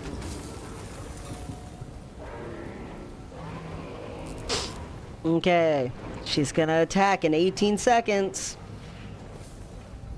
Here it goes.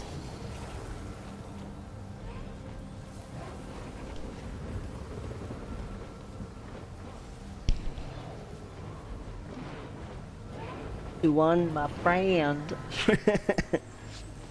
Oh goodness. All right, here we go. Stay back, or we will.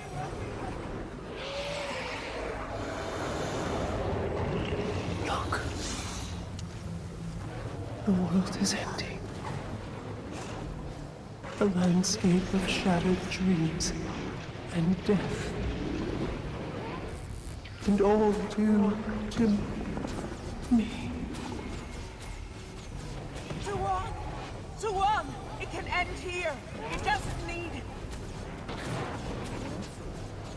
The end will come fast, and death will be your deliverance. Yeah. She's luring the void toward the temple again. All right, here we go. You'll all be encased. Hold this area while I'm gone. See if you're on the mount, I can absorb it for you. Of course, it's better not to get hit at all, but, you know. So try not to stand in crap. Be a good friend to your friends.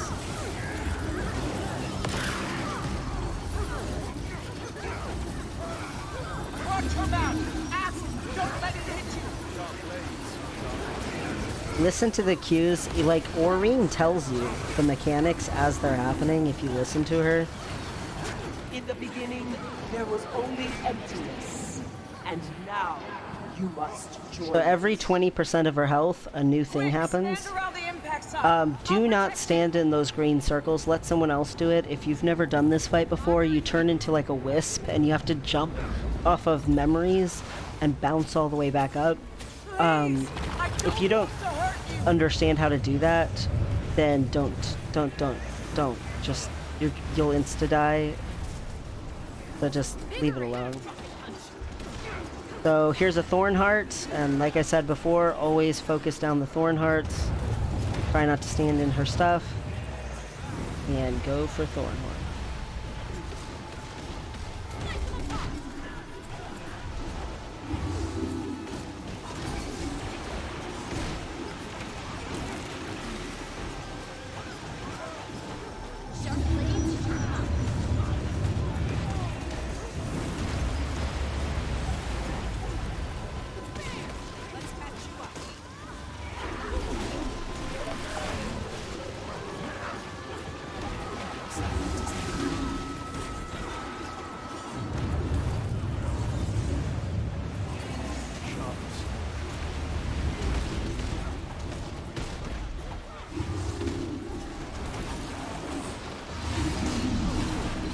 Okay, so now that we're killing these baddies, it's almost done.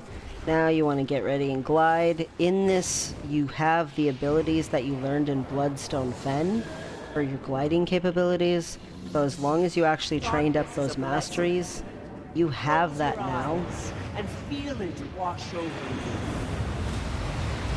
Okay, there we go. Now we can come back over and focus on Suwan again. Close your eyes. Wash over. Just a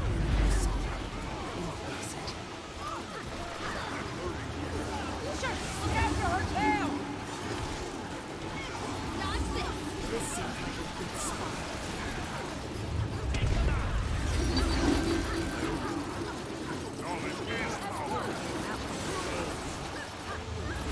Yeah, she's at 70. Watch her mouth. Ask, don't let it hit you. 66. This magic is coming from her tail. Okay, almost done. She's at 61. There we go, 60. Alright, so she's going to have bosses that appear on the platforms, on the sides. And we'll have to get... But we have to first kill a bunch of the baddies in the middle, and they'll drop the crystallized void stuff. And then we'll get a spear, a dragon blood spear, which, if you've done the storyline, you know what that is and is about. It's nearly ready. Now! Alright. Gotta steer it into her before everyone scatters to the wind. Okay, get off. Do not be on the platform. Please, leave here before you are all destroyed. Alright. I have no idea if I'm going to the right one. I did go to the right one. Hey! Everything you do, we will always have an answer for it. Okay. She's channeling void. Making us some little bossies. So the first time there's only 2 of these that she does this, but the second time she does this, there's gonna be 3 of them.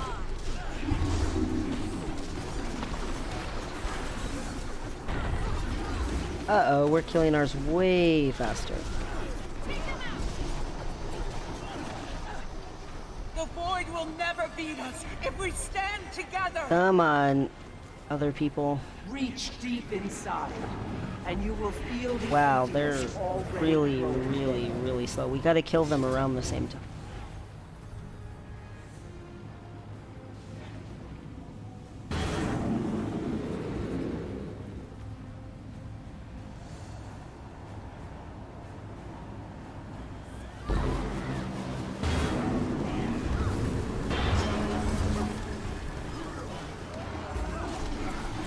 Okay, phew. There we go. That's much better. I've never seen I'm such sorry, Suwan. We have to do this. Look out! The end is the beginning, and the beginning will close your eyes and feel the emptiness wash over. Okay.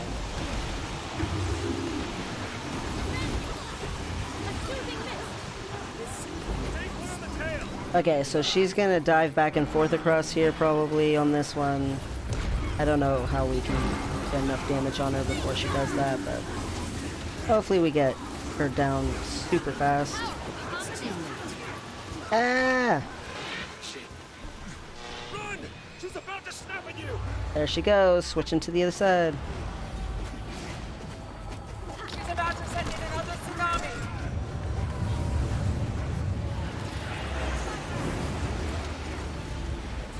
Okay, 47%. Stay clear of her mouth. Oh my gosh, she's doing it again. She's gonna jump to the other side. Look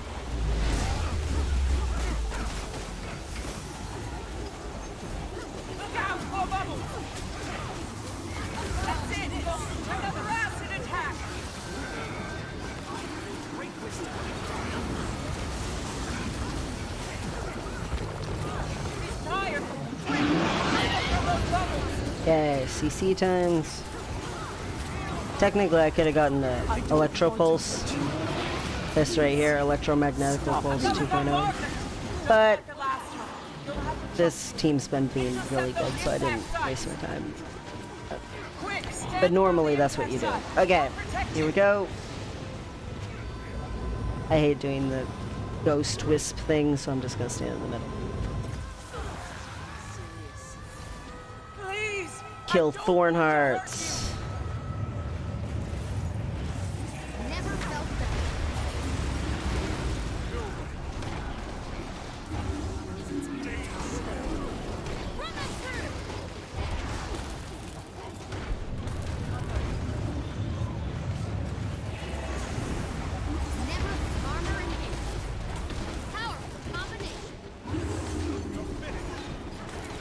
Okay. Is that it for Thorn Hearts? Like it.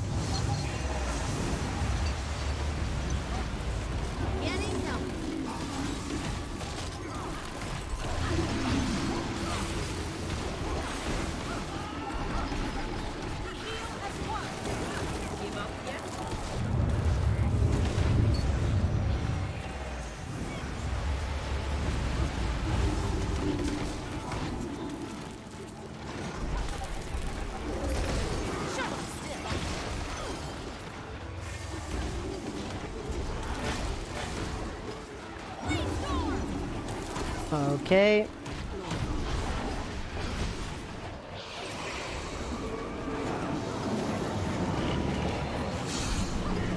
Darkness is a blessing. Close your Okay, here we go. and Time to go get off and glide. Whoops, I didn't get off and glide fast enough. I was a little slow there. Whatever. So this is the big giant waypoint that you can use to get onto the platform. It's the airship that flutters around here. She's stirring up her magic again. Whirlpools. And even if you don't have a mount, you can glide down, so. They're stuck. Help them now, or she'll get the upper hand. Whoops, and I get here with great issues.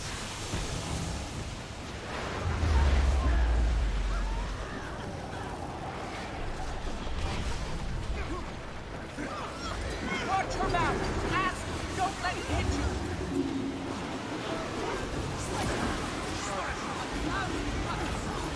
Look out!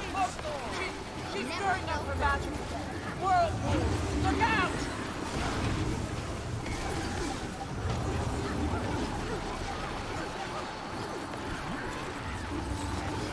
Quick! Free them from those bubbles!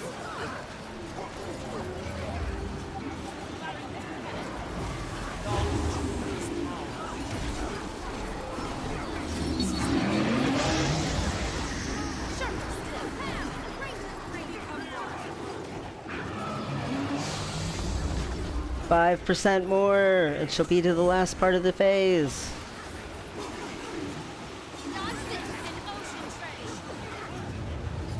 See? And we've still got 9 minutes left. Not again! Hold on tight!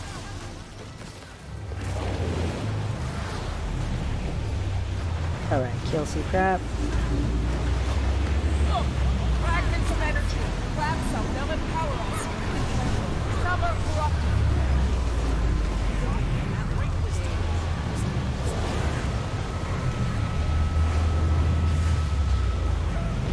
Keep that energy flowing towards it!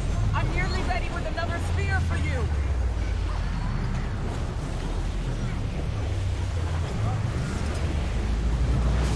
Okay.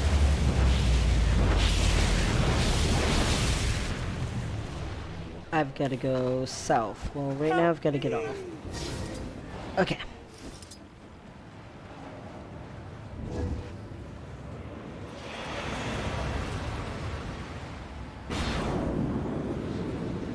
Suan, listen to me. Fight it. It's me, Aureen. Look out!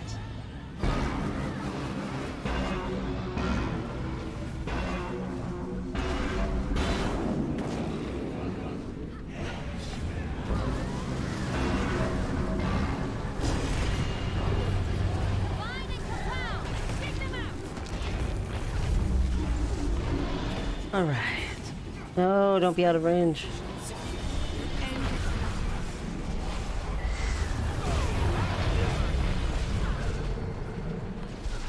I'm sorry, Suan.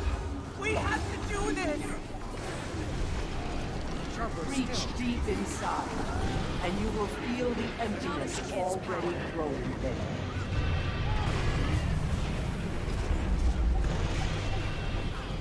Jumped a wave. Wow, I almost never jump those, so good job me.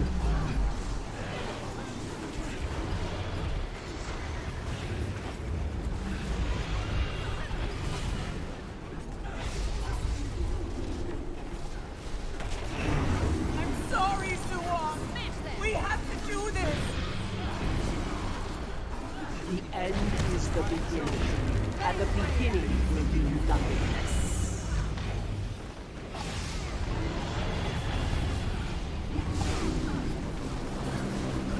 Come on. Looks like we're doing a lot better with everybody dying at the same time this time. That's good. Alright.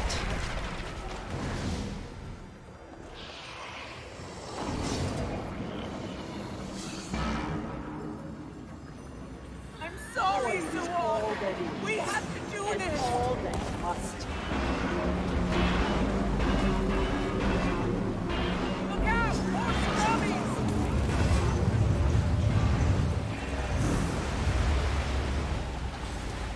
Okay. Wait, why is it still making sounds like I'm up in the air? I am not up in the air. She's stirring up her magic again. Whirlpool! Look out! They're stuck. Help them now, or she'll get the upper hand.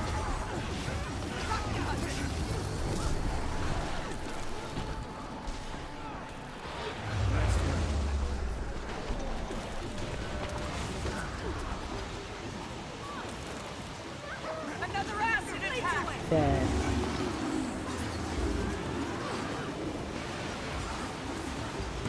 It tortures me to say this, but hit her! Hit her hard! Hit her hard, huh? She's right. The Don't pain! waste this opportunity. It's too much to bear! Hurts, doesn't it? 3%. Clear up her mouth!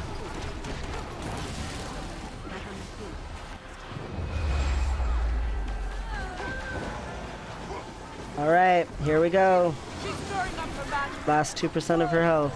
Look out!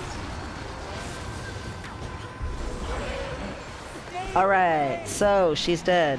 So you get all these chests right over here. Yay for these chests.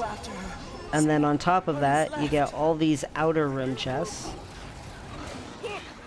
Chests galore. I see it. And I was right. It's about 15 minutes before reset. So much sacrifice. I knew it. I never thought I would see this day. So here's all these yummy chests here. Round and around and around you go. I'm with Suwon, hidden underground. You can follow the trail I left. Champion. And She wants you then here. these ones, you use your buff. So my dragons and contributor buff is going down because I am opening these ones. But they're basically like a key I know of a good use that for I this. use to unlock each one.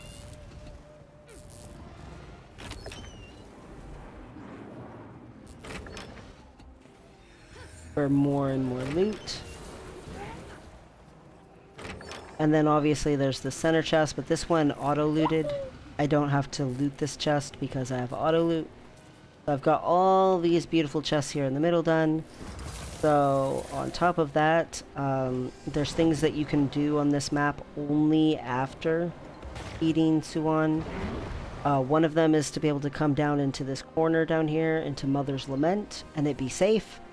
Another one is there's a circle of stuff, debris and everything, and if you go to the northern end of the circle of debris that's in the air, you have to leap off of the airship, but there's a diving goggles way up high on the debris. There's a salt spray dragon that starts a collection way up north, up on a hill. There's all kinds of stuff. Anyway, the point is yay, so I got my weekly credit for that. So you notice at the end of that I had 3 treasure chests. Well, you're not actually supposed to have 3 except once a week. You get the extra week chest. What change did you see inside, Tan?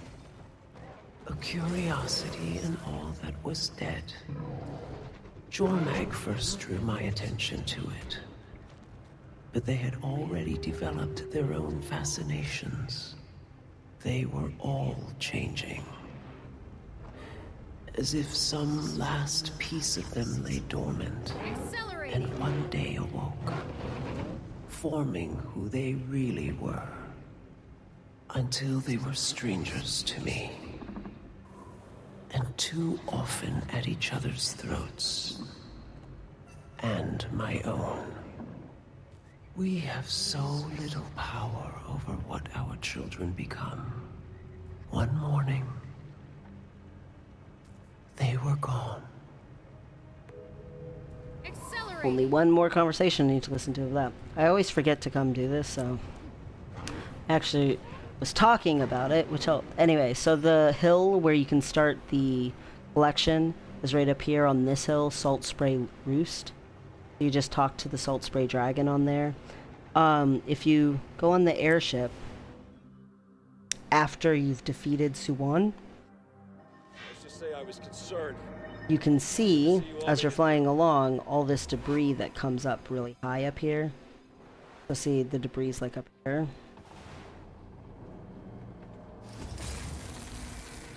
And the diving goggles are right here.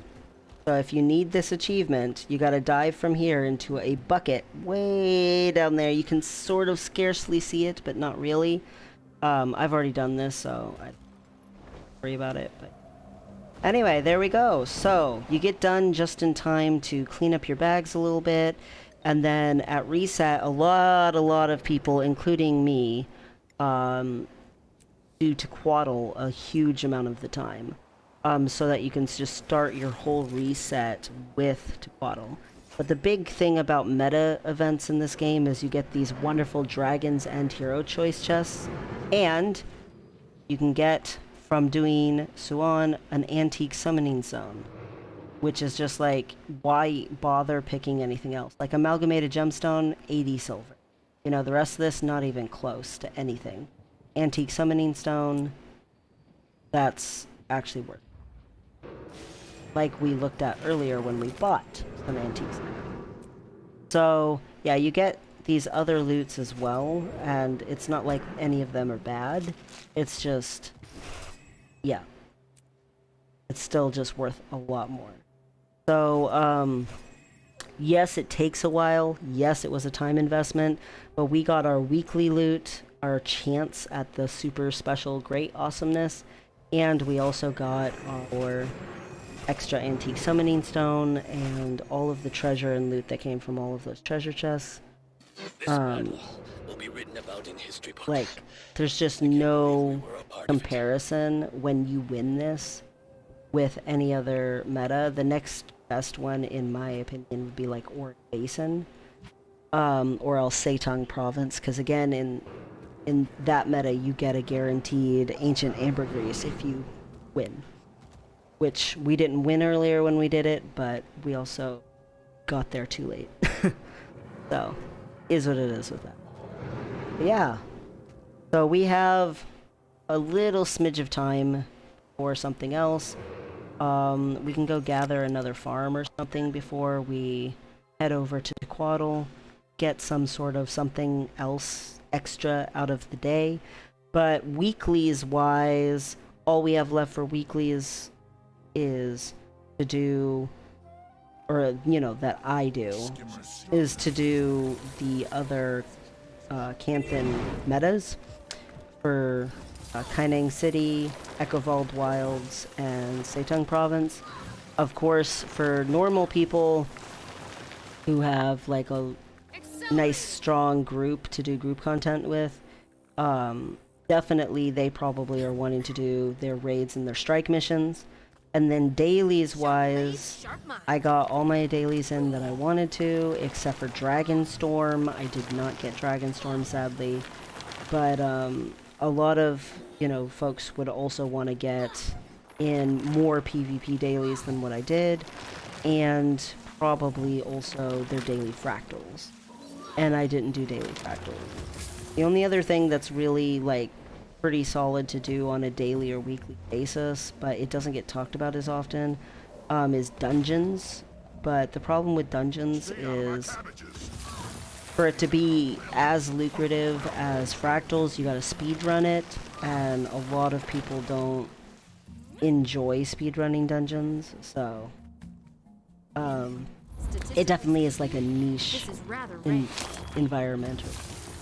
But the biggest dailies to do are your daily completionist, get your home instance / guild hall gathers, and make sure you daily cache keys.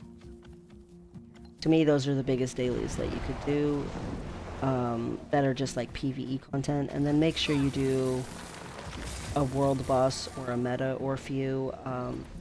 And again, it's if you aren't worried about spoilers / already did the story content, Dragonstorm is one I would recommend. This is rather or any of the major meta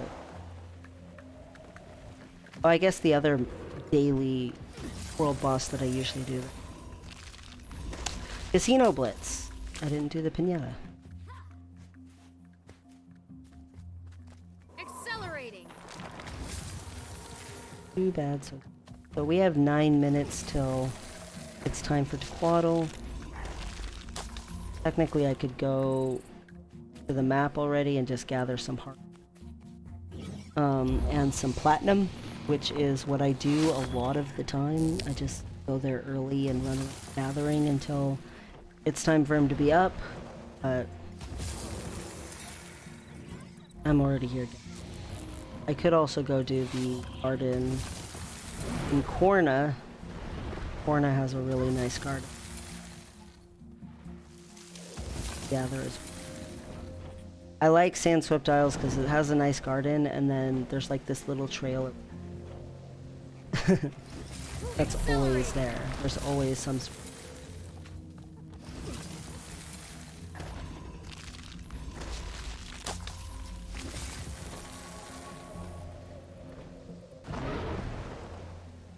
Oh, I know of a good use for this. So there is a really good, if you don't care about doing your dailies right off the bat, if you have time for it, there's a really good, I guess, method for doing world bosses when the daily is resetting and everything. If you do at reset Tequaddle, and then immediately after Tequaddle go to Timberline Falls, you can get the ley line anomaly, and then after the ley line anomaly go to Chalk Current, and after Chalk Current go to Auric Basin, and after you loot your chests in Auric Basin, go to Dragonstorm. It's a really valuable, worthwhile boss, like, order to do.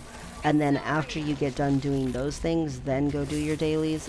If I have time to do it, I do that a lot because it's just such a lucrative way to do the initial reset. But it does mean you're gonna have to wait and do your other dailies, like, you know, logging into alts and looting their treasure chests and doing your daily completionist. Stuff like that. You're gonna have to wait to do all that until after you finish doing this list of world bosses. But if you've got the time, man, it is so worth it. You get a lot of income, like, guaranteed each day. And like I said, I've done that a lot.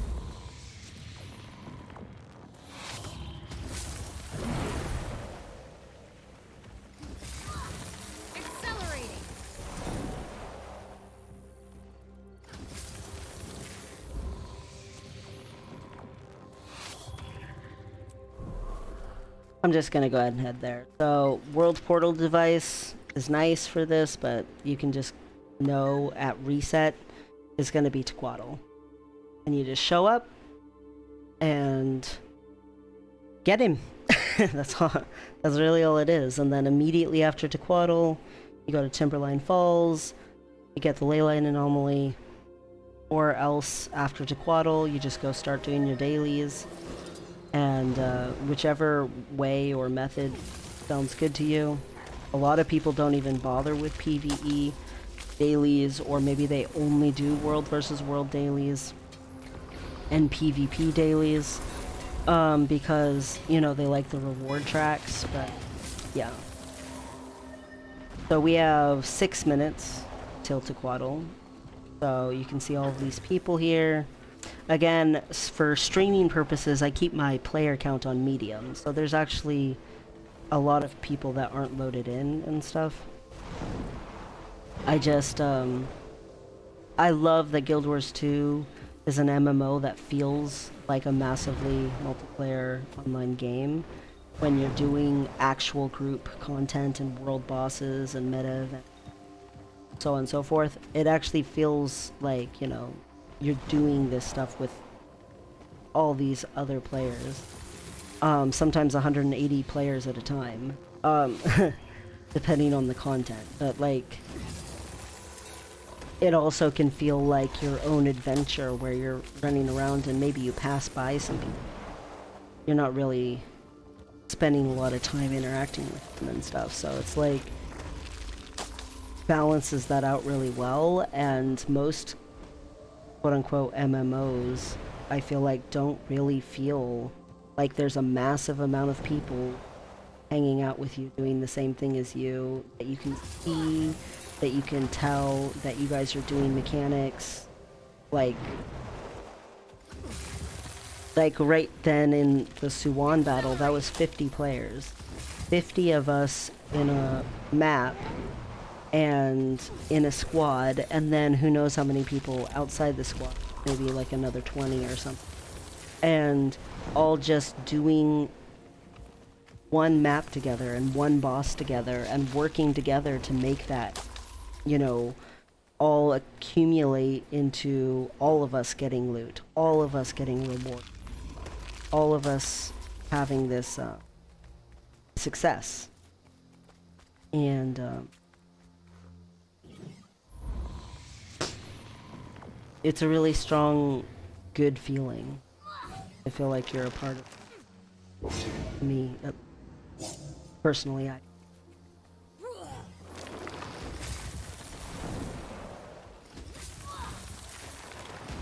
So 3 more minutes till Tequatl. So I've shown Tequatl before in another stream, but I was doing it on my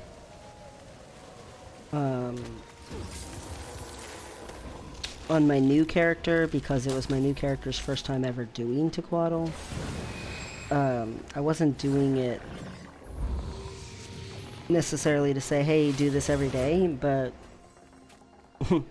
I suppose it's not really necessary to stream Tequatl again and stuff, but at the same time, someone watching this stream might not watch that stream, so I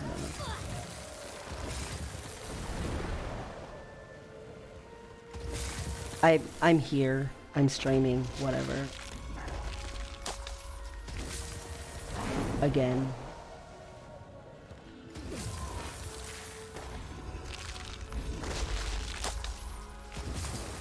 Unfortunately, I don't think I have time today to do the world boss list that I like to do, where you can just leap from one to the next, thing like that. I just don't have time to go, hey, I killed Tequatl, now I'm gonna do Leyline Anomaly, now I'm gonna Chalk Garant, now I'm gonna do Auric Basin, now I'm gonna do Dragonstorm, and then do dailies. I just don't have time. Sadly, I can't demonstrate. Hopefully, anyone who watches this will be able to pursue it. Obviously, there's more bosses after that, but those are the ones that are specific for looking. Whoops. I let something attack me. Did I? Alright. 1 more minute.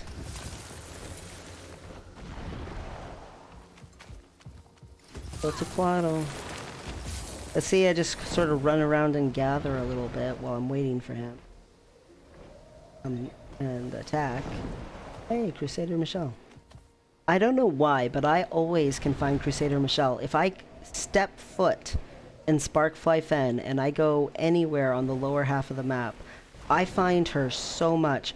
I used to be the person in our guild that was required to do Crusader Michelle basically any and every time that we had the bounties up, because I could always find her. I don't know why, but that girl has a crush on me and she is always around whenever I'm here, man. She's so easy for me to find.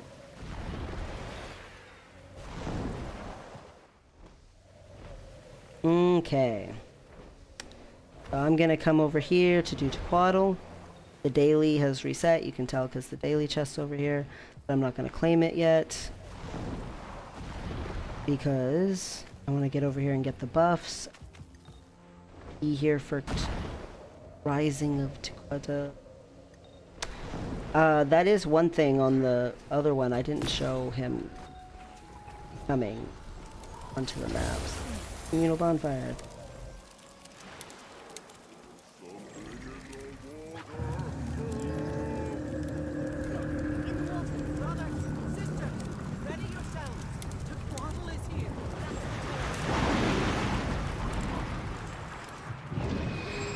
Rage at maximum.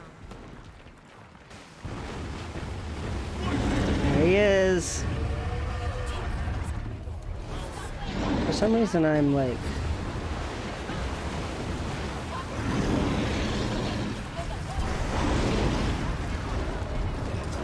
There we go. Yay, I got myself in a chair and that helped. Some food. Heroes Manor. Why did they put down 2 bonfires and have them be the same bonfire? What? Why would you do that? That's so strange. Whatever. Anyway. Dragon!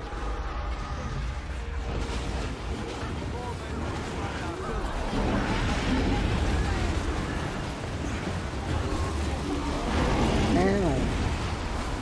The quaddy. Stop throwing it around, my little body. My little tiny Asura self can't handle this. Much force.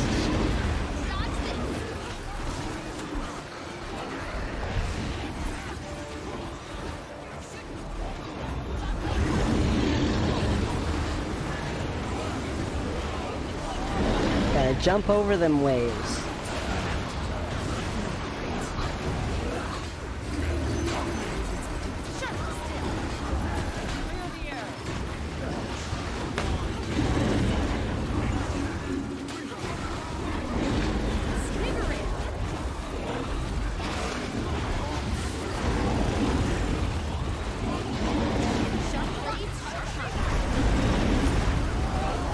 Okay, he's about to...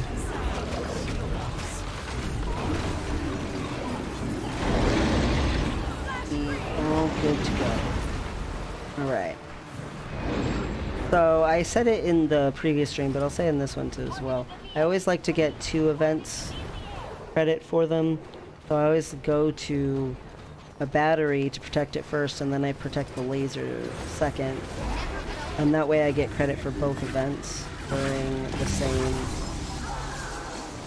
category of time. Might as well get extra. You're doing this anyway.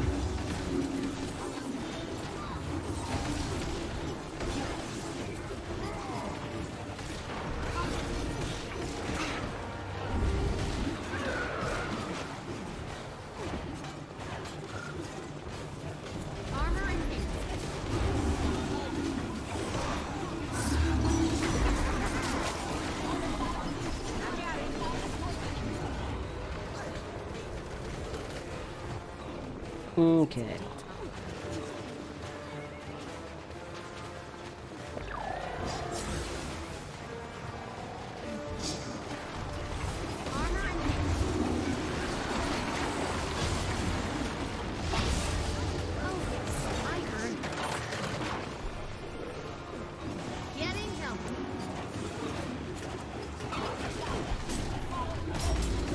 I can't believe I hadn't defeated enough Risen to get that yet. I guess it has to be in specific maps though. But yeah, I've had this character for so long I don't pay attention to the... They added this new system for making, like, you have your own personal adventure in the achievement collections. And I did it a little bit, but on this character in specific, I just sort of haven't been super worried about it because I do so much on this character. Alright. Take it to the foot to Quaddle.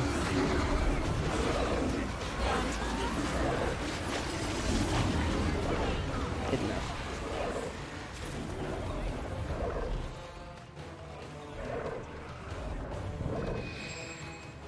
Okay.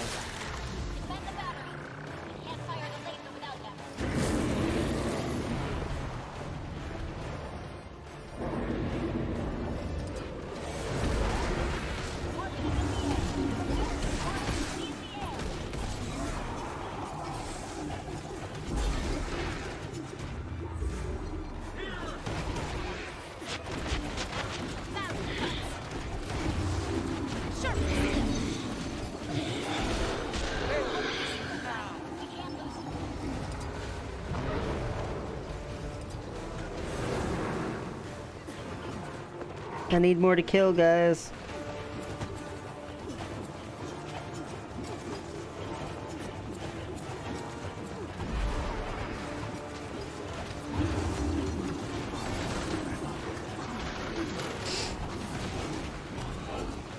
Whoops.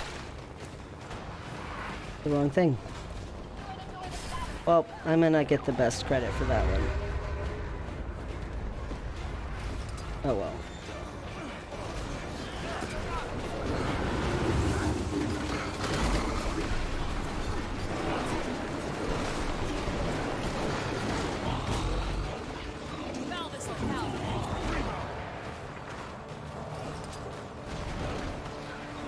Die, baddies, die.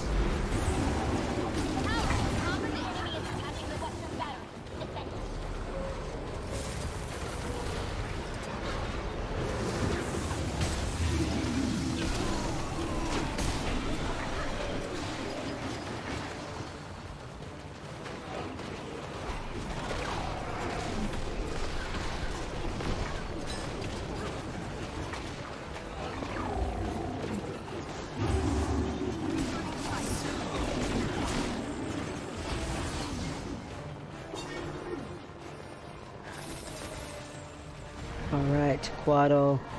Here I come.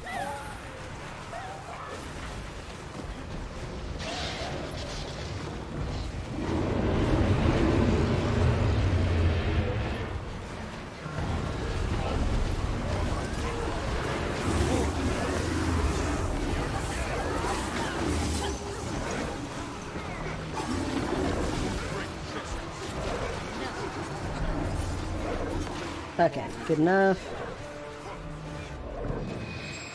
Now to get away from him and get over here to the battery.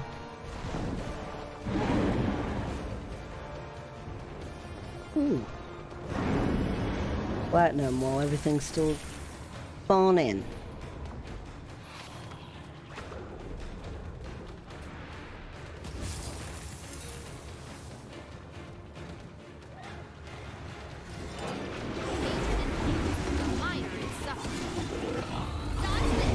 Get him.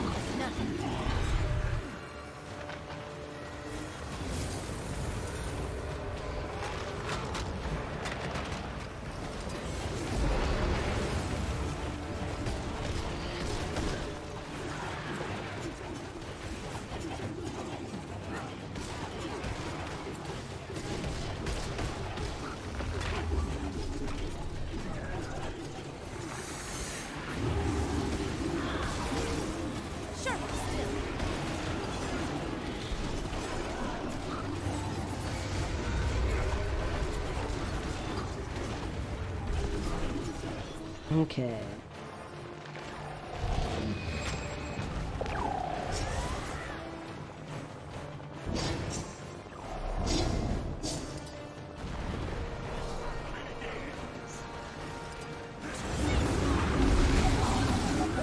Kill it all.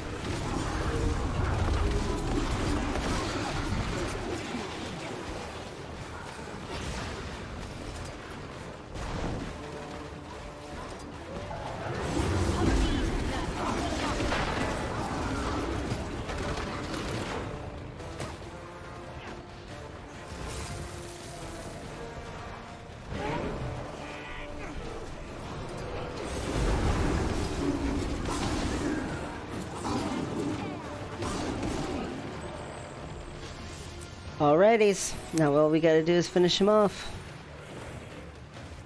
And we get loot.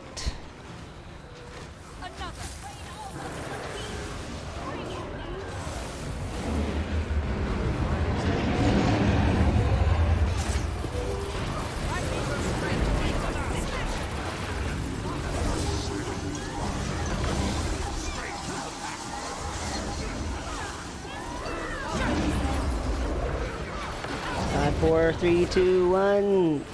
Yay, he's done. So make sure if you don't have auto loot that you get this chest. I have auto loot, so I don't need to worry about it, but it looks kind of like a trophy, but it's actually a chest. See how much treasure you get from him? Got like 4 side chests.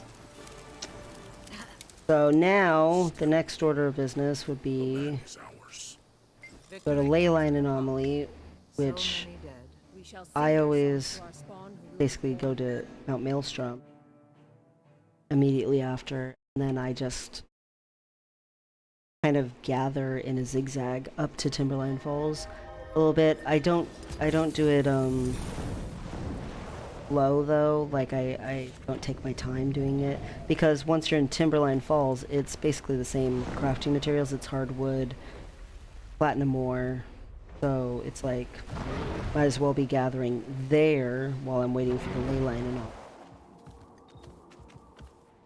risking the chance of getting on a low population map, eat the ley line anomaly in time for me to make it to Char. But I do kind of head there, but like this, or if there's something on the way there, like even though I am headed directly to Timberline Falls, at least this way, if there happens to be something in specific, I can stop and get it, but I don't get anything that's guarded. So like this right here, nothing's here, so I'll do it.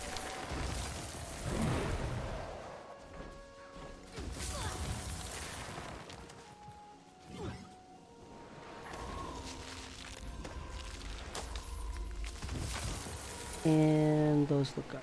So yeah, see, fast and simple, but I still grab like something. So then once I'm through to Timberline Falls, then waiting around for the ley line anomaly is no big deal, because I can gather whatever, wherever the ley line anomaly spawns in a random spot on the map. Most people tend to wait over on the west side of the map, more in the middle, over by like up here by Valiant's Tutory Waypoint, or so on and so forth, like somewhere in this area. But since he can spawn wherever, it doesn't really matter too much, as long as you're on the map is the biggest thing.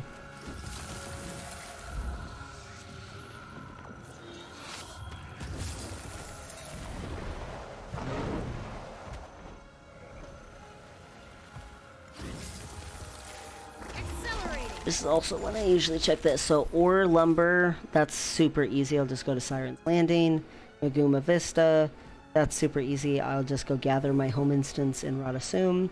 So not a big deal. And then Big Spender. Ooh, Big Spender's awesome. Caravan Disruptor and Camp Capture are also really good.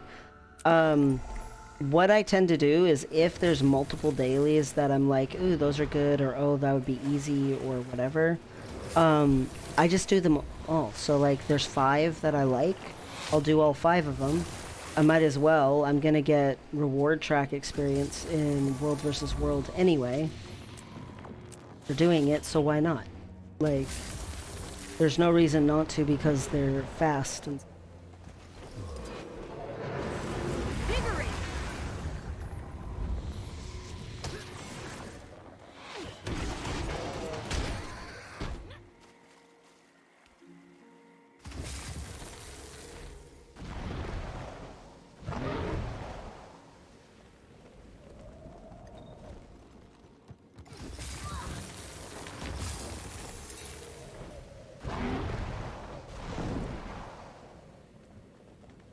snow leopard cubs. How cute.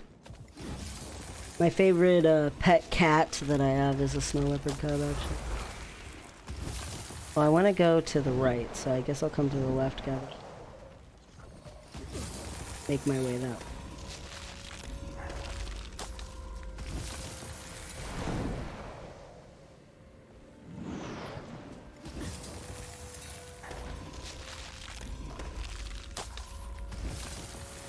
So I'm gonna do Leyline Anomaly, and then after Leyline Anomaly, I'm gonna go ahead and just do normal stuff. So, again, as soon as you get done with Leyline Anomaly, normally after that is a jump into Chalk Current, and then Auric Basin after that. But one nice thing about Auric Basin is, even if you can't get there in time to participate in the event, you can still open chests on a map that people won. So it is still a good thing to go if you have enough keys that you could open stuff, whether you like participate or not. If you have leftover keys stockpiled up, just show up to loot the chests if you can, because you don't have to get a hit in as long as it won. If it didn't win, then you're tough out of luck. You can use a looking for group to try to look for a map that won, but if nobody's posting, if nobody wants to share, but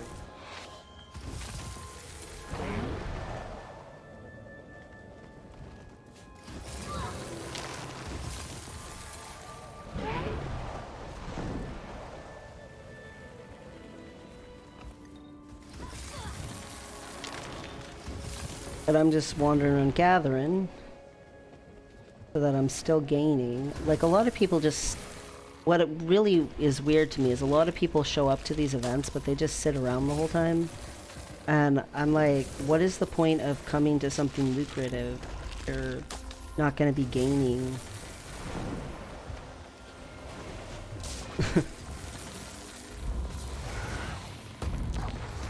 Like, that's just silly to me.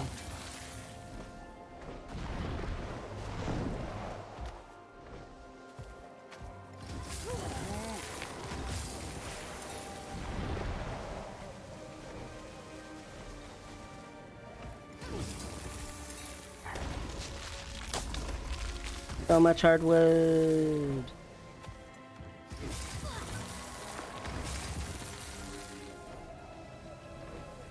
In my personal opinion, hardwood is the best wood. That's my personal.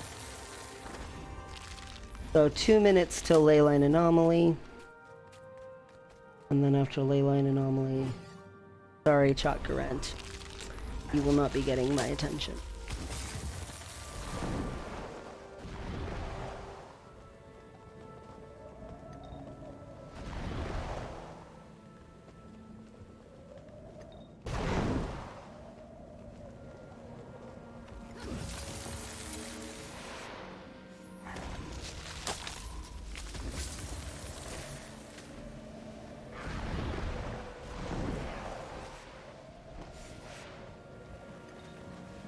See, look at how many people are just standing around.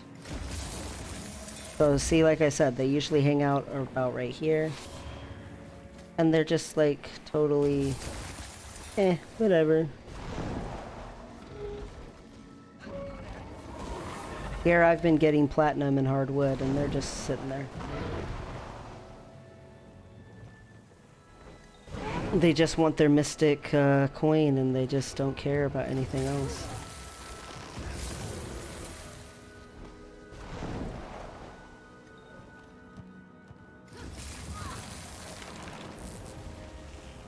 And the thing is I'm not actually just getting that. I'm getting some herbs too, but even besides that, I'm getting the volatile magic. They're sitting around on their booties.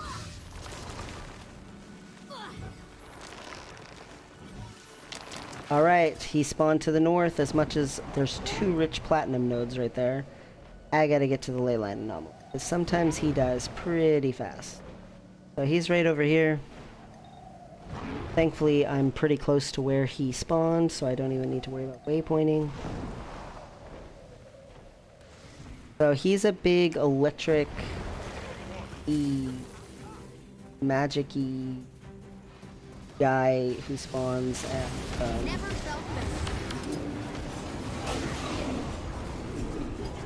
See, here he is. He's all crouched over and stuff. And we gotta kill a whole bunch of these leyline anomaly guys, or at least keep them off of him. In an attempt to stop him from absorbing more and more leyline energy. Whatever.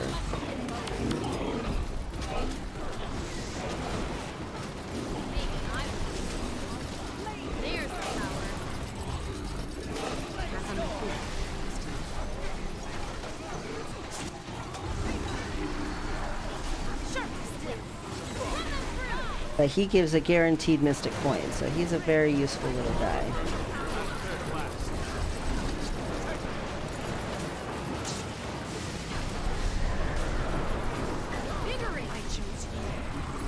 Okay.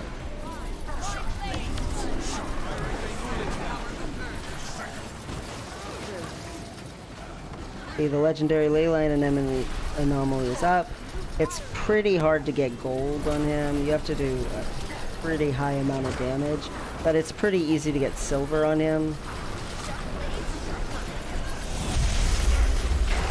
But sometimes you just get copper or bronze or however you want to say that. Now, after he dies, don't immediately leave because he's got unbound magic that spawns, and it's very temporary that it's here, but you can just run around and grab it like that.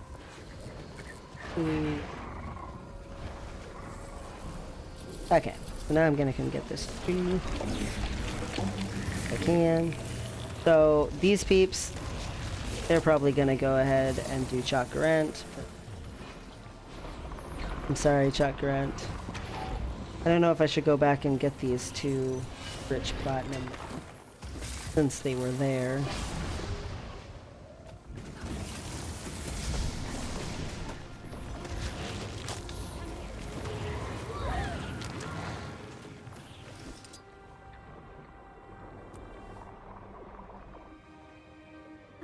Yeah, see? Guaranteed mystic coin. Oops. Armor enhanced.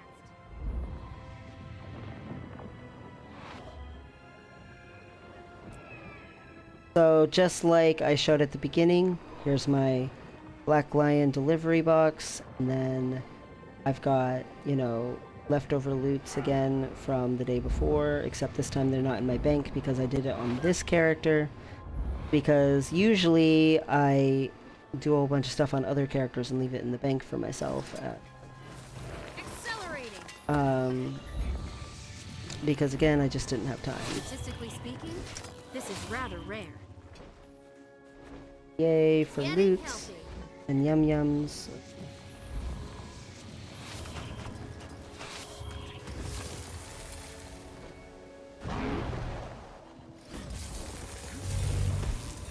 Believe it or not, I am gradually making my way back to the rich platinum. I just am doing it in a big circle. Might as well.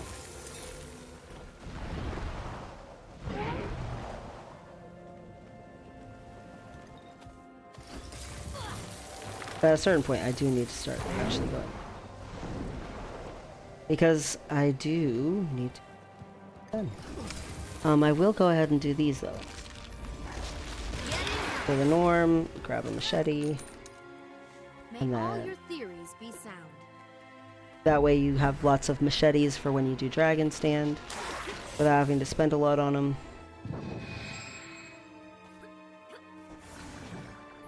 So they were right here.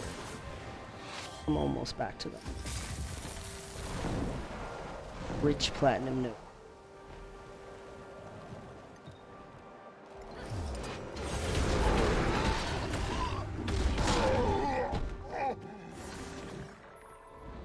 Feed me, Seymour.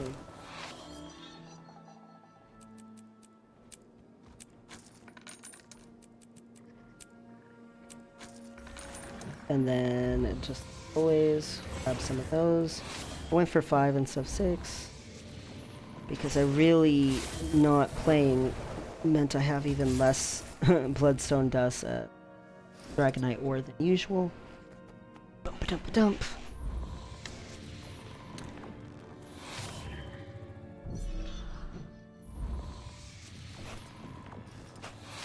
Oh, I know of a good use for this. Take a random piece of exotic, it doesn't. Because these ones always give an account bound. So if it has a sigil in it or a rune in it, then I always just use a Black Lion chest on it. Salvage kit, Black Lion chest, salvage kit on it, and yeah. So anyway, so I'm just literally going back into the same old routine as always. I'm gonna go do my guild halls, I'm gonna do my home instance, blah, blah, get the dailies.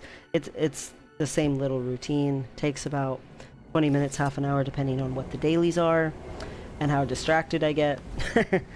But yeah, I mean, that's the whole thing. I hope that anyone found this helpful.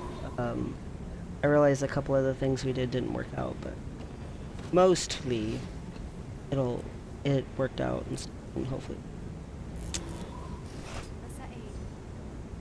Whoops, that's not what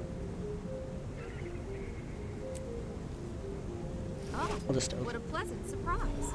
So there we go. So see, I got a sigil of venom.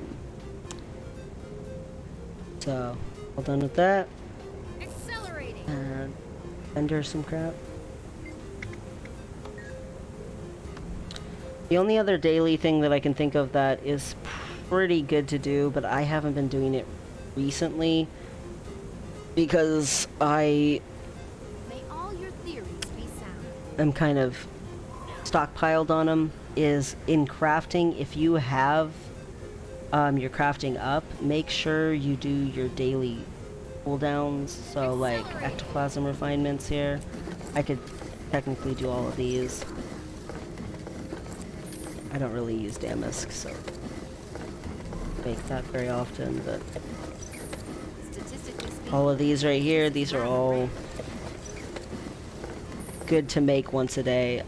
I don't remember to make them very often, but I also have a stockpile of like 30, which is pretty small compared to a lot of people I've met, but yeah. Then I'll just go to Radasum, I guess. I was gonna do my guild halls first, but I'll do them out. No matter what order I do it in. And then I'll have Siren's Landing to go do Ore Lumber, which will be super easy there.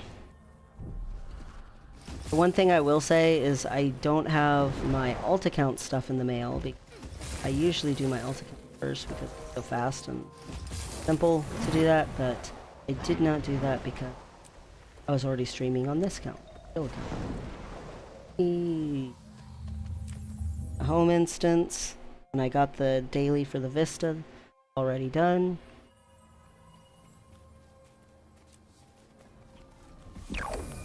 Just the same thing.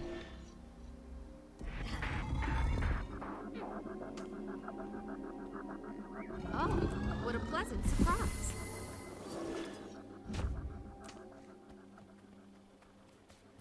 I'm gathering and grabbing.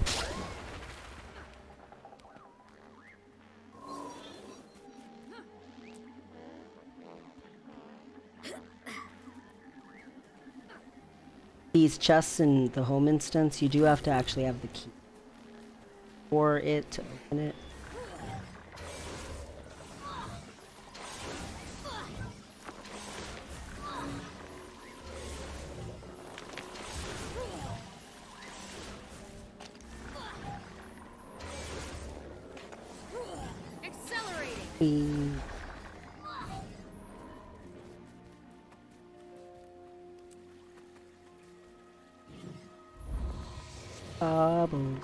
See how much faster this one is than the Holbrack one, though? Like there's not really any comparison. The Holbrack one is only surpassed by the Grove one, being long. Accelerating.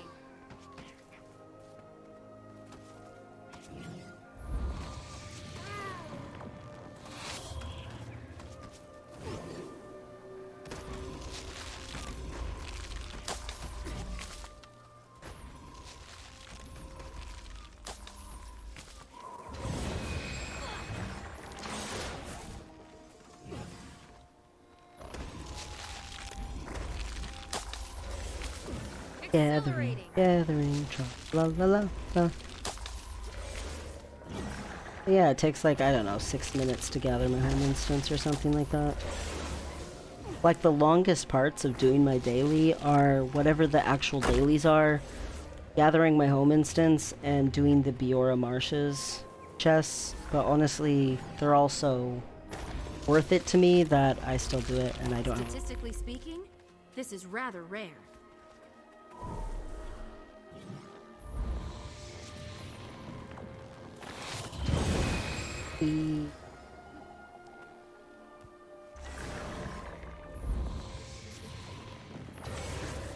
I will hopefully actually get Dragonstorm, because you always miss it when you don't do it, because you miss out on the loot and you can like almost feel the weight of how much richer you could have been Statistically speaking, for how this is rather little time investment.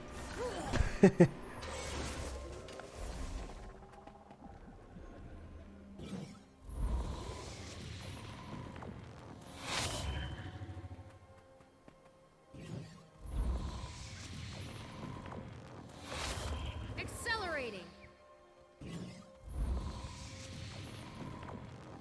Oh, I know of a good use for this.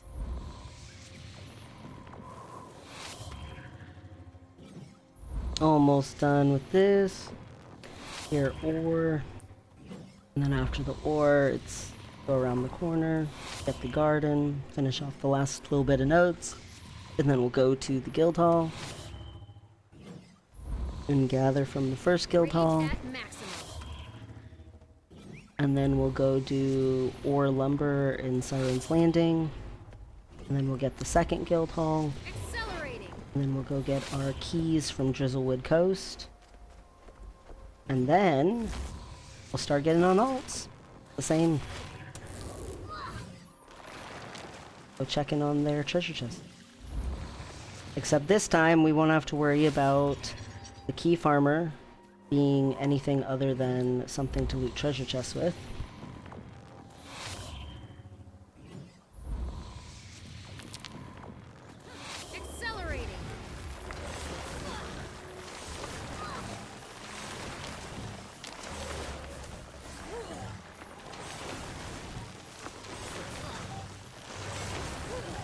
And we don't have to worry about weekly stuff, except obviously we still haven't done the 3 big meta events. Normally we like to do week. But those, it doesn't have to be on a specific day, so it's world.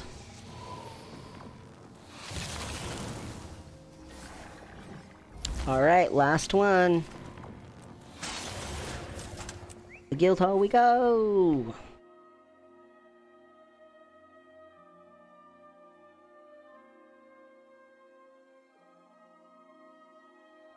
Accelerating.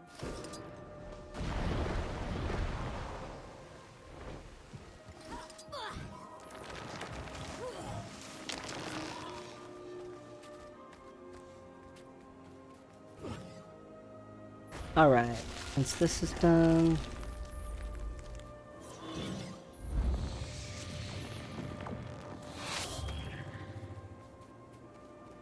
time to go ahead and get to Siren's Landing. And like I said, Siren's Landing is my go-to place for any dailies that are in ore. If it's a desert something, I like to go to Sandswept Isles. Because again, I like the little farm there. I like the way that there's a little trail of gathering there. Sandswept Isles is very, like, everything's pretty close and convenient, in my opinion. If it is Heart of Maguma, then if it is, like, say, gathering in vistas and stuff like that, I actually like to either use the world boss portal device to, like, say, Verdant Brink or Basin. And if those bosses aren't available right when I want to go, then I just go to Bloodstone Fen. Bloodstone Fen counts as a part of Maguma map, and it's really easy to go to the vistas there. It's really easy to get gathering done there. Like, the gathering's everywhere, so not even a big deal. Like, today is Bloodstone Fen for the dailies, and it's actually one of my favorite ones to do the dailies on, because aerial skill user and magic gatherer are like so easy and even entertaining to do for me. Like, it's fun to zoom around like a little speeder.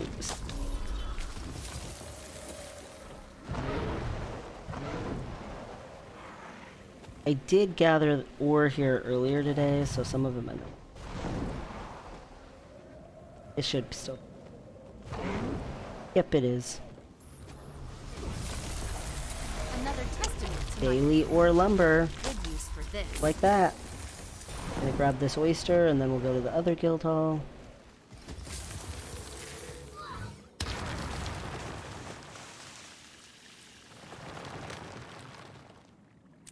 And then we will gather these ones, and then it's just Drizzlewood Coast Keys. Also, if you want the daily fisher, which I just realized I should probably check my fisher too. Check what it is. So daily fisher is under daily end of dragons. Try to fisher. Easy. Easy peasy. Do not need bait for that one. Too easy to fish. Accelerating. What world boss? Blood Tide Coast. I believe that is Kryta. So I will go Getting healthy. do the triple trouble Oh, what a pleasant and do that surprise. fishing.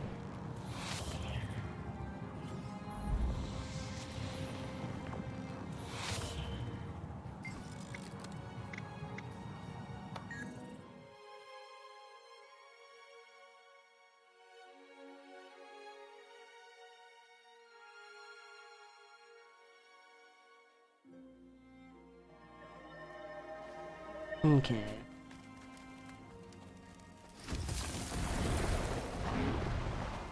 Accelerating.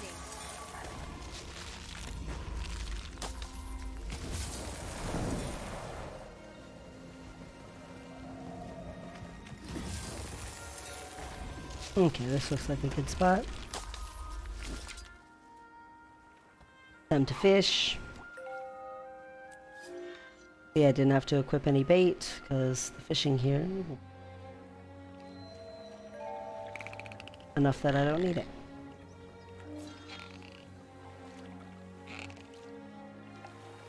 Ah. Come on. Oh my gosh. Don't know why I was having issues there, but whatever.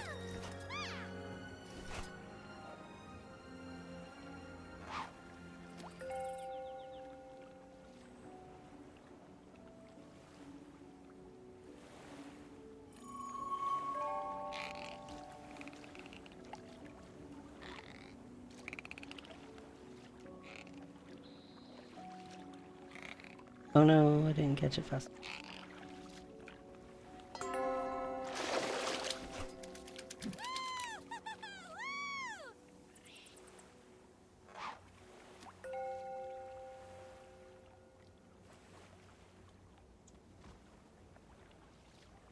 And it's always just 4 fish, which is part of why I do it, because 4 fish isn't a lot of struggle. Like, 4 fish is doable.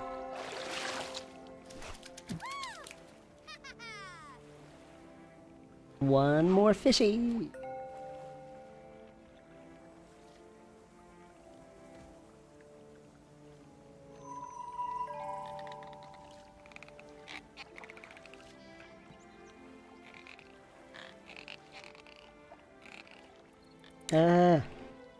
Also, I don't like using the 1 or 2 and 3 skills or whatever they are for going back and forth.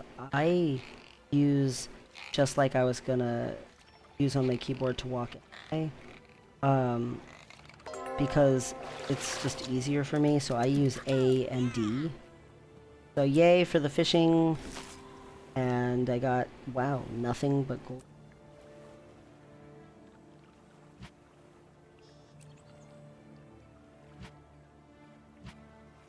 Need to clean those stuff up. Now I shall break you.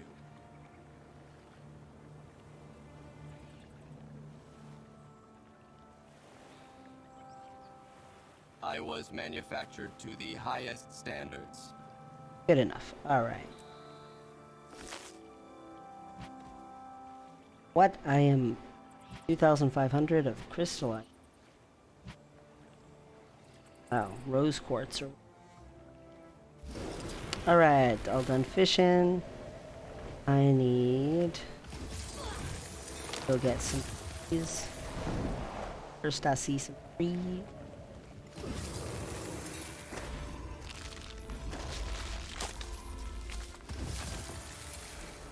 Okay.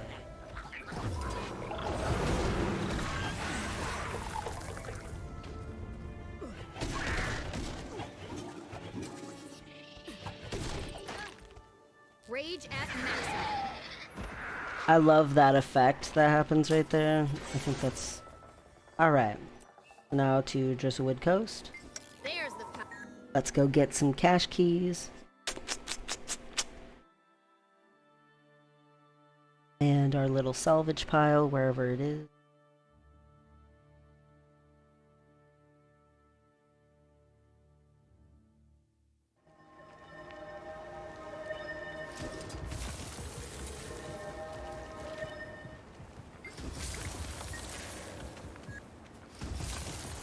This little tiny piece of since the salvage pile is right here.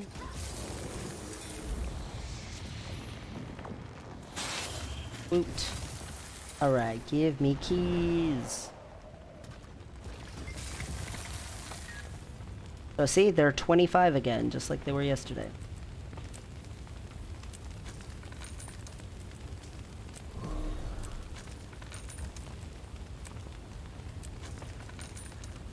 And I guess I better call it keys today. Alright. Usually I have more war supply salvage stuff than that, but I just don't have a ton today. Dragonstorm. I done in time to see. Stuff back on there. Let's go get my alts. So since that's an Asura, I start with the Asuras and I go through, pick a race and leap on.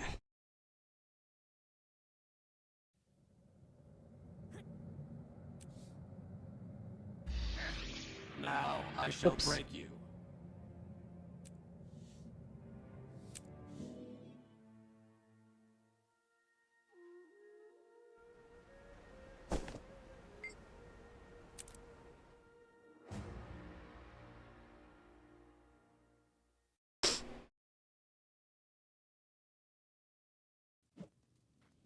Uh-oh.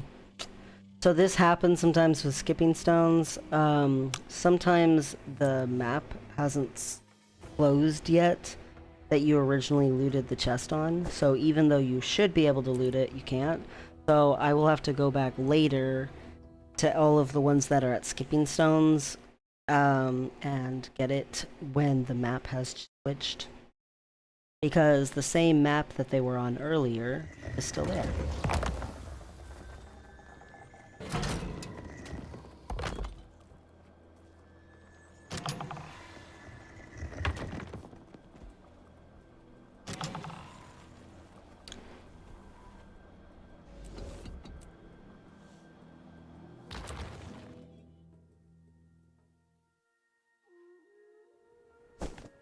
Okay, that's good enough for that. How about Sylvari? Although these ones are at skipping stone. So yeah, they're gonna have the same problem. Exactly. So instead, you, because you're not at skip.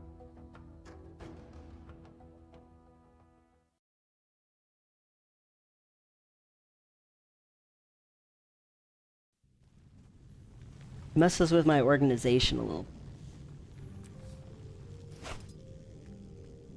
Flags.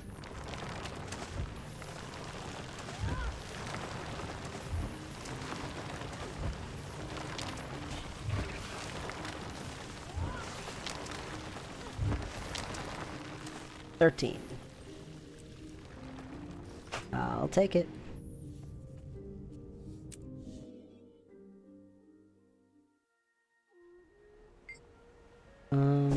We're at skipping stones, skipping stone, skipping stones.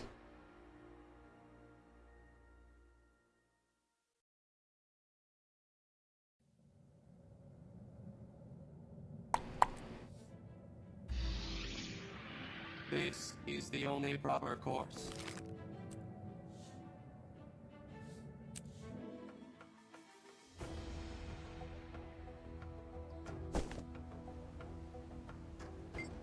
You're not at skipping stones.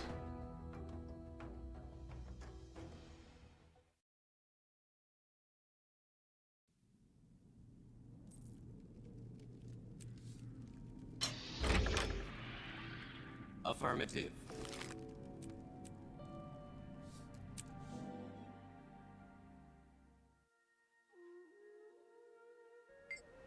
You're not at stones.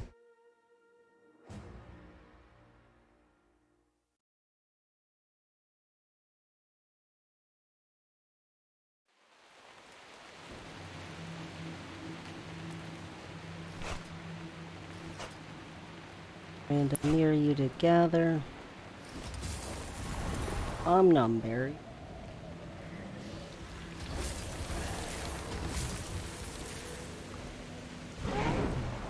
Mithril.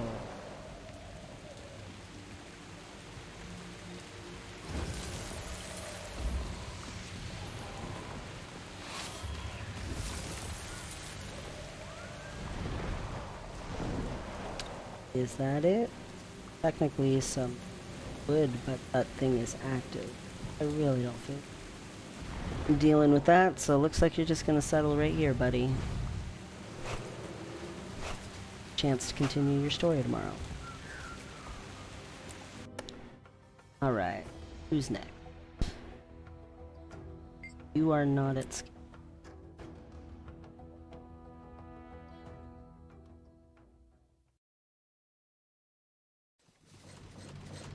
Ah, your map hasn't changed either. No. Well, this is normally you do it once a day, because I'm doing it in the same, 12-hour period or whatever. Apparently a lot harder.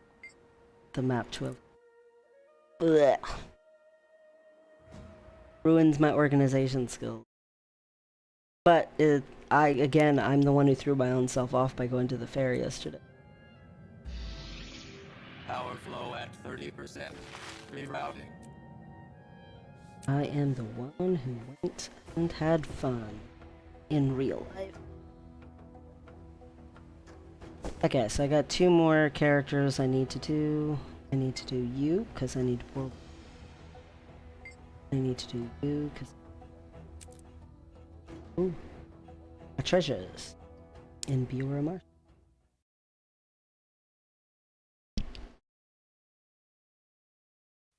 You must prove your strength to Ox by becoming the Ox.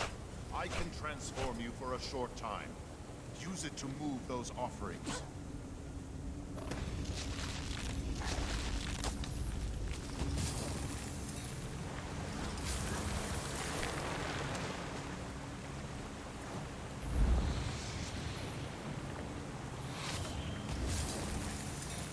So, since it's the next day, I'm just starting this on this side instead of the other side.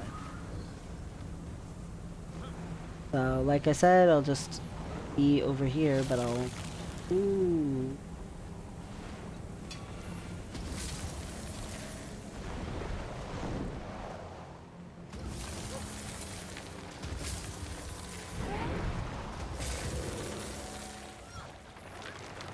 And the chest is not on the little cliff, so it is somewhere by this waterfall. Sweet, sweet. Fine and dandy.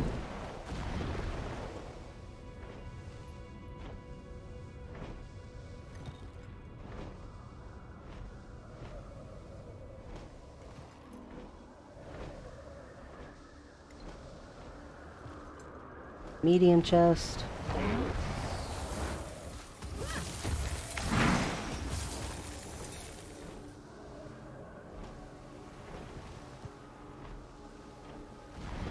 Large chest. And then over here will be this greater Norn chest.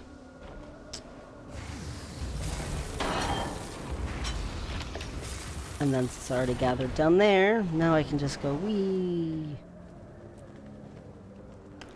all the way over to the Norn chest that's over.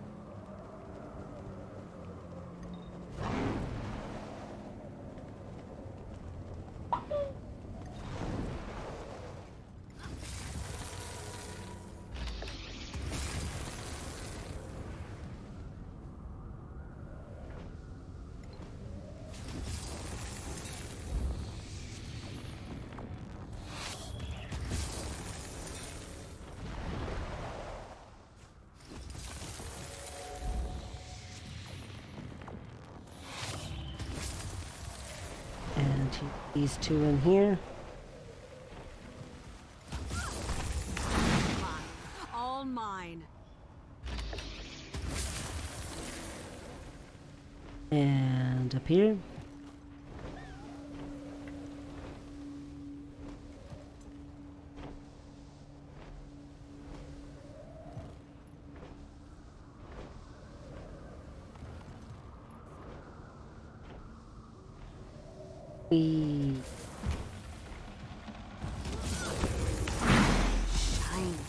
And now just the chests around the Wolverine area. And like maybe 3 mithril. Corrupted spirit, please take whatever offerings you can to this shrine within this forest.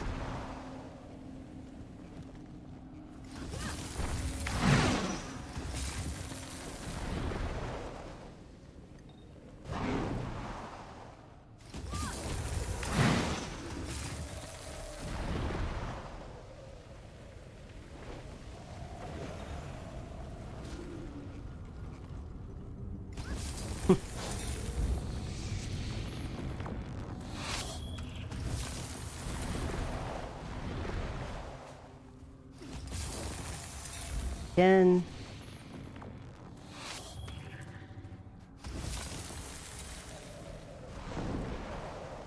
And the chest can spawn all the way over here. Yep, and Shiny.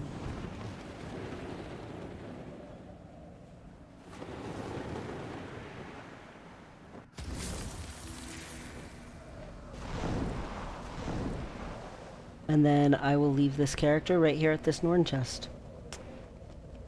That's it. Done with that.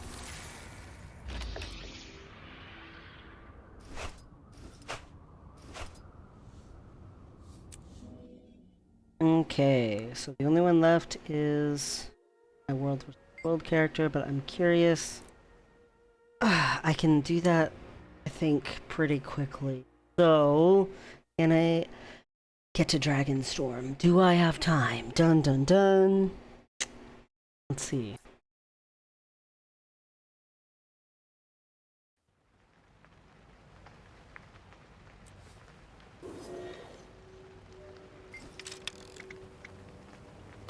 Imminent threat. So, soon. Dragonstorm. And I think I can do Dragonstorm and then do the World vs. World dailies, because I want to do all 3 of those World vs. World dailies. And that it will be fine.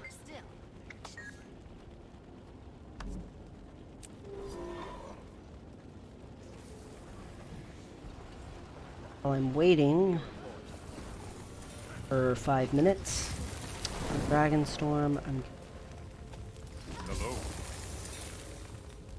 post a little bit of crap.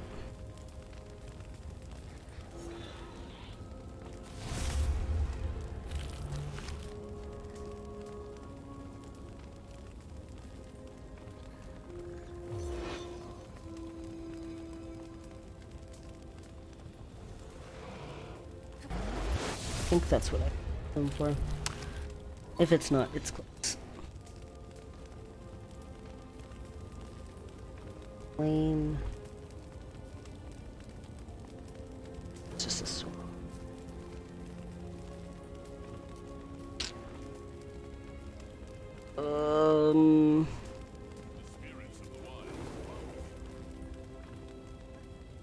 Well met. It's really close to where I would not post it. Getting healthy.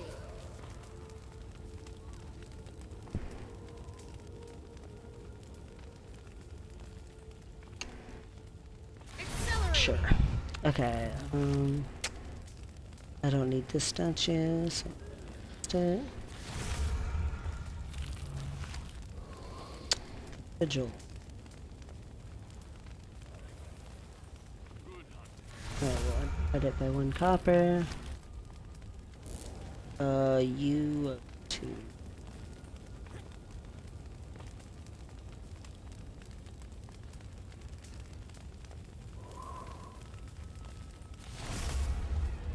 Sure.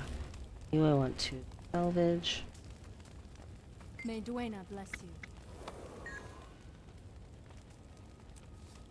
you. Where? It's sure. For right now, I'm just gonna throw stuff in here.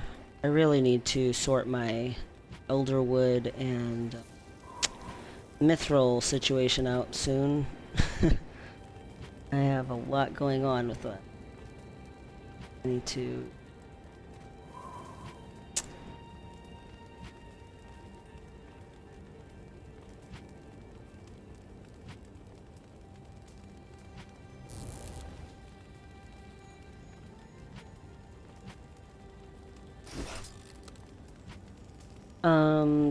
good enough.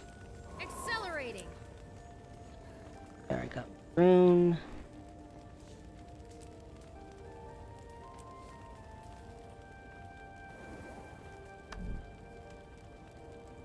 So tomorrow is Tuesday, and Tuesday is when the gem store items reset, so sure. So tomorrow there will be new stuff in the gem store to look at and everything. I'm sure I will excitedly do, knowing me.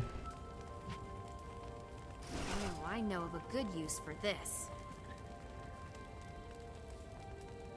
Basically, I salvage the rares unless it happens to look like it's a reclaimed item or whatever they're called, or else if it is a great soul. Accelerating. Otherwise, I just good enough. All right, everybody's here. 1 minute. 1 minute.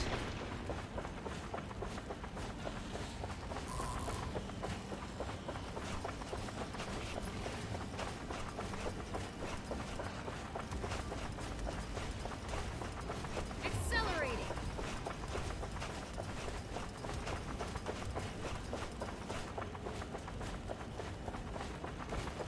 Whoops.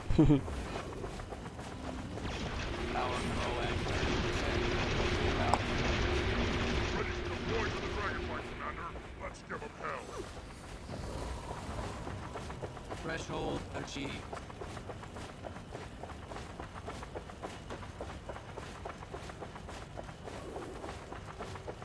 Good enough. Alright, hey buddy. Yes, I want to join public. Dragon Storm! So this is another one of those situations where it's like, don't watch this if you want to avoid spoilers, because this is a massive spoiler for what happens with a lot of storyline. But specifically Icebreed Song. There's no dragons. They didn't make things easy. Clear out the fire buffs and make way for the prisoners.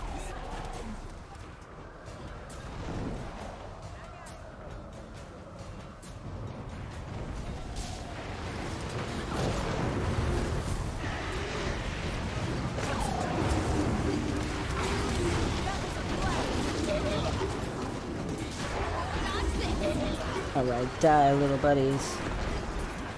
I winned, I winned. Alright, we're gonna kill you guys. Prison's coming in for a landing, Commander. Dragonstone! Bring them down. I'm so happy I'm actually getting it in today. It was disappointing to not have it yesterday. But you do. Ram knew the risks.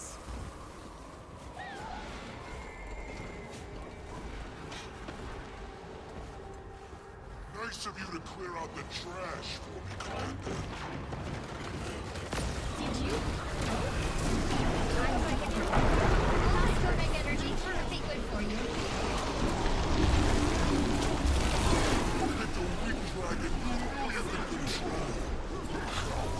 Weak dragon. You met Wareen? Jormag has not yet joined him, champion. You must draw them out. Long past excuses, Ryan. You need some trust. This needs to end.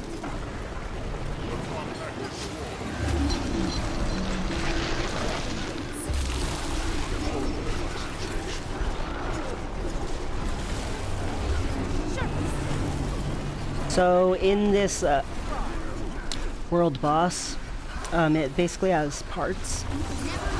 So at first you get rid of the siphons, and then out comes this guy.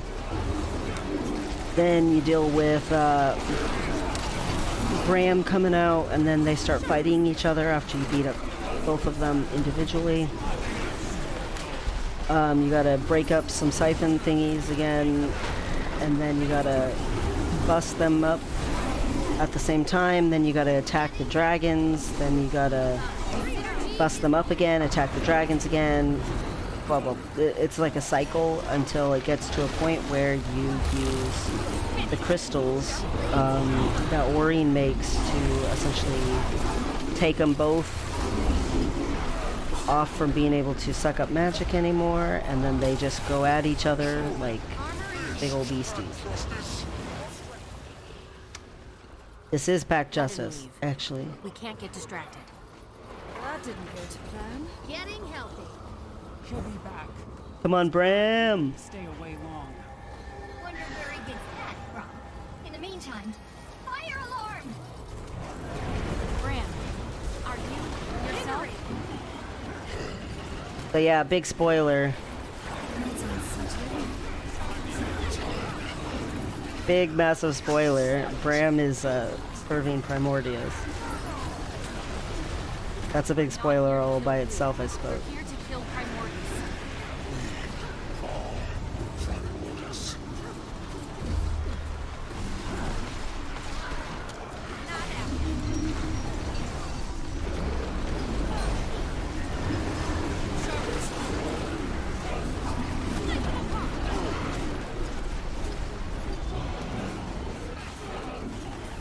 Poor person.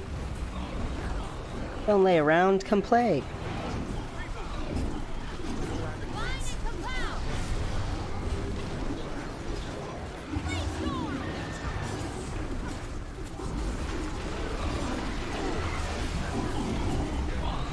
Ah, I tried to jump it. Didn't work.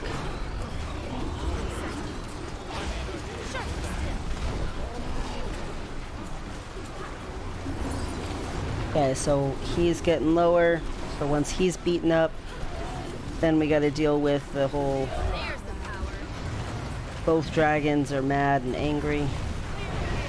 And their minions are... Well, they're champions. Fighting each other, and we're trying to put a stop to all of it. Because we're a champion. Basically, 3 champions and 3 dragons, like, duking it out.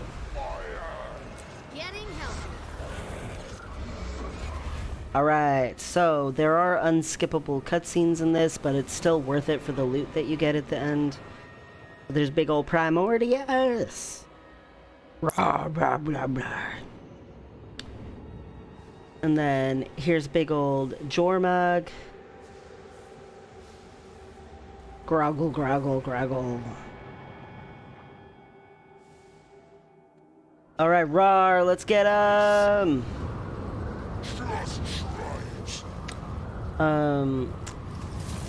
Well, actually...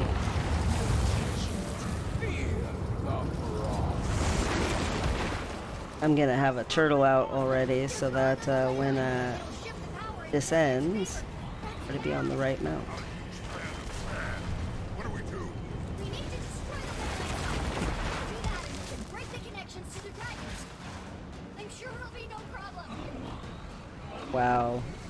Maybe this was a mistake. This mount is so slow. Wow, I got credit for that? Obliterate the balance that chains us together. Can't believe I got credit for that.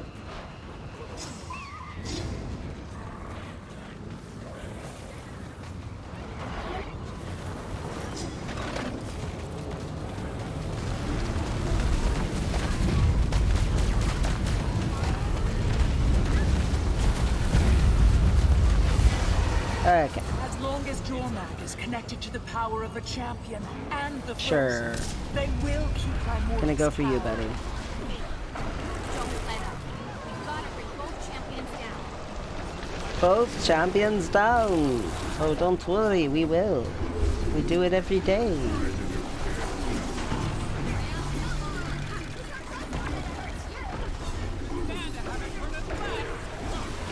time. One is not enough. We've got to bring Ryland and Bram down together.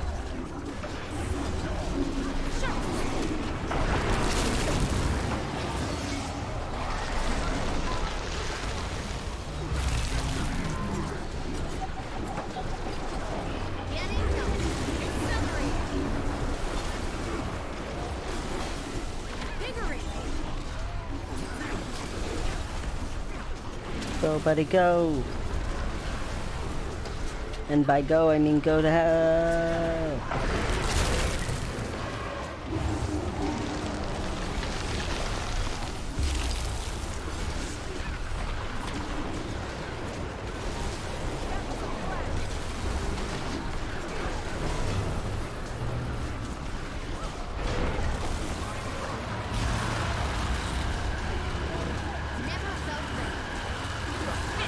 I don't wanna be in that laser beam. Oh, I gotta move my feet.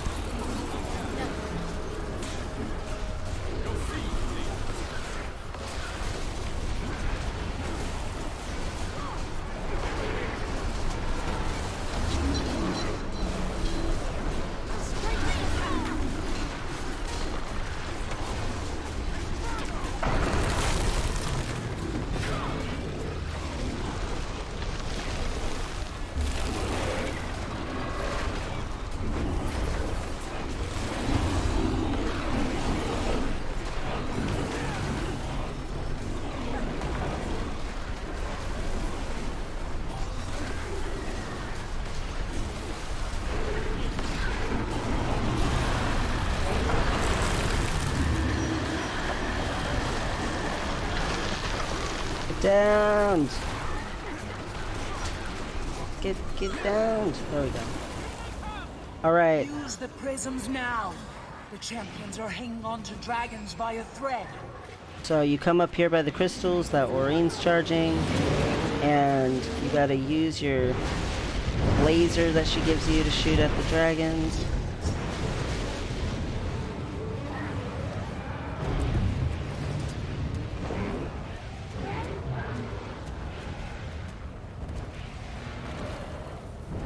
You might not get a hit on him. I did get a hit on him. Yay! Nice.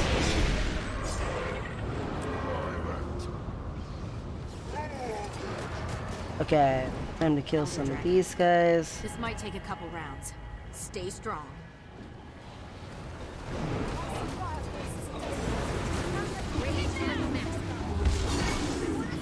Sharp blades, sharp blades.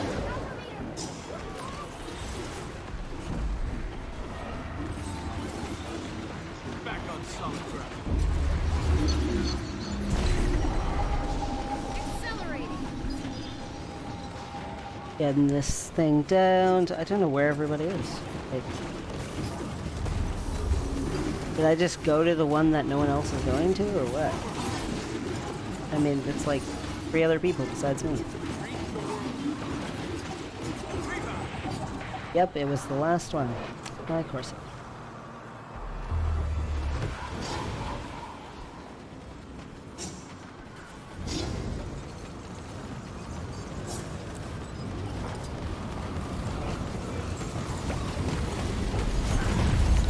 Slapping you with my turtle. My turtle gets to slap.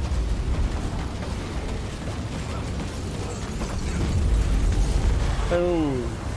Alright, this time I'm gonna go for you. Had the least amount last time.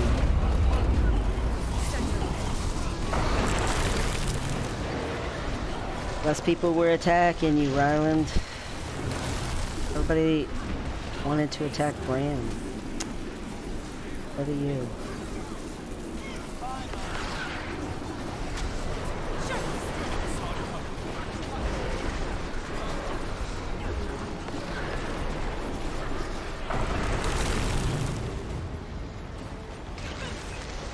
Go, buddy. There.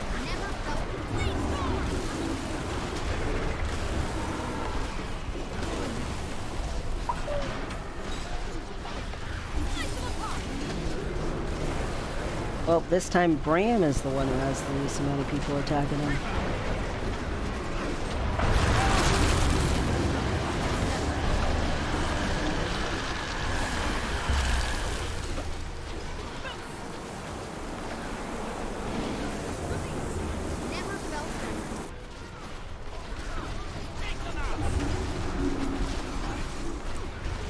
Kill him!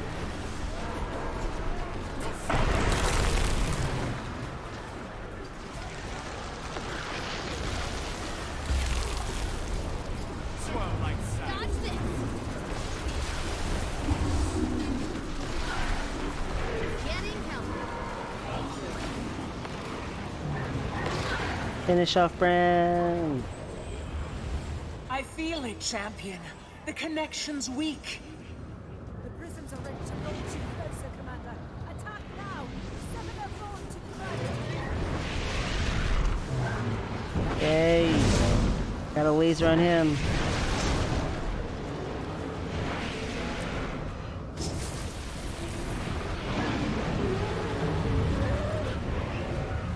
Oh, my race is done.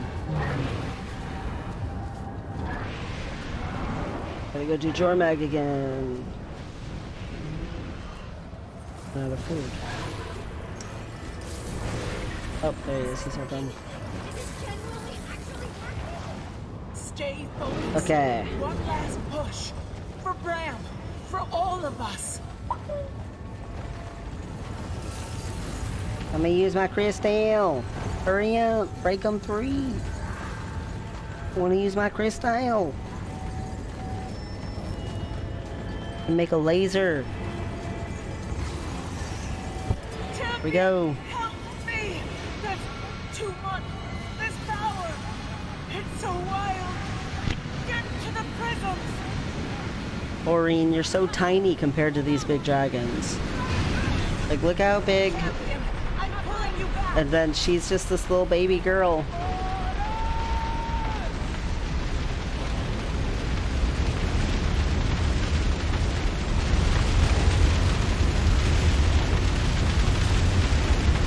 All right, here we go.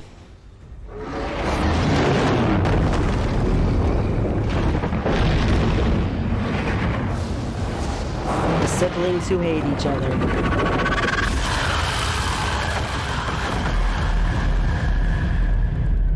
Hate each other so much they will explode each other rather than continue to live.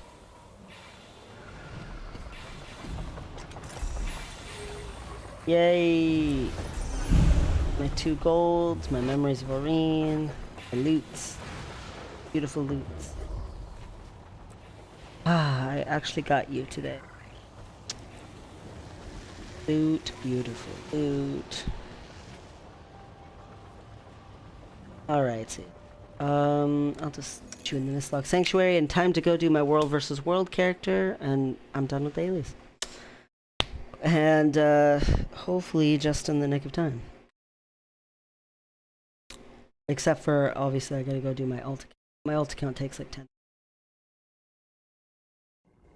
I should be alright though. I should be alright. Alright, let's go World versus World it up. And then later tonight I will check the skipping stones. Probably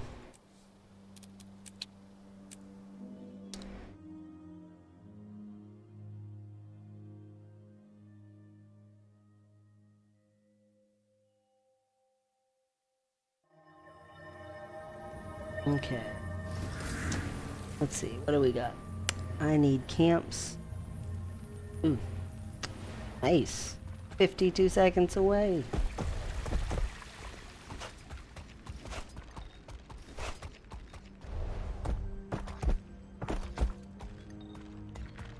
Three minutes on the booster, so I'm put another booster on soon. Gotta keep them XP boosters on my Udamus character.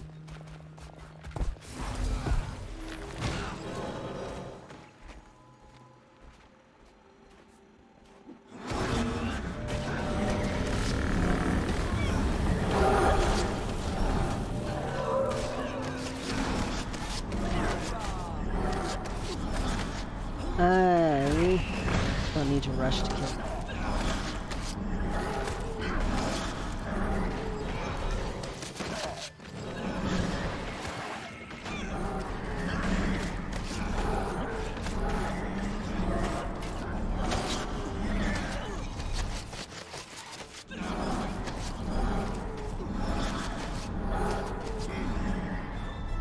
Really?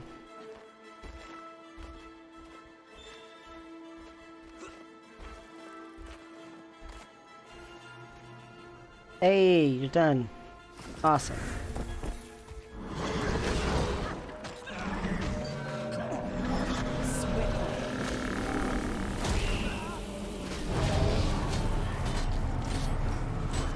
No! No, don't kill those without me.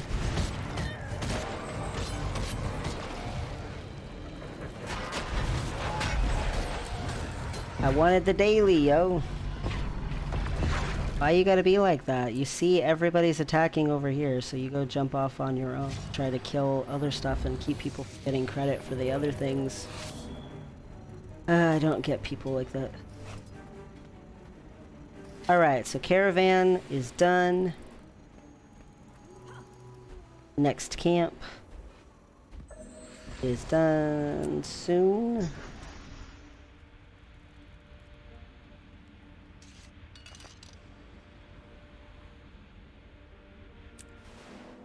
Right? Was it Big Spender or Master of Mod? I don't remember. I remember that it was Camp Capture and Big Spender. Yay, Big Spender.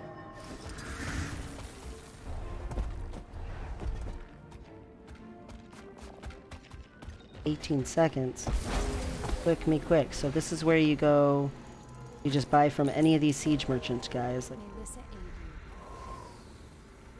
And you make sure you get on the one that's for badges. Don't buy it for silver. You'll regret it if you buy it for silver.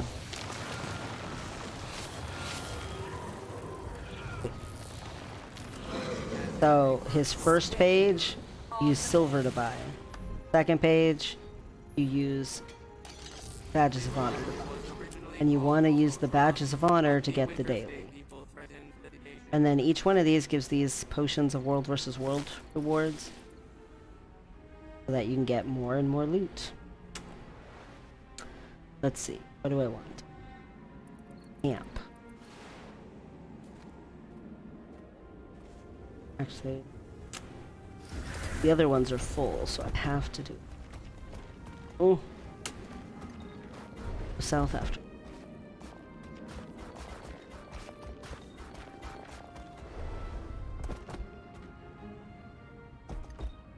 I am one camp away.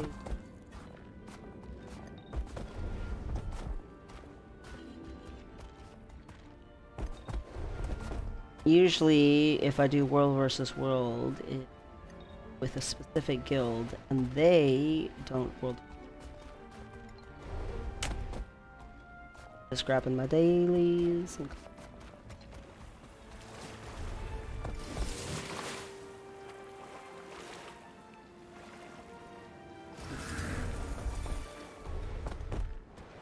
as long as I can get there in time.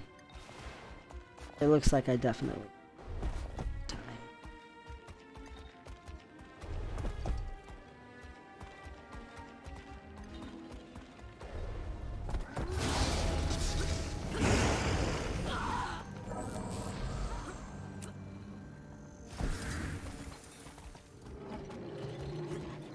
The swarm doing?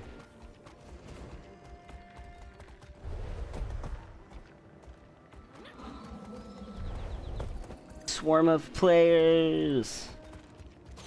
They're taking this tower.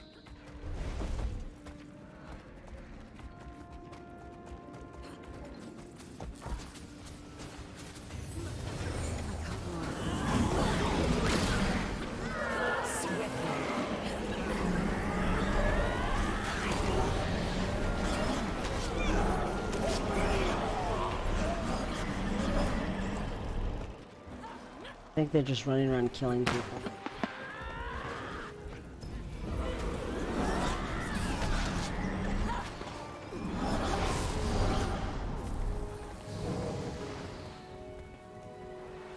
I probably shouldn't have gone with them though, because I need to get a camp. And get this one. Yes. They're running this way, I'll go get the camp when they turn to wherever they're turning.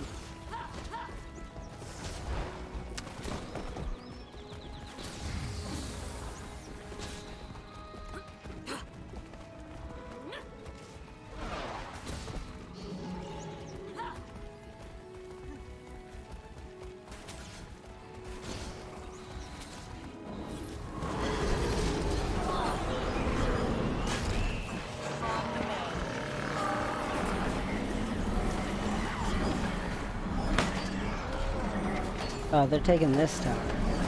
Whoops, I did not want to get in that. Someone else get in there.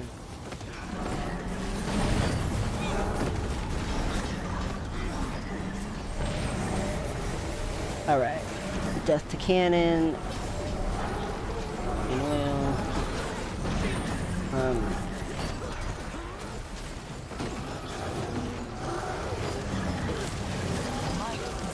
Hee, you're downed up there. I see you.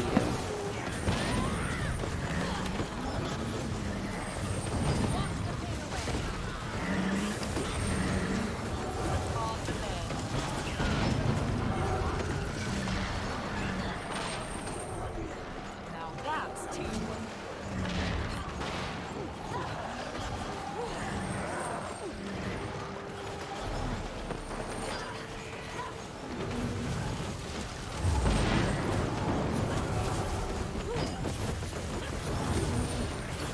Come on, crab person.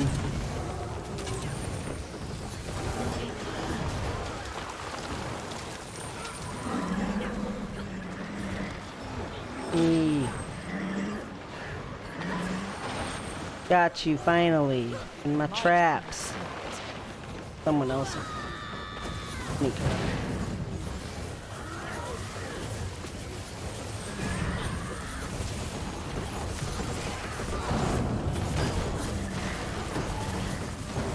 Oh my gosh, they're just staying far enough back.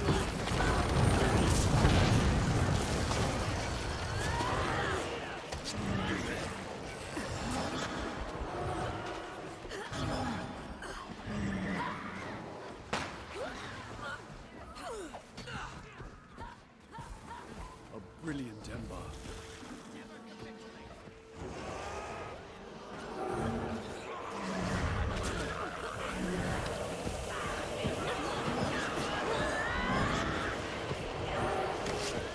Heaven.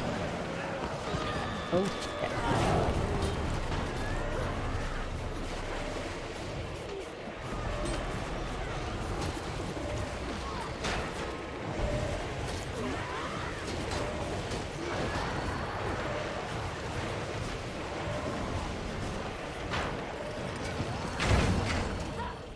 Well, I didn't come here for a tower, but I'll take a tower. Whoo.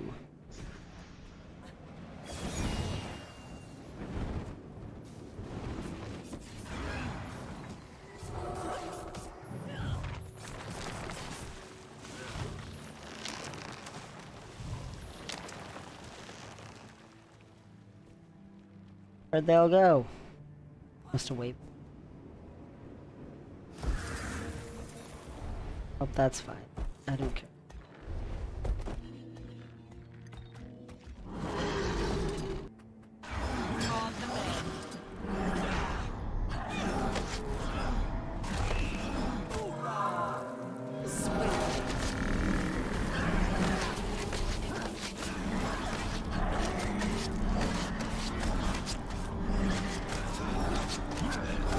Uh-oh.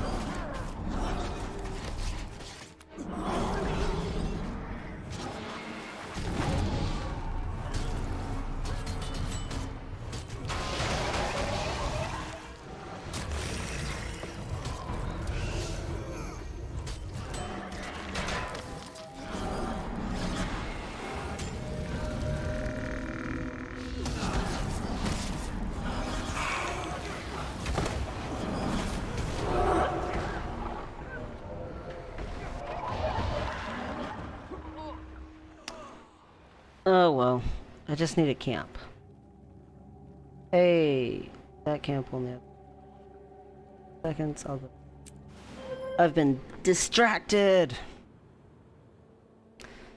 That is ever the issue with this game, is everything is so distracting because everything's interesting. Catches your little interest. You're like, oh, I had a plan, that's right. But then I saw other people doing this and I got curious and interested. Like, oh, I want to go. You get peer pressured even from like NPCs, let alone other players. Distracted.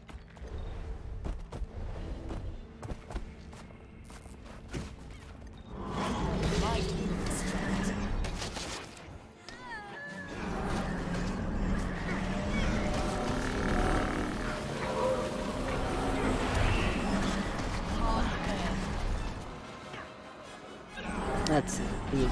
24 seconds. And then I will get my count.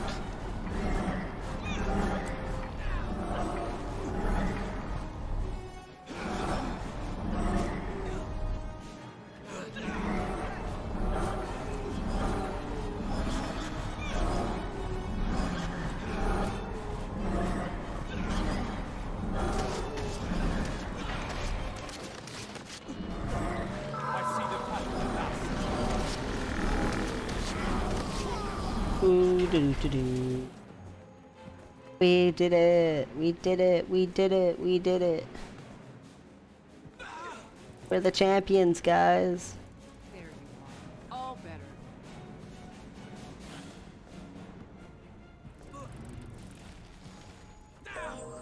Wahoo!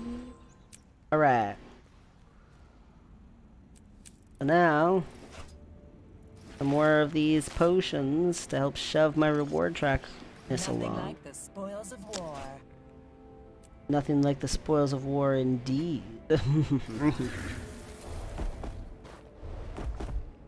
All right, awesome. Let's see. Affirmative.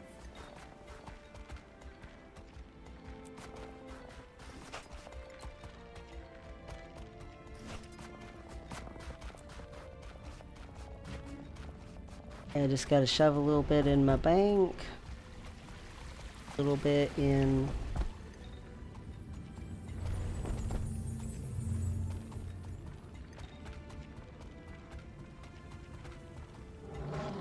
Seek and you shall find. Seek and I shall find. Well then, lady, that sounds like something I should do. Seek and I should. Wow.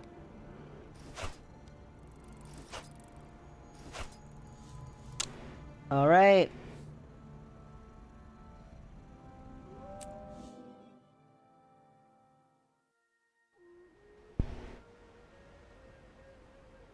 I think I got everybody except the stepping stones people. And I'm gonna check stepping stones one last time. Is there stepping stones to be had, or has shut?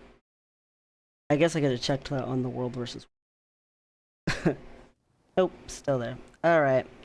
Well, I guess that's good enough. I'm gonna go ahead and say thanks for coming and all of that.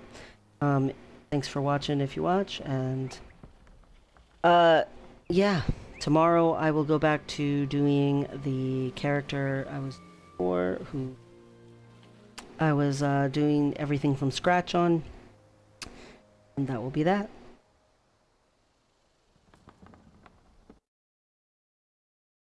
Have a good night.